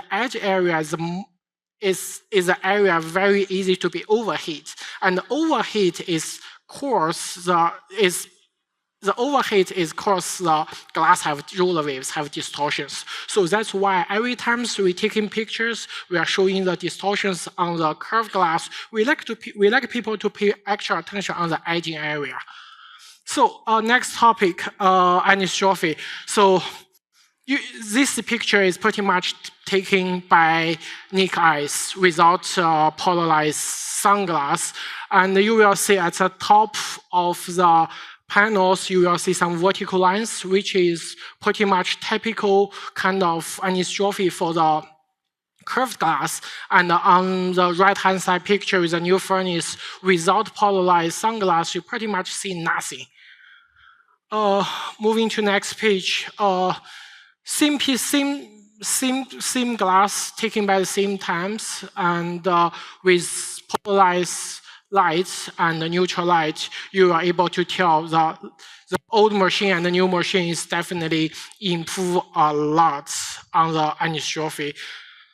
This is also curved glass, just video is pretty big. So last videos still trying to showing how the difference in between the new machine and the new old machine about the distortions and also, yeah, we probably not see any cringe mark here. So yeah, that's pretty much everything for today. And we have a little booth outside. I have my colleague Bill with me coming here today.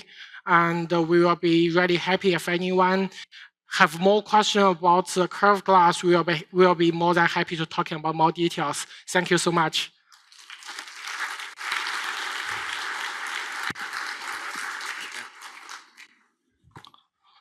That Zaha Hadid project, it just shows like, if you can kind of dream it up now, there's technology to do this. Pretty incredible.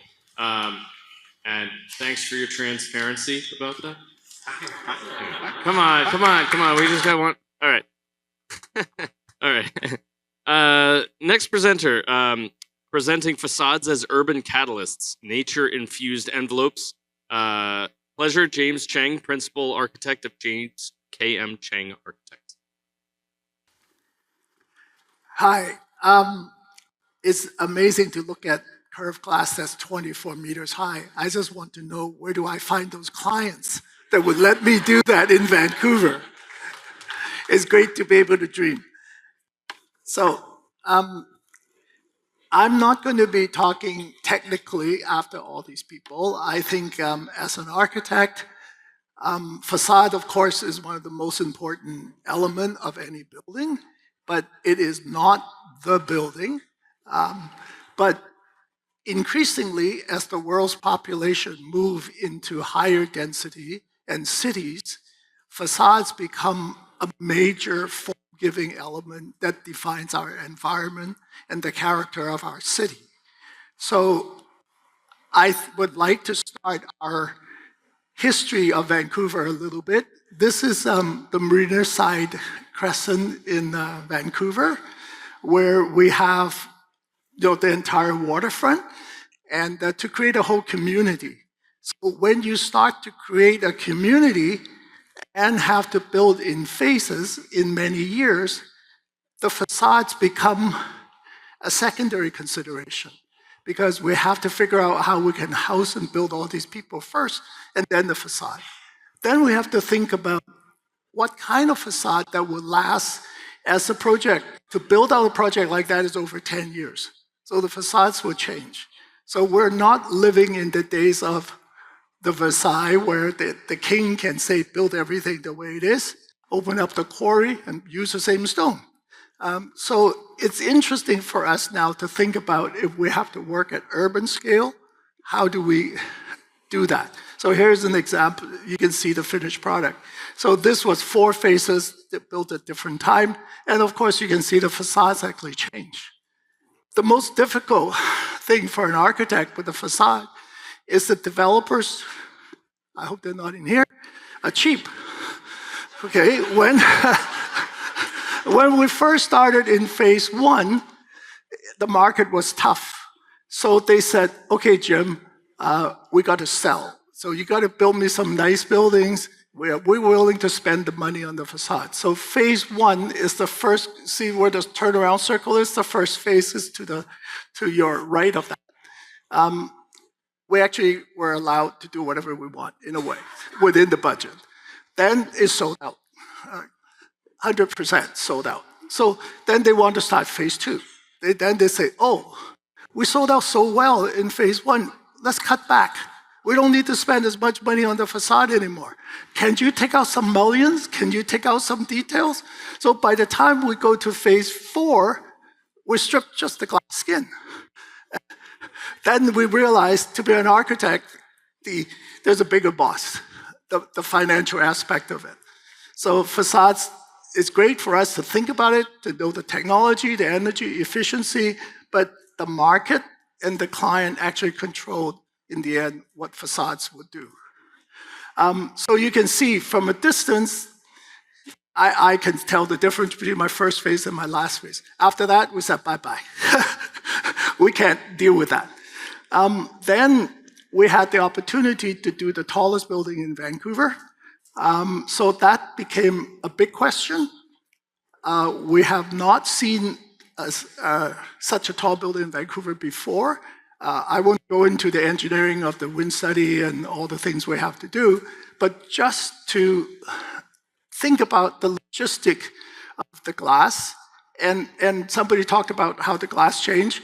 We actually have to try to visualize the type of glass and so on. So that was a learning factor for us as well, how to do a tall building, how the wind pressure and things affect the glass. And in those days, the energy code wasn't as strong as it is today, so we were able to get away with just double glazing and so on. But what is interesting for us is human comfort. When you're at the top of the tallest building, we actually have houses up there that have swimming pools and outdoor spaces. So we have to create a windscreen up there so that they can, enjoy the outside. For those of you who might be curious what those buttons are, those are mechanical vents. So we try to incorporate them into the curtain wall system, but we thought, why do that? Why not celebrate them? So we actually work with 3M, and they were developing a film that could be sandwiched into the glass, and it actually changes color as the sun hit it. So we thought, that's great. So we worked with them and created the system that those things. And even today, when you go up at different time of day, it changes into different colors. Then the other interesting facade we had to do was, for some of you that live in Vancouver for a long time, will probably remember we didn't used to have a waterfront. It was all railroad track. And the city ended behind Hastings Street. And it was a 40-foot escarpment that drops down into the railroad track. This was the first tower that got built, extending it out to the ground. And so that was really interesting too, to convince the city engineering that yes, we could build a high-rise in the air, because there's 40 feet of underground that didn't exist. So we have to come up with new streets, new everything. But the interesting thing is actually how to get the glass up to the very top, because we have a cantilever that sticks out. So it was fun to watch how the contractor do that. Then as a result of doing our first building, we actually have to coordinate with the city, the convention center, the open space, and then at that time, there was another developer owning the site next door, which became Fairmont Pacific Rim. So when we did the facade, we actually have to figure out which orientation and how to actually respond to projects yet to come, and how not to date it. So we were very lucky. So when we finished Shaw Tower, then the developer has a chance to take over Fairmont Pacific Rim site, and we're able to do a mixed-use hotel and residential. And then at the same time, we're working with the city to figure out how we could fit a convention center without blocking the views of the two towers in the back. So the facade process is actually very much a part of the planning process. So there's a technical side, but there's also a political side, I guess. And also, we had to finish that just in time for the Winter Olympics. So it was a mad race to get the project finished and occupied. And we were told that the premier for Russia was going to come, but he turned around, his hockey team lost. So he decided not to show up. I hope that doesn't happen with FIFA. Facades mean many different things to an architect. Here's a Fairmont Pacific Rim. The back of the screen is actually all the kitchen and food preparation. So they're just blank walls. So how do we create a facade that is of interest to the pedestrian and the building? So we use a perforated screen system as a thought for the facade. So this particular project, we have many different facades, because this building at that time was the single largest building built in Vancouver. But we have to make it feel like it's a smaller building that fits within the context. So we actually use different facade to express different parts. So the tower, of course, is curtain wall, but then the lower part, we have stone, we have different articulation, different treatment. So, and with the metal screen and different articulation to try to break the scale. So facade is a technical thing, but it's also a visual thing. So we incorporate a shading device, and those letterings is actually part of a public art system, and it contributes to urban environment.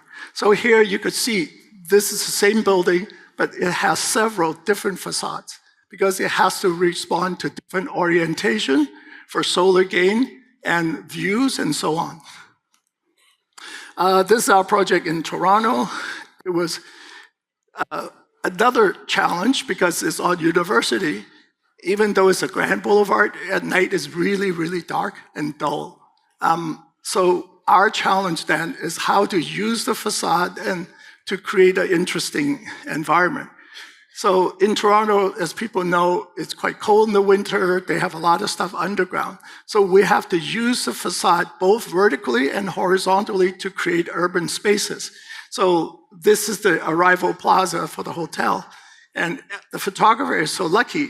When he's taking the pictures, there's a rare Porsche that just drove up. So he actually managed to talk to the guy and say, hey, can you drive it around several times so we can get the picture? So, and it's the reflection on the canopy is amazing. But we start to think with this project, facade as having the fifth facade. So it's not just vertical, but it's also the underbelly of building. We start to recognize that as buildings typology evolve, the facades have to evolve. And as I mentioned, University Boulevard is really boring. So we created a whole several glass boxes. And in this particular case, is a restaurant, Mumufuko restaurant up there, and lobby entrance and so on. And then there's a public art piece. And then we have to think about what does facade look like at night in the rain versus just being sunny all the time. And also we have a high-end residential we have to sell. So how do we increase luxury? So it's not just glass, but certain kind of stone, and the stone could be translucent if you cut it thin enough, so it actually glows at night. And then, of course, we have to use the mullion thing to articulate the building, and then we faceted the facade to create visual interest. Then when we go to Hawaii, it's a different challenge because temperature is so extreme and the air conditioning is so strong. So the building after it got built and sold out actually got into a $100 million lawsuit because the thermal expansion of the curtain wall pops. When the sun is really hot and when it's cool, it adjusts itself. So it makes a noise. It scared the hell out of people because most Hawaiian people have never lived in a high-rise. Here, for people that live in high-rise, understand building noises, and you accept it. But can you imagine somebody using it in grass huts, and all of a sudden they're in the 31st floor, and their window pop, noises pop. They thought a gun goes off. But anyway, it's interesting that we go into, well, RDH is here, so they know all about these problems and so on. But what is interesting with this facade curtain wall is we wanted to do a double curving facade, but we can't afford the curved glass. So this is actually done with rectangular glass flat. But we developed a joint, and we know each unitized panel could rack. So we would use that calculation with the computer to work it out so that every one of these pieces of glass are rectangle, flat. But the way it's installed causes it to create this shape and so on. This is our most recent facade building, so to speak. And as you can see, each box have a slightly different facade. And they respond first, environmentally, because we know that the lower part of the building will be in shade most of the time, and it wouldn't have as much solar gain as the facade that's up top. Oh, by the way, this is Canada's first net zero building. And then we also know the tenants want some of tenants want operable windows within the facade. So the lower box actually have operable windows. And we also know that in downtown, we have different tenant types. We have tech tenants, we have accounting firms, we have law firms. They all want different images because they want to be seen. So this is now the EY building. They're the lead tenant, but Blake is the law firm that got the top box. And it worked out that each box allowed them to claim their identity. Biggest benefit is that when we rotated the boxes, we created outdoor terraces. And this building come onto the market during a very difficult time, but we were 90-some% rented by the time it's built. Now I understand there's only one floor left, and the owner didn't want to rent it, divide it up, so there's a whole for a tenant can take the whole floor. But what is interesting, some of the effect that we didn't anticipate is when the sun catches it at a certain angle and it reflects off the building across the street. So the photographer that shot that, she was quite amazed. She said, wow, I didn't know a building could look like that. And then, of course, different facade, the structural glass. Now I love to replace this with the 24-meter high glass so I can, like the Apple store, right? That would be great. So now talking about the fifth facade, we actually have a part of the building that cantilevered out. And I think in Vancouver, the first one that really did that was a Telus building to have that thing over the street. Then you have to figure out what to do with it.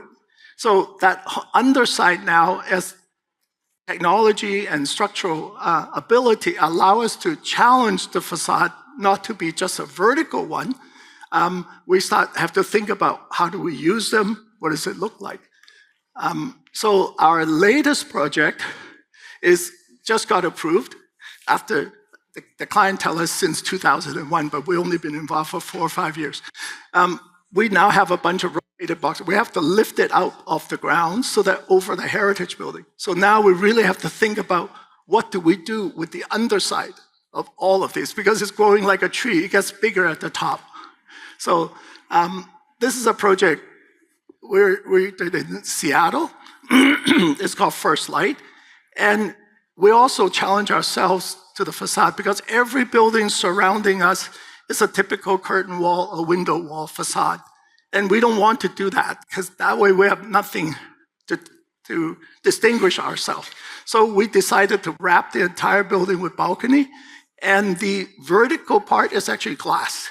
It's just the glass, it's like that, to go up. And then at the bottom, in case you're wondering what that crazy swirling pattern is, Seattle is famous for glass with Dale Chihuly. So we worked with a Seattle glass artist, and he used this, I can't pronounce the name, photochromic or whatever it is. It actually changes color like a prism when you pass through it. So it's really quite interesting. And then we decided to put a swimming pool. We learned from Singapore. So that thing you see up there is the swimming pool for the residents. That's what it is. So after the typical building, we have the gym, we have the penthouse, and then we have the residents' amenity deck. So swimming pool, whirlpool, gym, and then we have a secret garden at the top too. So this is the effect after it's built, and you can see the artist, this there. And then different times of the day creates different feeling for the facade. So again, learning from Fairmont, we use the perforated metal again and create a layering screen for that. And then we didn't get the 24-meter glass, but we got almost a 24-meter door to go into the lobby. I was going to give this presentation with a colleague, friend of mine, Hong Kong. Their firm is called Lead 8, and they did concept for the remaining site in Falls Creek, and it won a national award. But what they were doing was to use the timber, CLT construction, as a facade.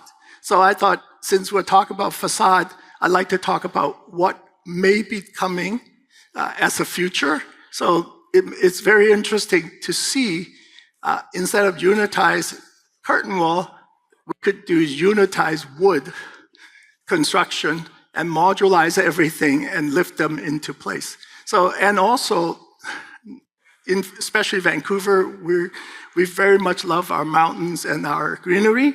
So how do we incorporate that into residential and commercial mixed-use projects? So they come up with these cubes for the residential and then use the outdoor balconies and stuff and the rooftop to add the green, the biophilia things for it. And this is a project they did in Chengdu. They're inspired by Avatar, and actually a series of mountains in China actually like that, similar. They don't float, but they're like that. But this become the hottest place in China for people to take selfies. So they actually have to line people up and give them time to go in to take pictures so that they don't jam up the whole thing. But this is now the interior facade. You saw a lot of discussion about exterior facade, but now we're stretching the building. We're putting space in between, like atriums, but atriums is passé. So now we have to create what is the new urban living, urban gathering places. So these, going to China and Middle East is actually much more an indicator of what facades are being and where we're going. So at night, so most of the malls now are dead. People want to come to places like this. So it would be interesting to see if we could, something like this can come to Vancouver too, because this will fit our climate really well in the wintertime when it's dark and gray and do something. Right? Now, I want to show another type of facade in commercial mixed-use project. So, and today, I don't think anybody talk about lighting or LED yet, but LED is getting so cheap, is now being incorporated as facade elements and video. So here's one example of a store. I think this is Louis Vuitton. This one is really interesting. It's a moving facade. So how do I turn on the video? I don't know how to do it. Oh, here we go. So that is the facade. Now, then I did sort of a fact-finding trip in Asia just recently. So this is one project that fascinated me. This is 2 new buildings that were originally built as government offices. And then when somebody high up came to the city and said, "What are you doing? We're supposed to serve the people. Why are you building this kind of landmark?" So they stopped them from occupying it as a government building. They leased them out as commercial office space. But what is fascinating is that the entire building is a billboard. It's a television screen. All this light up. So if it is a festival, you want to advertise something, you do that. You do that. And you can charge money for it, I think. Okay, so that's an interesting thing for everybody to think, all of us to think about. What is the next facade going to be? Then I went to Chongqing. The whole city is a facade. The whole city is lit up. I went to my son's cousin's wedding. The 2 brighter dark, the 2 peak was 15 years ago. Now, Softy, the Canadian architect that did the Habitat in Montreal and the Marina Sands in Singapore, built these 6 towers that go up, and he repeated the Singapore pool, but on top. But what is fascinating is the entire city's facade is made out of LEDs. But if you see them during the day, they're ugly. But look at them. It's fascinating what facades have become. Is a billboard, it's advertising, it's a light show. And people line the river to take pictures all over the place. They light up the bridges, they do everything. The little bit on the left, some lady decided she's going to do this project, and it caught on the internet. And now during the dusk time, you can't even drive in front of that building because people are already lining up, getting ready to take pictures. Okay? So I think for us as designers and involved in this industry is really interesting to start thinking about what the future of facades are, what are the type of buildings we will be doing. Thank you.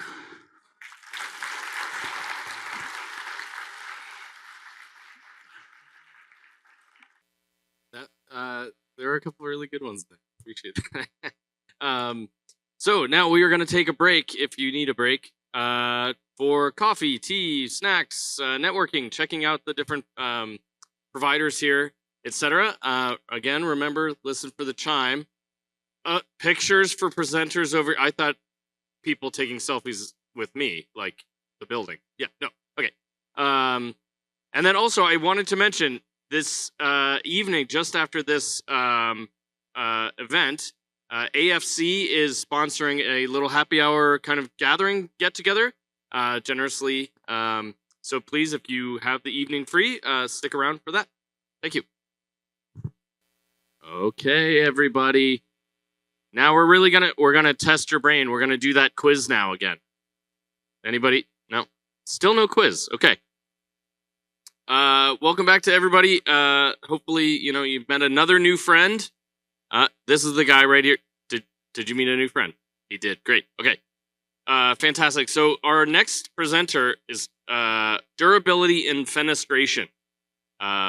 This is Anton van Dijk from JRS Engineering.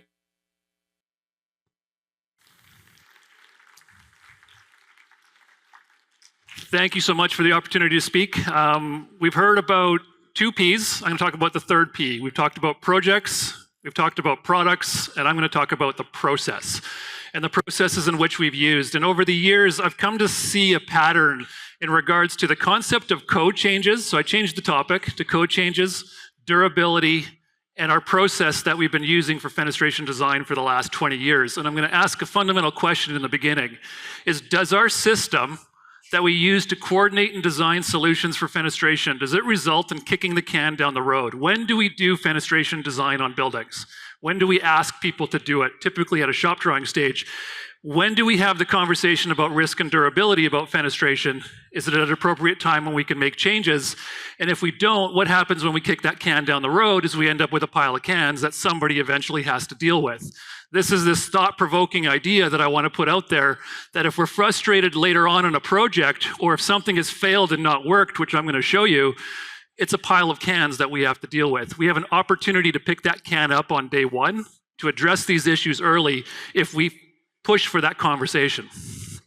So I'm going to go through a number of code changes that have happened recently in the last few years that I think are triggering the concept of thought that we have to put into on durability. And the first one here is the change to combustibility. And in the 2024 BC Building Code, we've removed the restrictions on combustible window frames and sashes in non-combustible buildings. What does that mean? That means we can put combustible windows, non-aluminum, PVC, vinyl, even wood, in a non-combustible building, be that they're not continuous between floors. So everything but curtain wall and window wall can now be combustible. That is a change that we're starting to see in the Vancouver market. I've seen a 26-story building retrofitted in Vancouver with PVC windows, a recent 22-story building where they did aluminum window wall and then painted the vinyl punched opening windows to match the aluminum window wall. So there's what James Chen said earlier, developers are cheap. They're looking for cost-saving ideas, and what better way to look at it with alternate building materials. This change in the code, however, triggers a very, very important durability conversation about the appropriate product and its ability to perform within the life cycle expectation of the building. Don't get trapped in this conversation as combustible only. There's a lot of other factors. This is a typical building that you're going to start to see where this is going to be implemented, that 8-story, 10-story, 12-story combustible structure of a building that traditionally was thought to be aluminum only. We're going to start seeing combustible systems like PVC or fiberglass be proposed for these types of buildings. So we have to start to understand the concept of other components such as deflection, long-term durability, and especially the color of the product will start to play a factor into the substrate that we're using when it comes to the design of the material. Code change number 2 is our energy step code. So we're hovering around step 2 to step 3 and pushing into step 4. And within this category, we're starting to see the influence of the U value and the solar heat gain of the window being selected. Now, when are these values picked on a project? In some cases, when the land is rezoned. When you increase the density of a lot, there may be an incentive to go to step 4, which is going to trigger the requirement of the U value and the solar heat gain coefficient, which is going to start to limit the type of product that's going to go into a project. But when are we going to have the conversation about durability of the appropriate product? What if the U value that's been specified by the energy advisor at the zoning stage of a project is going to require a product to be non-aluminum? And what does that mean for the overall durability and expectation of the life cycle of the window?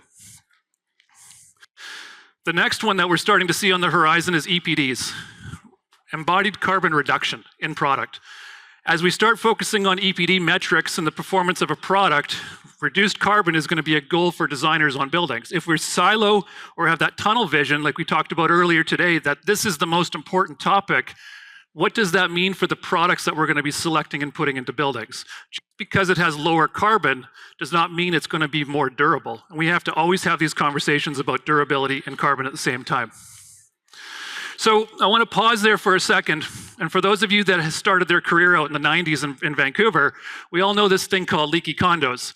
And so there's a real good history lesson here that I think we need to stop sometimes and ask our questions. How come the building on the left that was built in the 70s didn't fail systemically like the building on the right that was built in the 80s? And if you're like me, when you're in your 20s, you're climbing up these buildings, drilling holes in them, trying to figure out, why does this building only have a couple issues and the other building has all the issues in every location? And what there was is 1978, there was an energy code that was introduced because we were burning barrels of oil to heat our buildings, and the government stepped in and says, we need to make buildings more energy efficient. Sound familiar? Sounds like the energy step codes. What was the unintended consequence of going from 2x4 walls to 2x6, more insulation, sealing up those walls? As we reduced the energy flow flowing through the walls, both buildings leaked just the same amount. But what happened was the drying potential was reduced and we increased the wetting potential. That is a simple transition from making buildings more energy efficient and an entire industry not paying attention to how this was going to impact the ability of a building to dry. Turned into a multi-billion-dollar retrofit industry that is still ongoing to this day. This is what we're trying to avoid. So when we recognize code change, we have to recognize building durability. We have to recognize what our blinders are, what we're not seeing, and ask ourselves if we can actually predict these issues when they come up. So what is our current process?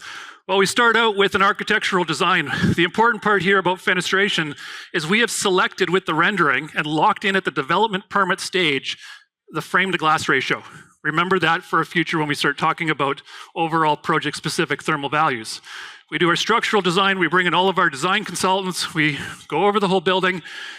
Only certain people are invited to this table. Why not everybody? Do we have a durability conversation at this stage? Sometimes we do, sometimes we don't. Complex projects maybe, simple projects maybe not. Then we do our drawings and specs. This is where we start to determine what materials we're going to put into the building. Are we having a durability conversation at this point? We go out to tender, and in a lot of cases, this is the first time the supply chain gets their eyes on a project. And if they see an issue that's risky, and they bring it forward, I used to be in manufacturing, so I've done this. The comment I'd often get from a general contractor is, just tender it based on the design spec. We'll deal with it later. If you're low bid, we'll have that conversation later on. Well, let's say you're low bid, then you're signing contracts. And you bring it up and somebody goes, why didn't you bring this up before? Why are we dealing with this now? So this is a common issue we run into when you're dealing with the manufacturing supply chain and you're relying upon them to deliver an awareness to a product's limitation and ability that goes into it. And then once you've committed to your price, only then, remember we talked about kicking the can, then we ask for the structural design to be confirmed, which is going to start to trigger reinforcing, some thermal conductivity issues, spacing of mullions, size of components that go into it. Is it a vinyl product, fiberglass, wood, aluminum, what is the materials going into it, but we're doing this after we've committed to a price, which creates a very unique issue in regards to can we pivot and make change? What influence does the industry have to actually say, hey, this may not work, we might have to do something different. And more recently, what we're seeing more and more now is energy codes push higher and higher up. We're saying thermal performance values, gateway sizes from NFRC are no longer accurate enough for us to predict the overall building's energy performance. So we're asking for project-specific thermal evaluations of the fenestration and facade systems. But here's the kicker, is we've determined the frame to glass ratio at a very early stage. What happens now if we have too much aluminum to glass and we have too much thermal conductivity and we can't make the facade work when we do the project specific thermals? And I got a case study I'm going to show you where this became an issue. So when do we, and when I say we, everybody in this room, when do we bring up risk and durability? When's the best time to have that conversation in this process? And this is why I start to ask, is our process that's been rooted in about a 20-year history of doing fenestration design post-contract signing may not be the best and appropriate way moving forward with all the code changes that are upon us. Especially since codes have been digitized, the rate at code change is every 2 years we're seeing a shift in code. It used to be every 4 to 5 years, but for some reason now it seems like you can just make a change and post it online and it's implemented pretty quickly. So one little bit here too is a conversation we haven't had that sort of shifted is how a window is installed in the actual opening. We focus so much on what the overall system of the window is, but now as we're starting to exterior insulate our assemblies, we have to focus on the fact that this window over here is what we've been taught 20 years ago. Push the window to the interior, it warms it up, but look at the overall U value of the install versus pushing the window in line with the insulation is giving you an overall better performance. So there's an aspect here that we can play around with not just the components, but actually how the components are integrated into the assembly, which I bring this up is a fundamental important conversation to have early on in a project. Where a punched window sits in an opening can have a big aesthetic appeal on the overall building. And if you can influence that early, you can actually potentially have a lower performing or a worse performing window, which can be more economical for a project, or maybe going from triple to double glazing if you install the window correctly in your opening. Fundamental building envelope thermal aspect that we can dig into. So I do a lot of posting on social media and LinkedIn with topics like this. And I posted it, I'll show you the photo upcoming, and somebody commented, and I love the comment and I love sharing with everybody because it really sums up where we're at today. The focus on total energy use is a target for design and construction. That's our step code, that's our energy code. Think about it, total energy use. The total building's energy use creates a significant number of less than optimal choices. So as designers, as specifiers, what we've used in the past, we may not be able to use in the future. The energy code is changing that. Knowing how much gas a truck uses in a year does little to help us understand what load it can carry up a hill or to safely descend it. So anybody who's out there been looking to buy a car, you might be looking at it for its fuel mileage, especially today. But if you're planning to buy an RV and tow it up the Coquihalla and down the Coquihalla, you're probably going to make a different decision. And so the point we're making here is that energy codes that are upon us are about the whole building's performance. And they get selected very early and give us little opportunity as an industry to provide input on that may not be the most durable solution to solve the problem. Those conversations have to happen earlier in the process to understand what risk we might be putting ourselves into. So what can go wrong? So here's two examples of a PVC window. So when we talk about combustible windows going in non-combustible construction, be prepared. We're seeing taller and taller buildings with PVC windows going in. They're more economical. The U values and thermal performance is in a way lower. But what's going on here? Why are these windows failing? So the window on the left it's a screenshot from a Fenestration Canada Tech Talk, which I recommend everybody listen to because it's phenomenal in understanding the concept here. This is a window in a house that's sold to a homeowner as high performance.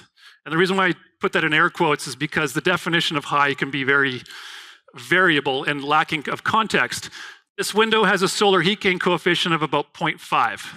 So why is that significant to what this issue is the definition of high performance under energy codes is if I get a lot of heat coming in the wintertime, I can reduce my heating load, which is really good. But what about the summer? Well, we put air conditioning in.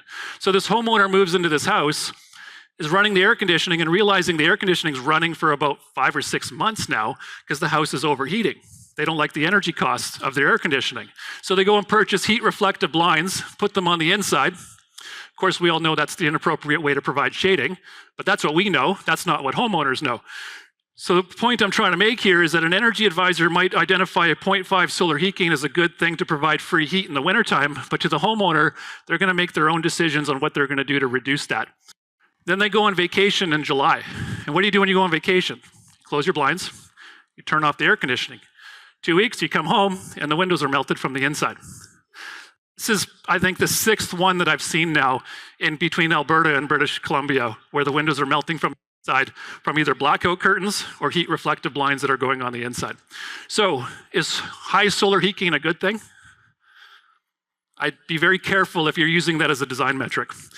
The image on the right, you can see there's a slight bow to that sash. That's a white vinyl window painted black, designed to mimic the look of aluminum, in my opinion. So when you start getting into lower cost windows, more thermally improved windows, when we get into the durability conversation, economically it might make sense, thermally it might make sense, but from a durability perspective, this window is struggling to go through our hot summers because it's absorbing more heat, it's causing the sash and the frames to bow, and in some really concerning situations, you've got a window here where you can see the glazing is delaminating from the frame. And in this case, it's a life safety issue where if you were to push on the glass would fall out of the window. The frames have bowed so much because it's absorbed so much heat. So can we predict these types of things when it comes down to understanding risk and durability? This is from the ASHRAE Handbook of Fundamentals, light colored surfaces, dark colored surfaces. And you take the extreme exposure events, where at 4 o'clock in the afternoon, a 34.7 degree day, on a west-facing elevation, you're getting to 52.4 degrees of an increase on a light-colored surface, and on a dark-colored surface, you're getting 70.1. The temperature at which we see PVC windows start to soften or replasticize is between 70 and 80 degrees Celsius. So what happens when we get into climate situations that are occurring more and more frequently? We look at the Lower Mainland, Vancouver and Abbotsford, a lot of energy codes are designing whole building performance based on average loads that the building goes through, but as a component, we have to focus on the impact a peak load is going to have on that facade. And so if I take Abbotsford, we're seeing here historical data of 42, 38 degrees, and in Vancouver, it's a little bit more milder, but this is from 1991 to 2020. What happened in 2021 in June? Right, we got to 45 degrees. So we're starting to see environmental conditions in the Lower Mainland that are pushing products that we have to consider significant durability conversations as we go into it. So, little sidebar here, standardization versus project specific. I talked about when's the best time to have the conversation about thermal values of a facade. This is a bit of a case study that we worked on where we got a curtain wall system on the assembly where the specification was set by the architect or the energy advisor at 1.22, but a project-specific U value. The supplier had bid on the project looking at their data that they had pre-done, which they looked at the NFRC values. Oops. The NFRC values, which right in here is a 1.01, which is based on a 2 meter by 2 meter fixed combination, which is about 14% frame to glass ratio. Assuming that, yeah, okay, with the amount of aluminum on this facade, we can probably make the 1.22 work because, let's face it, are you doing the project-specific thermal calculation at the tender stage, or are you doing it if you're going to win the job? Because there's a cost to doing that calculation. So there's a lot of sometimes rolling the dice to make sure it's going to work. But then when the project's all done, we do a project-specific thermal calculation and it lands at 1.35. So now the product is non-compliant. The problem is this is all done after renderings are done, development permits are done. There's very little ability to adjust and change. This system is already maxed out with triple glazing, maxed out thermal break. What do you do? Well, we played around with it and we thought, what if we start removing some aluminum? And we reran the calculation and we got it down to 1.275, which was going to work overall for the building, but the architects basically, we can't change the facade. It's part of the development permit. We're not going back to that drawing board. And so the real issue comes down to now, what do we do? How do we make this work? And product's got to go into production in a week. What do we do? And we basically got to make it up with insulation in the wall. So, what can change? Bottom line is we got to look at our process.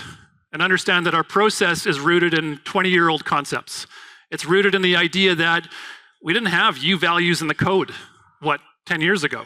We didn't have embodied carbon conversations. We didn't have the aspects that were telling us what to do. We weren't doing the energy calculations like we were, but now we are. And we need to change our process to match the current codes and the systems that we have in our place. Having this conversation early on, so there's a project I was involved in where the architect had drawn a facade of curtain wall with a certain specific spacing of vertical mullions and wanted to know, number one, will it work structurally? Number two, would it work thermally?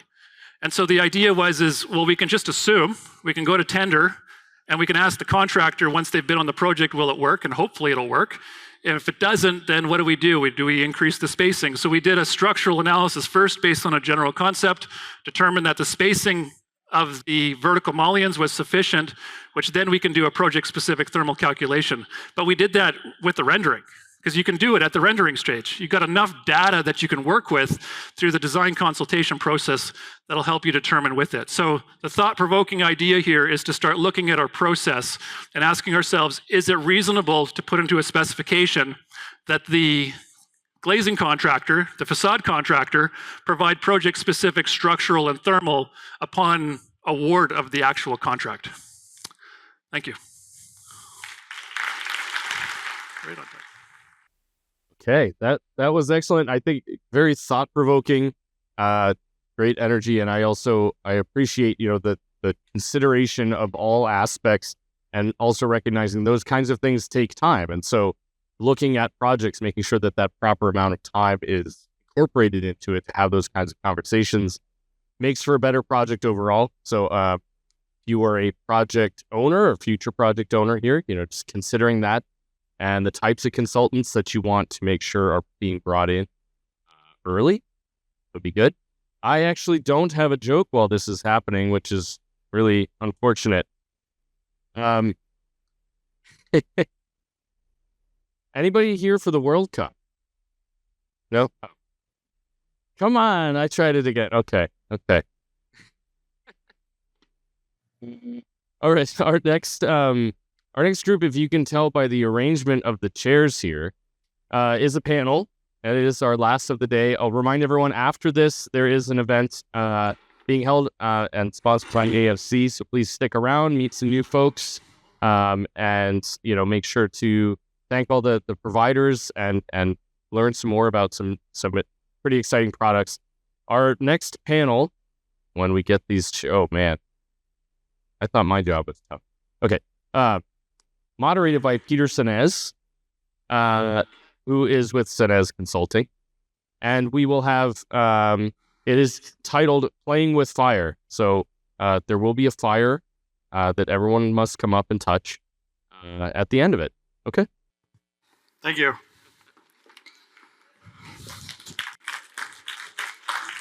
It's the end of the day. Come on, you got to do better than that. All right. We're going to shift gears and talk about stuff that burns, and unfortunately, sometimes that's cladding. Just find my remote here. So a couple things. We got a group, mostly designers. I kind of wear a bunch of different hats. One of them's a forensic hat. And so I'm going to talk a little bit about the things that can go wrong with cladding systems. So on the left, you can see a wildfire, which basically took down. So it's kind of a small, medium, large theme, and just try to keep it simple at the end of the day for you.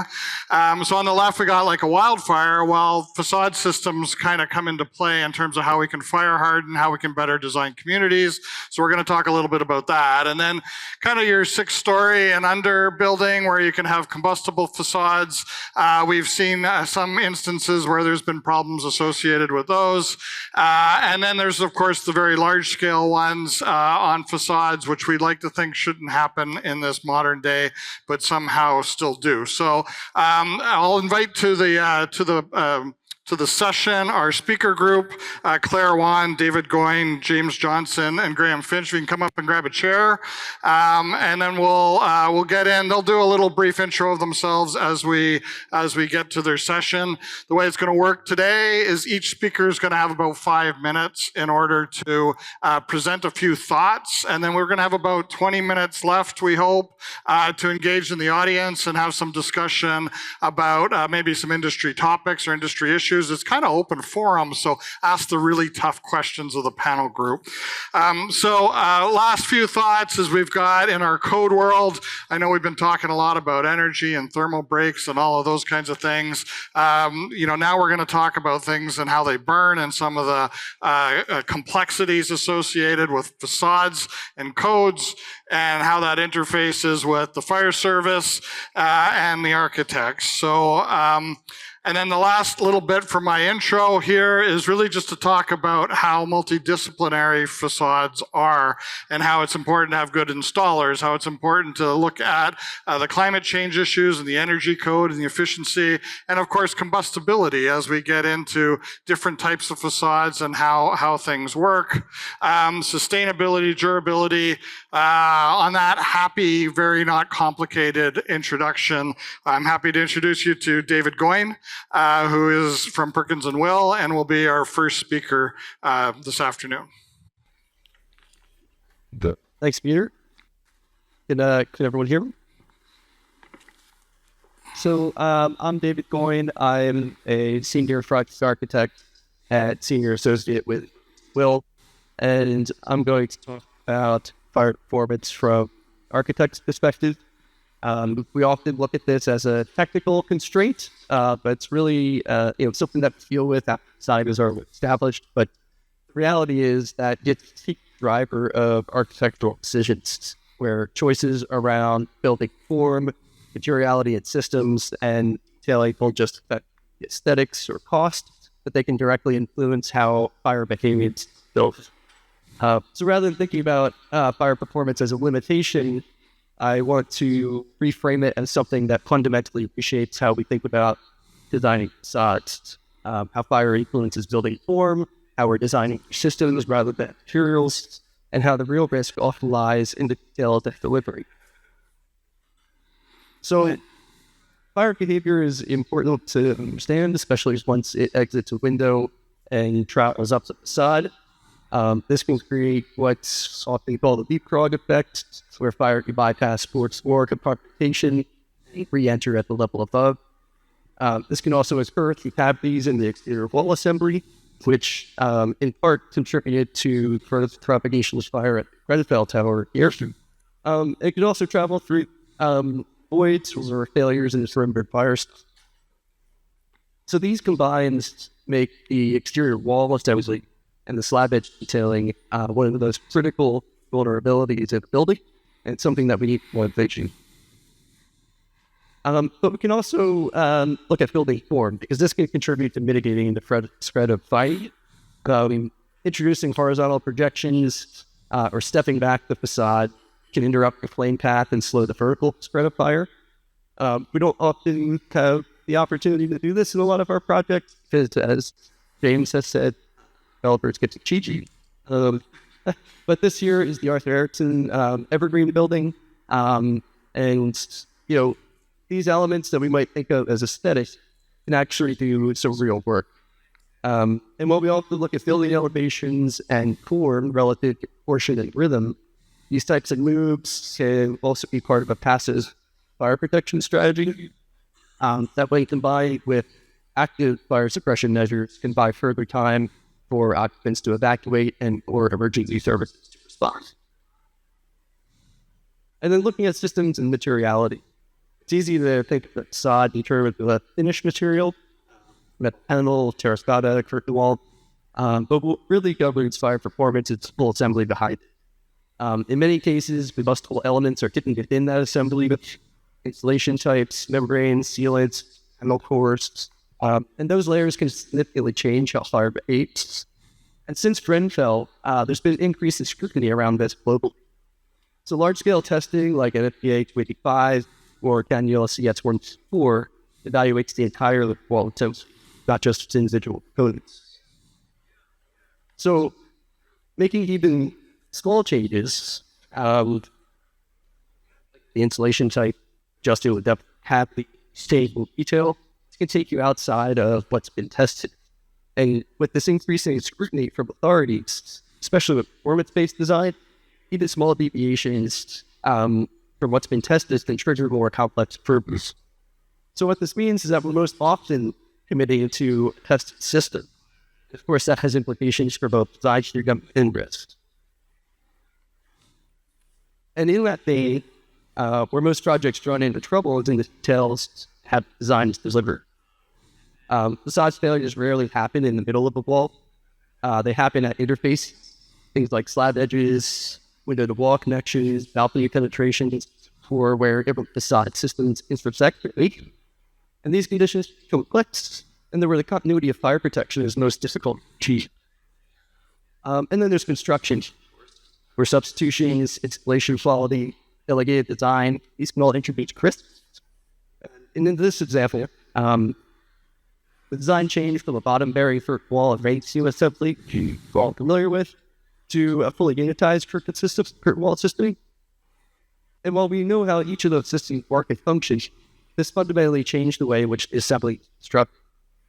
So even if the design is sound, it can still fail if these details aren't coordinated and executed properly.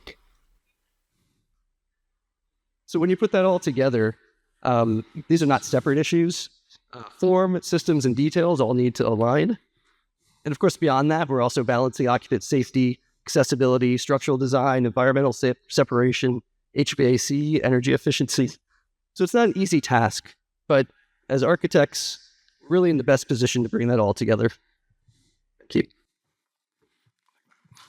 Oh, I don't want that. You keep that. Thanks.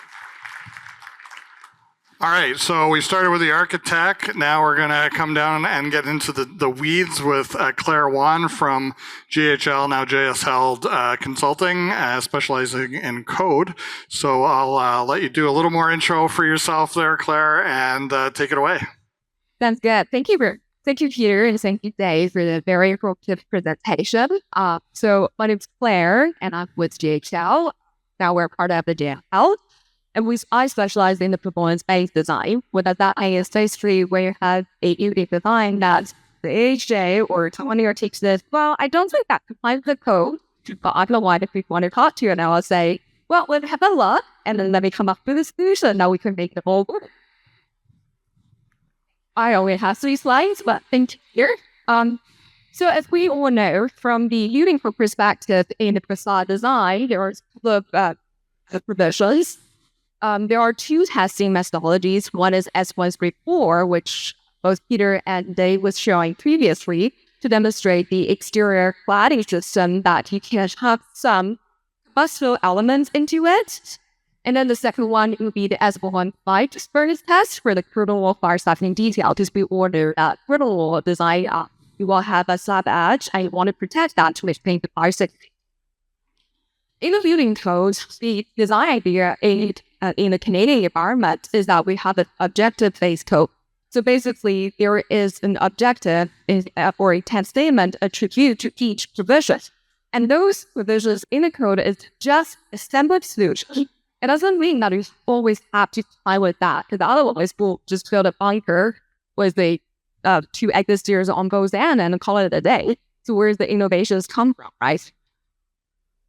So that's why they come up with different solutions, and that S134 test was also included in the building code, intended to allow certain flexibility. However, at the design stage, or at the committee stage, when they come up with those testing methodologies, they debated and they used a post-flash fire conditions, which representing the most severe fire conditions at the urban environment.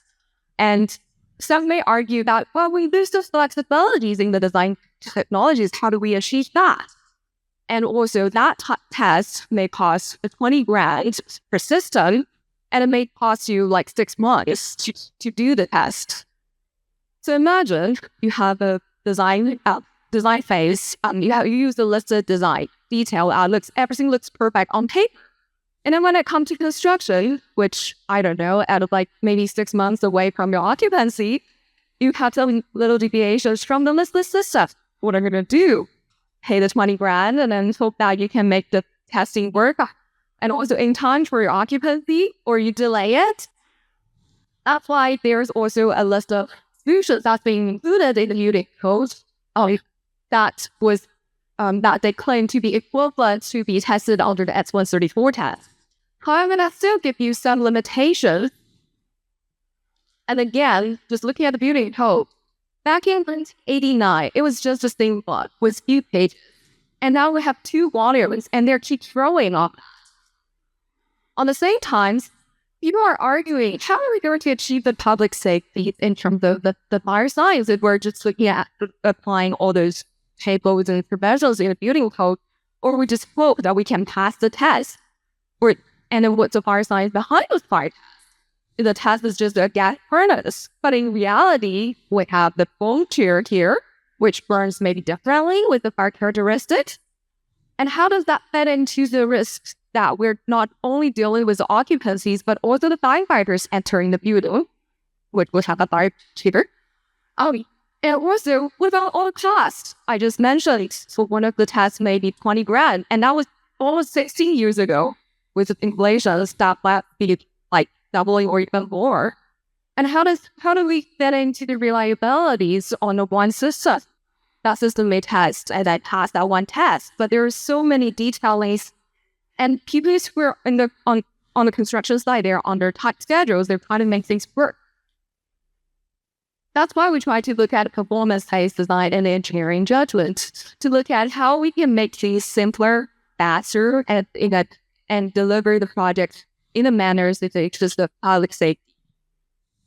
We also have new materials such as matte cinder, and for that kind of materials, there is the limited testings available out there, and there's no experts who understand how the fire performance of all those materials until you actually test it or witness it. There's also a lot of awareness of how do we achieve with all those combustible materials for the AHJ. They may say, oh, it's wood, it will burn, it will contribute to fire spread. But in reality, there are different methodologies we can look at, not to perhaps a significant thermal mass to absorb the heat and limit the fire spread to a certain degree that it's acceptable in terms of building code. We can also do the protocol design in the terms that when it comes to the constructions, the details may deviate from the listed design, but the actual post design may not deviate from the intent, which we're trying to maintain fire safety. Good study. Great. Thanks, Claire. We'll now turn it over to Graham Finch, who's from RDH. Feel free to do a more intro for that and dive right in. Thanks, Peter. Graham Finch, RDH in Victoria, and passion for building science, building closures. And in the last 5-10 years, really pulled it to the fire side. Fire has always been a part of building science, but wildfires in particular, it's really sustained at dealing with buildings or burning buildings. So that's why I like it. But today, talking about wildfire, the challenge we have in our industry now is we are seeing more and more large fires that are devastating entire wildfire. When you look at wildfire, there's 2 aspects. There's actually a lot more in the higher level, but when you look at the building enclosure, why is building enclosure here? The building enclosure is the mass flux wildfire. Wildfire is also not covered at all in our buildings, without a building science does it. And so when you look at the building enclosure, a lot of what we're doing there already, we can actually improve to make more wildfires in it.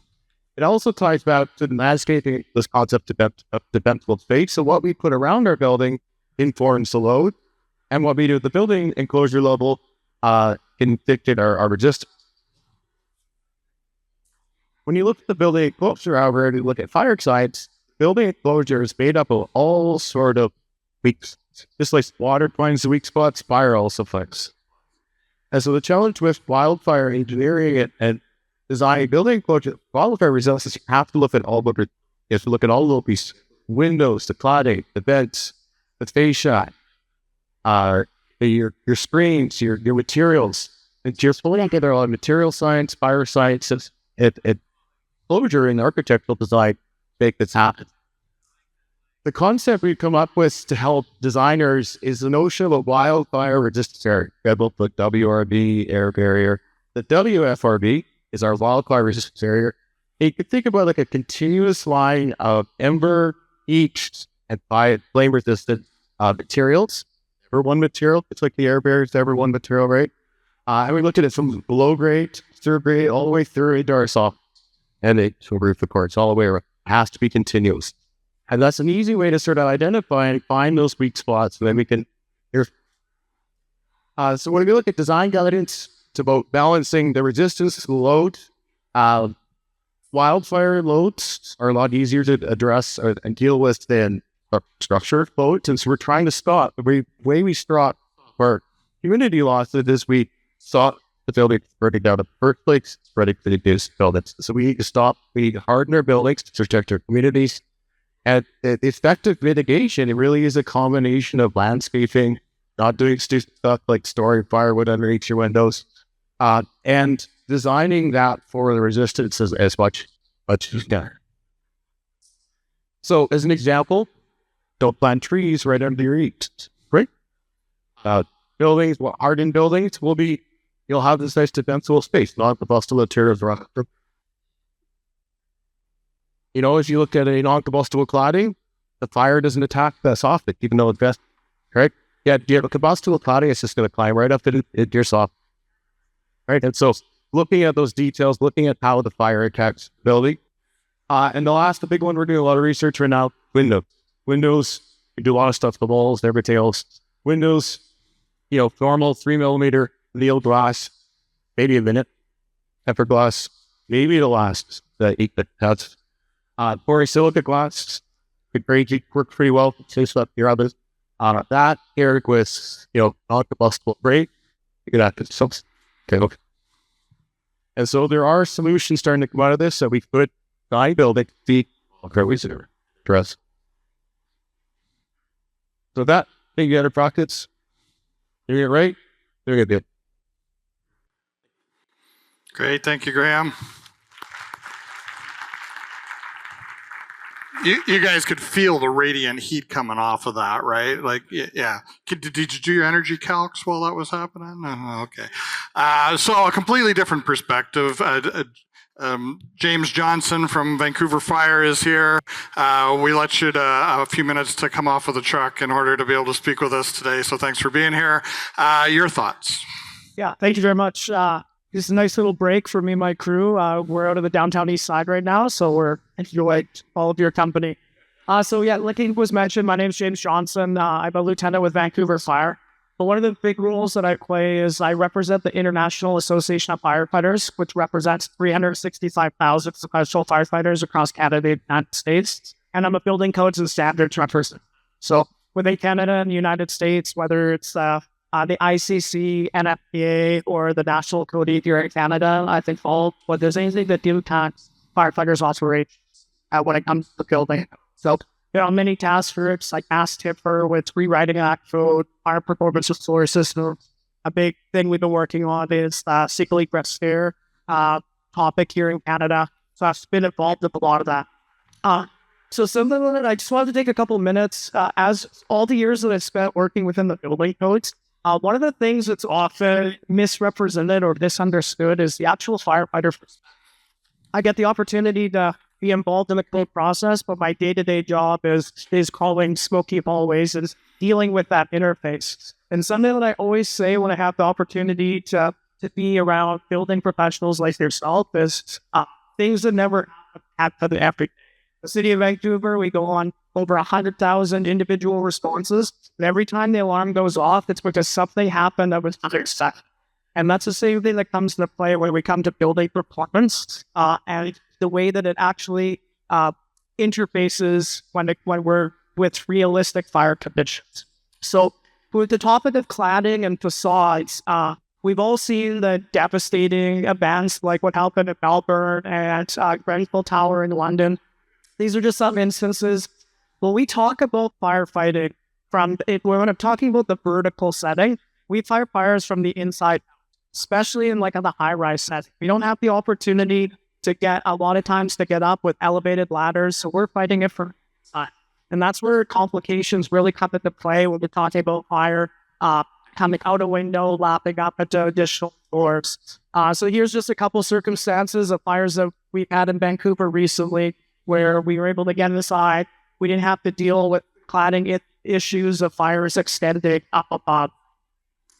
So then we talk about the realities of what our operations are. And a lot of times, maybe building professionals don't understand the process of it. So we're talking about fighting fires in standpipe equipped buildings, whether that's a mid-rise or a high-rise setting. This is some of the equipment that we bring up with us. We're going to be using the building system to actually step into the standpipe, pump into it through the fire department connections, and that's going to be our water source to fight the fire from inside.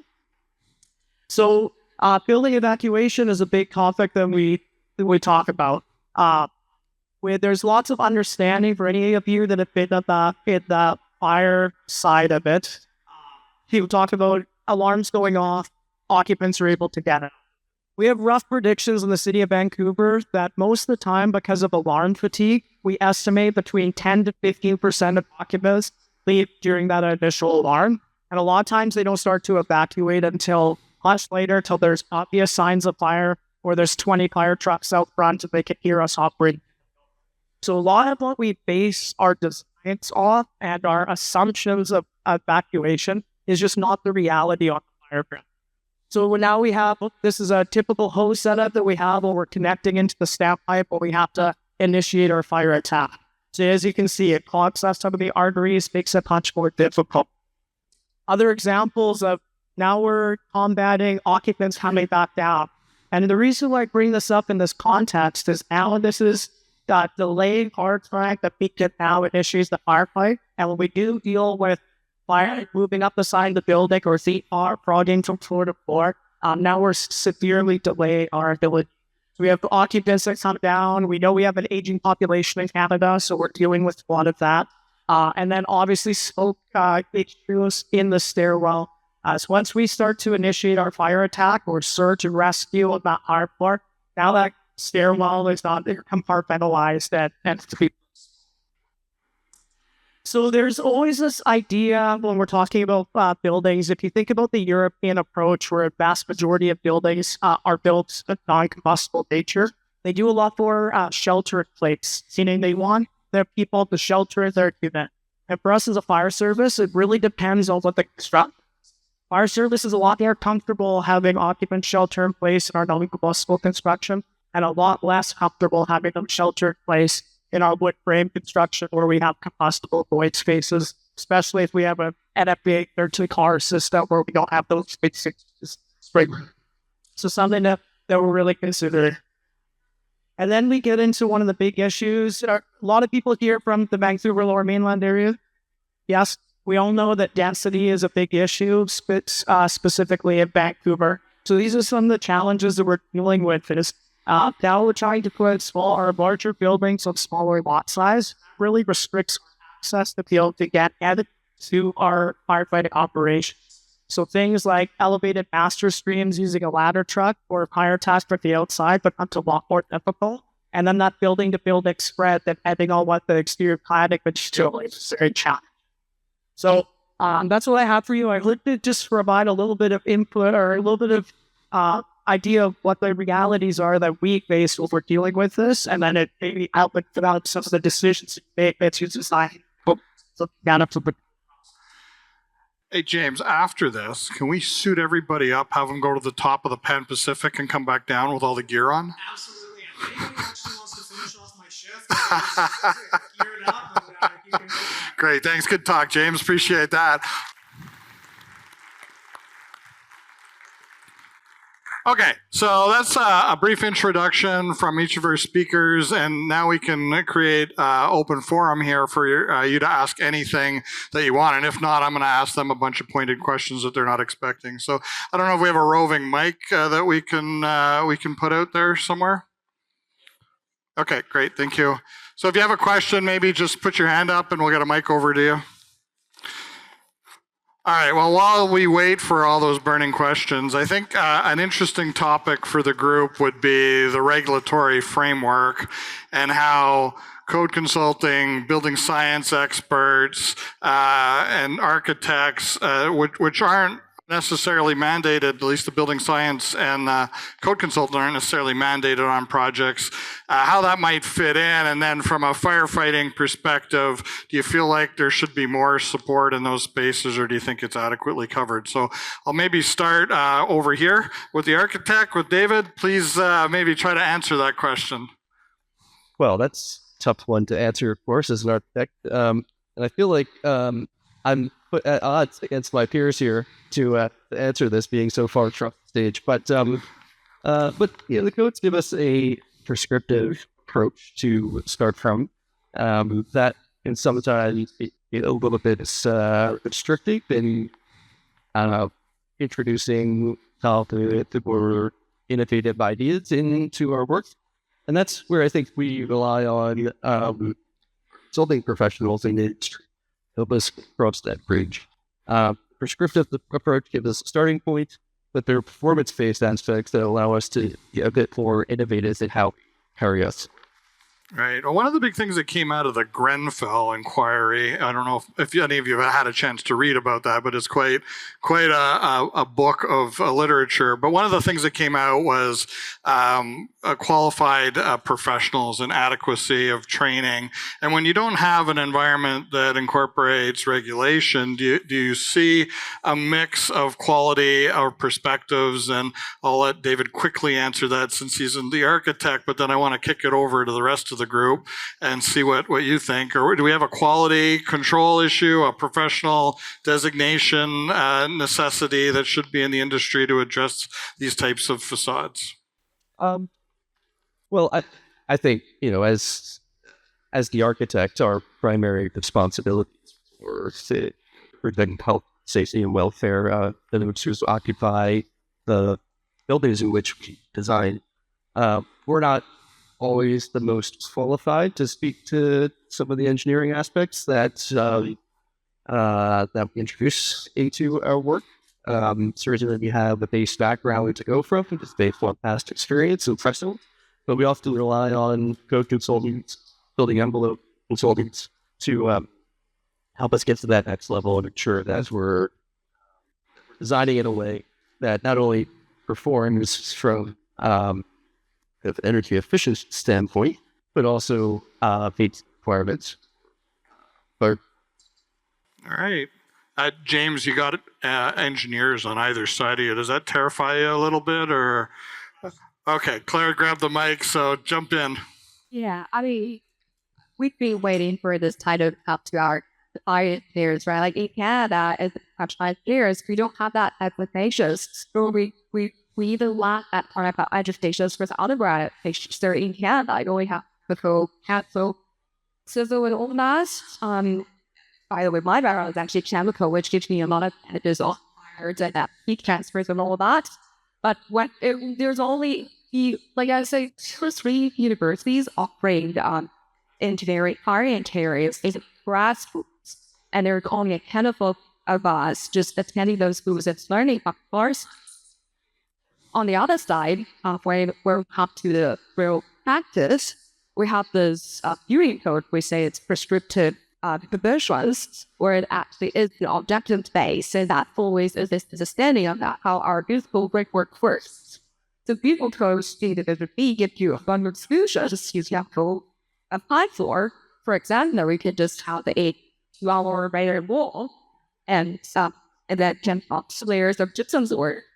But you can also have a system that relies on sprinklers or glazing to achieve the same level of performance. But that's not just describing the unique codes. You have to have that professionals to demonstrate why that is all good. But again, on the other hand, you have a casualist who doesn't understand why their fires are so right. There's a lack of education. You may also have someone who has 20 years of experience say that, oh, I think this system makes God that project, or many other projects, I have 20 years of experience, so we should just ignore that.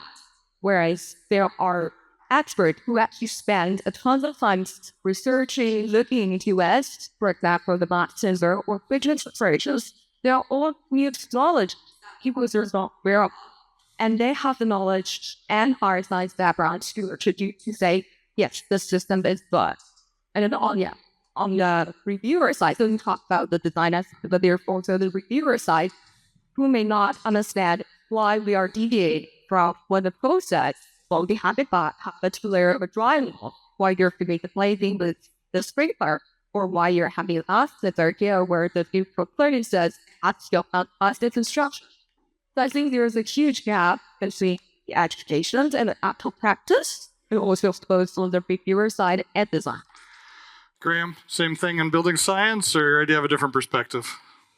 Well, the biggest challenge with wildfire buildings were never defined. And so we're dealing with the load. And all we can do now is get fire work. Do as much as we can, landscape and heart. The challenge is, if you look at California, fires over chapter, that's the big kind of space of California. That will help. It's not real. That's, it was. Retrofits, the landscape from the building.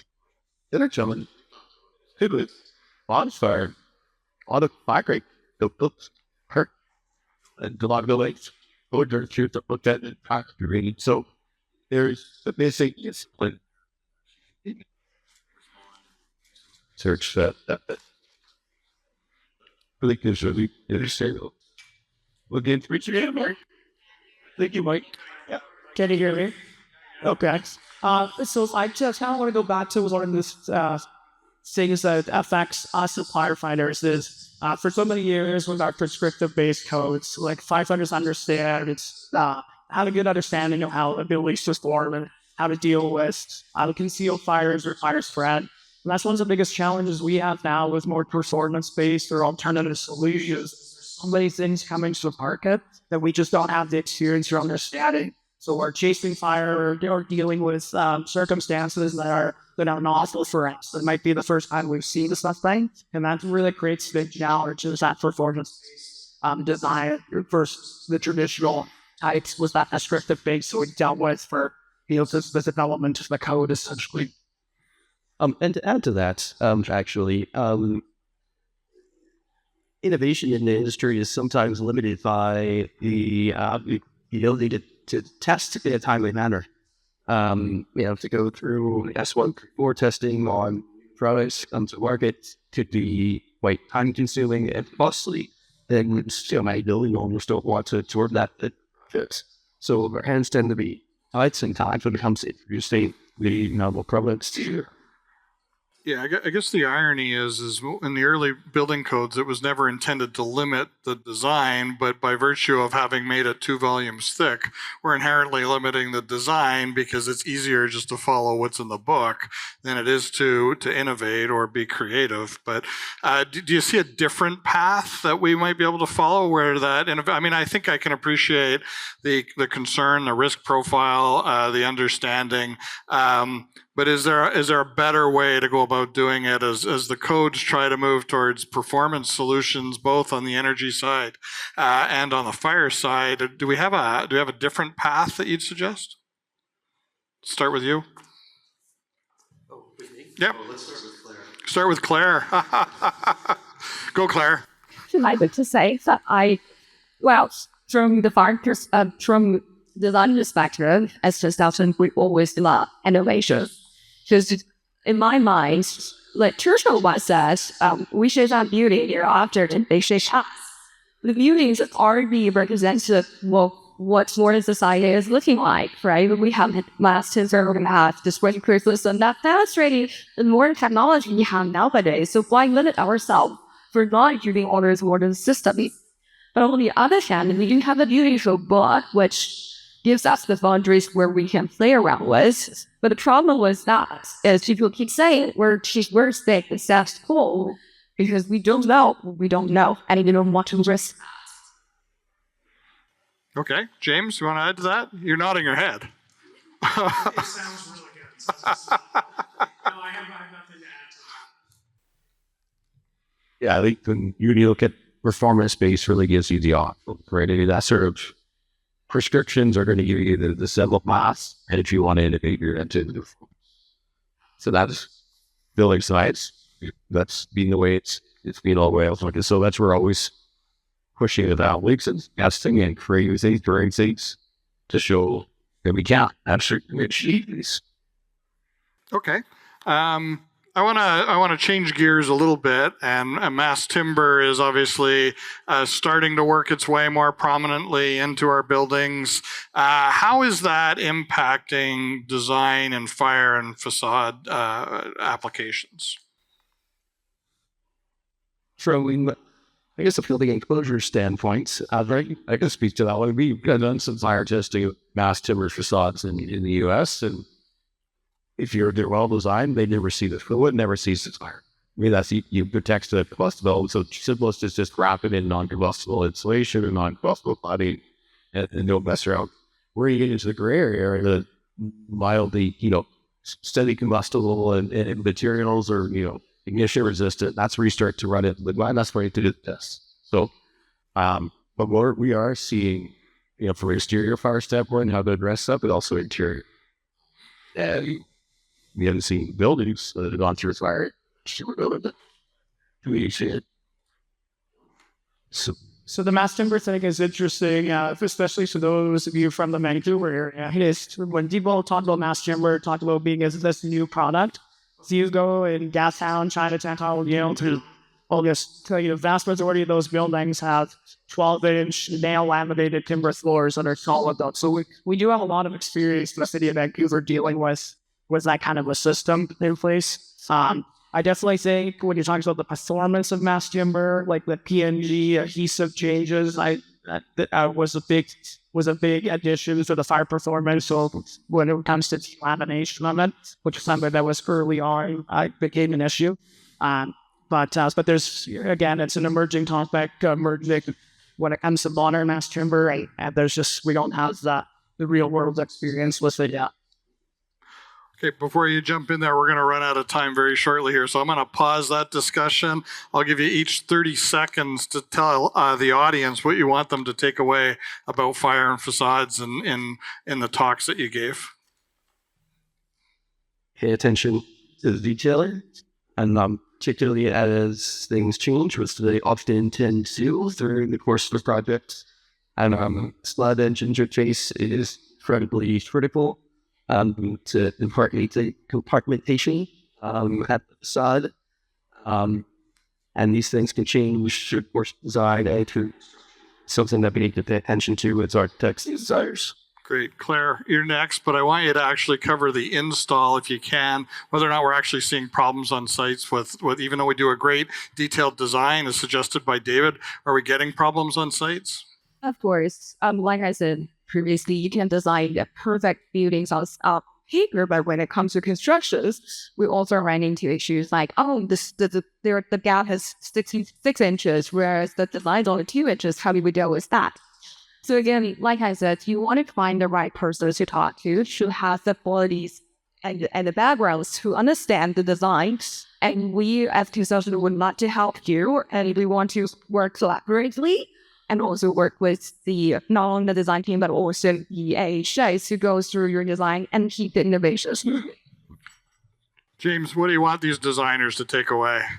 Well, one big thing from the fire service perspective is in the last number of years, specifically in Canada, we've had a lot more involvement in the code process and a lot more interaction with building professionals. And that gives us a greater confidence that our voice is heard, and that you all understand our challenges. And then I know through the work that I've been involved with the various task groups, we leave with a code that we're comfortable with as well, because we've had that ability to interact and interface with the code process and the designers. Something that I think is a really benefit or an improvement in recent years, specifically here in Canada.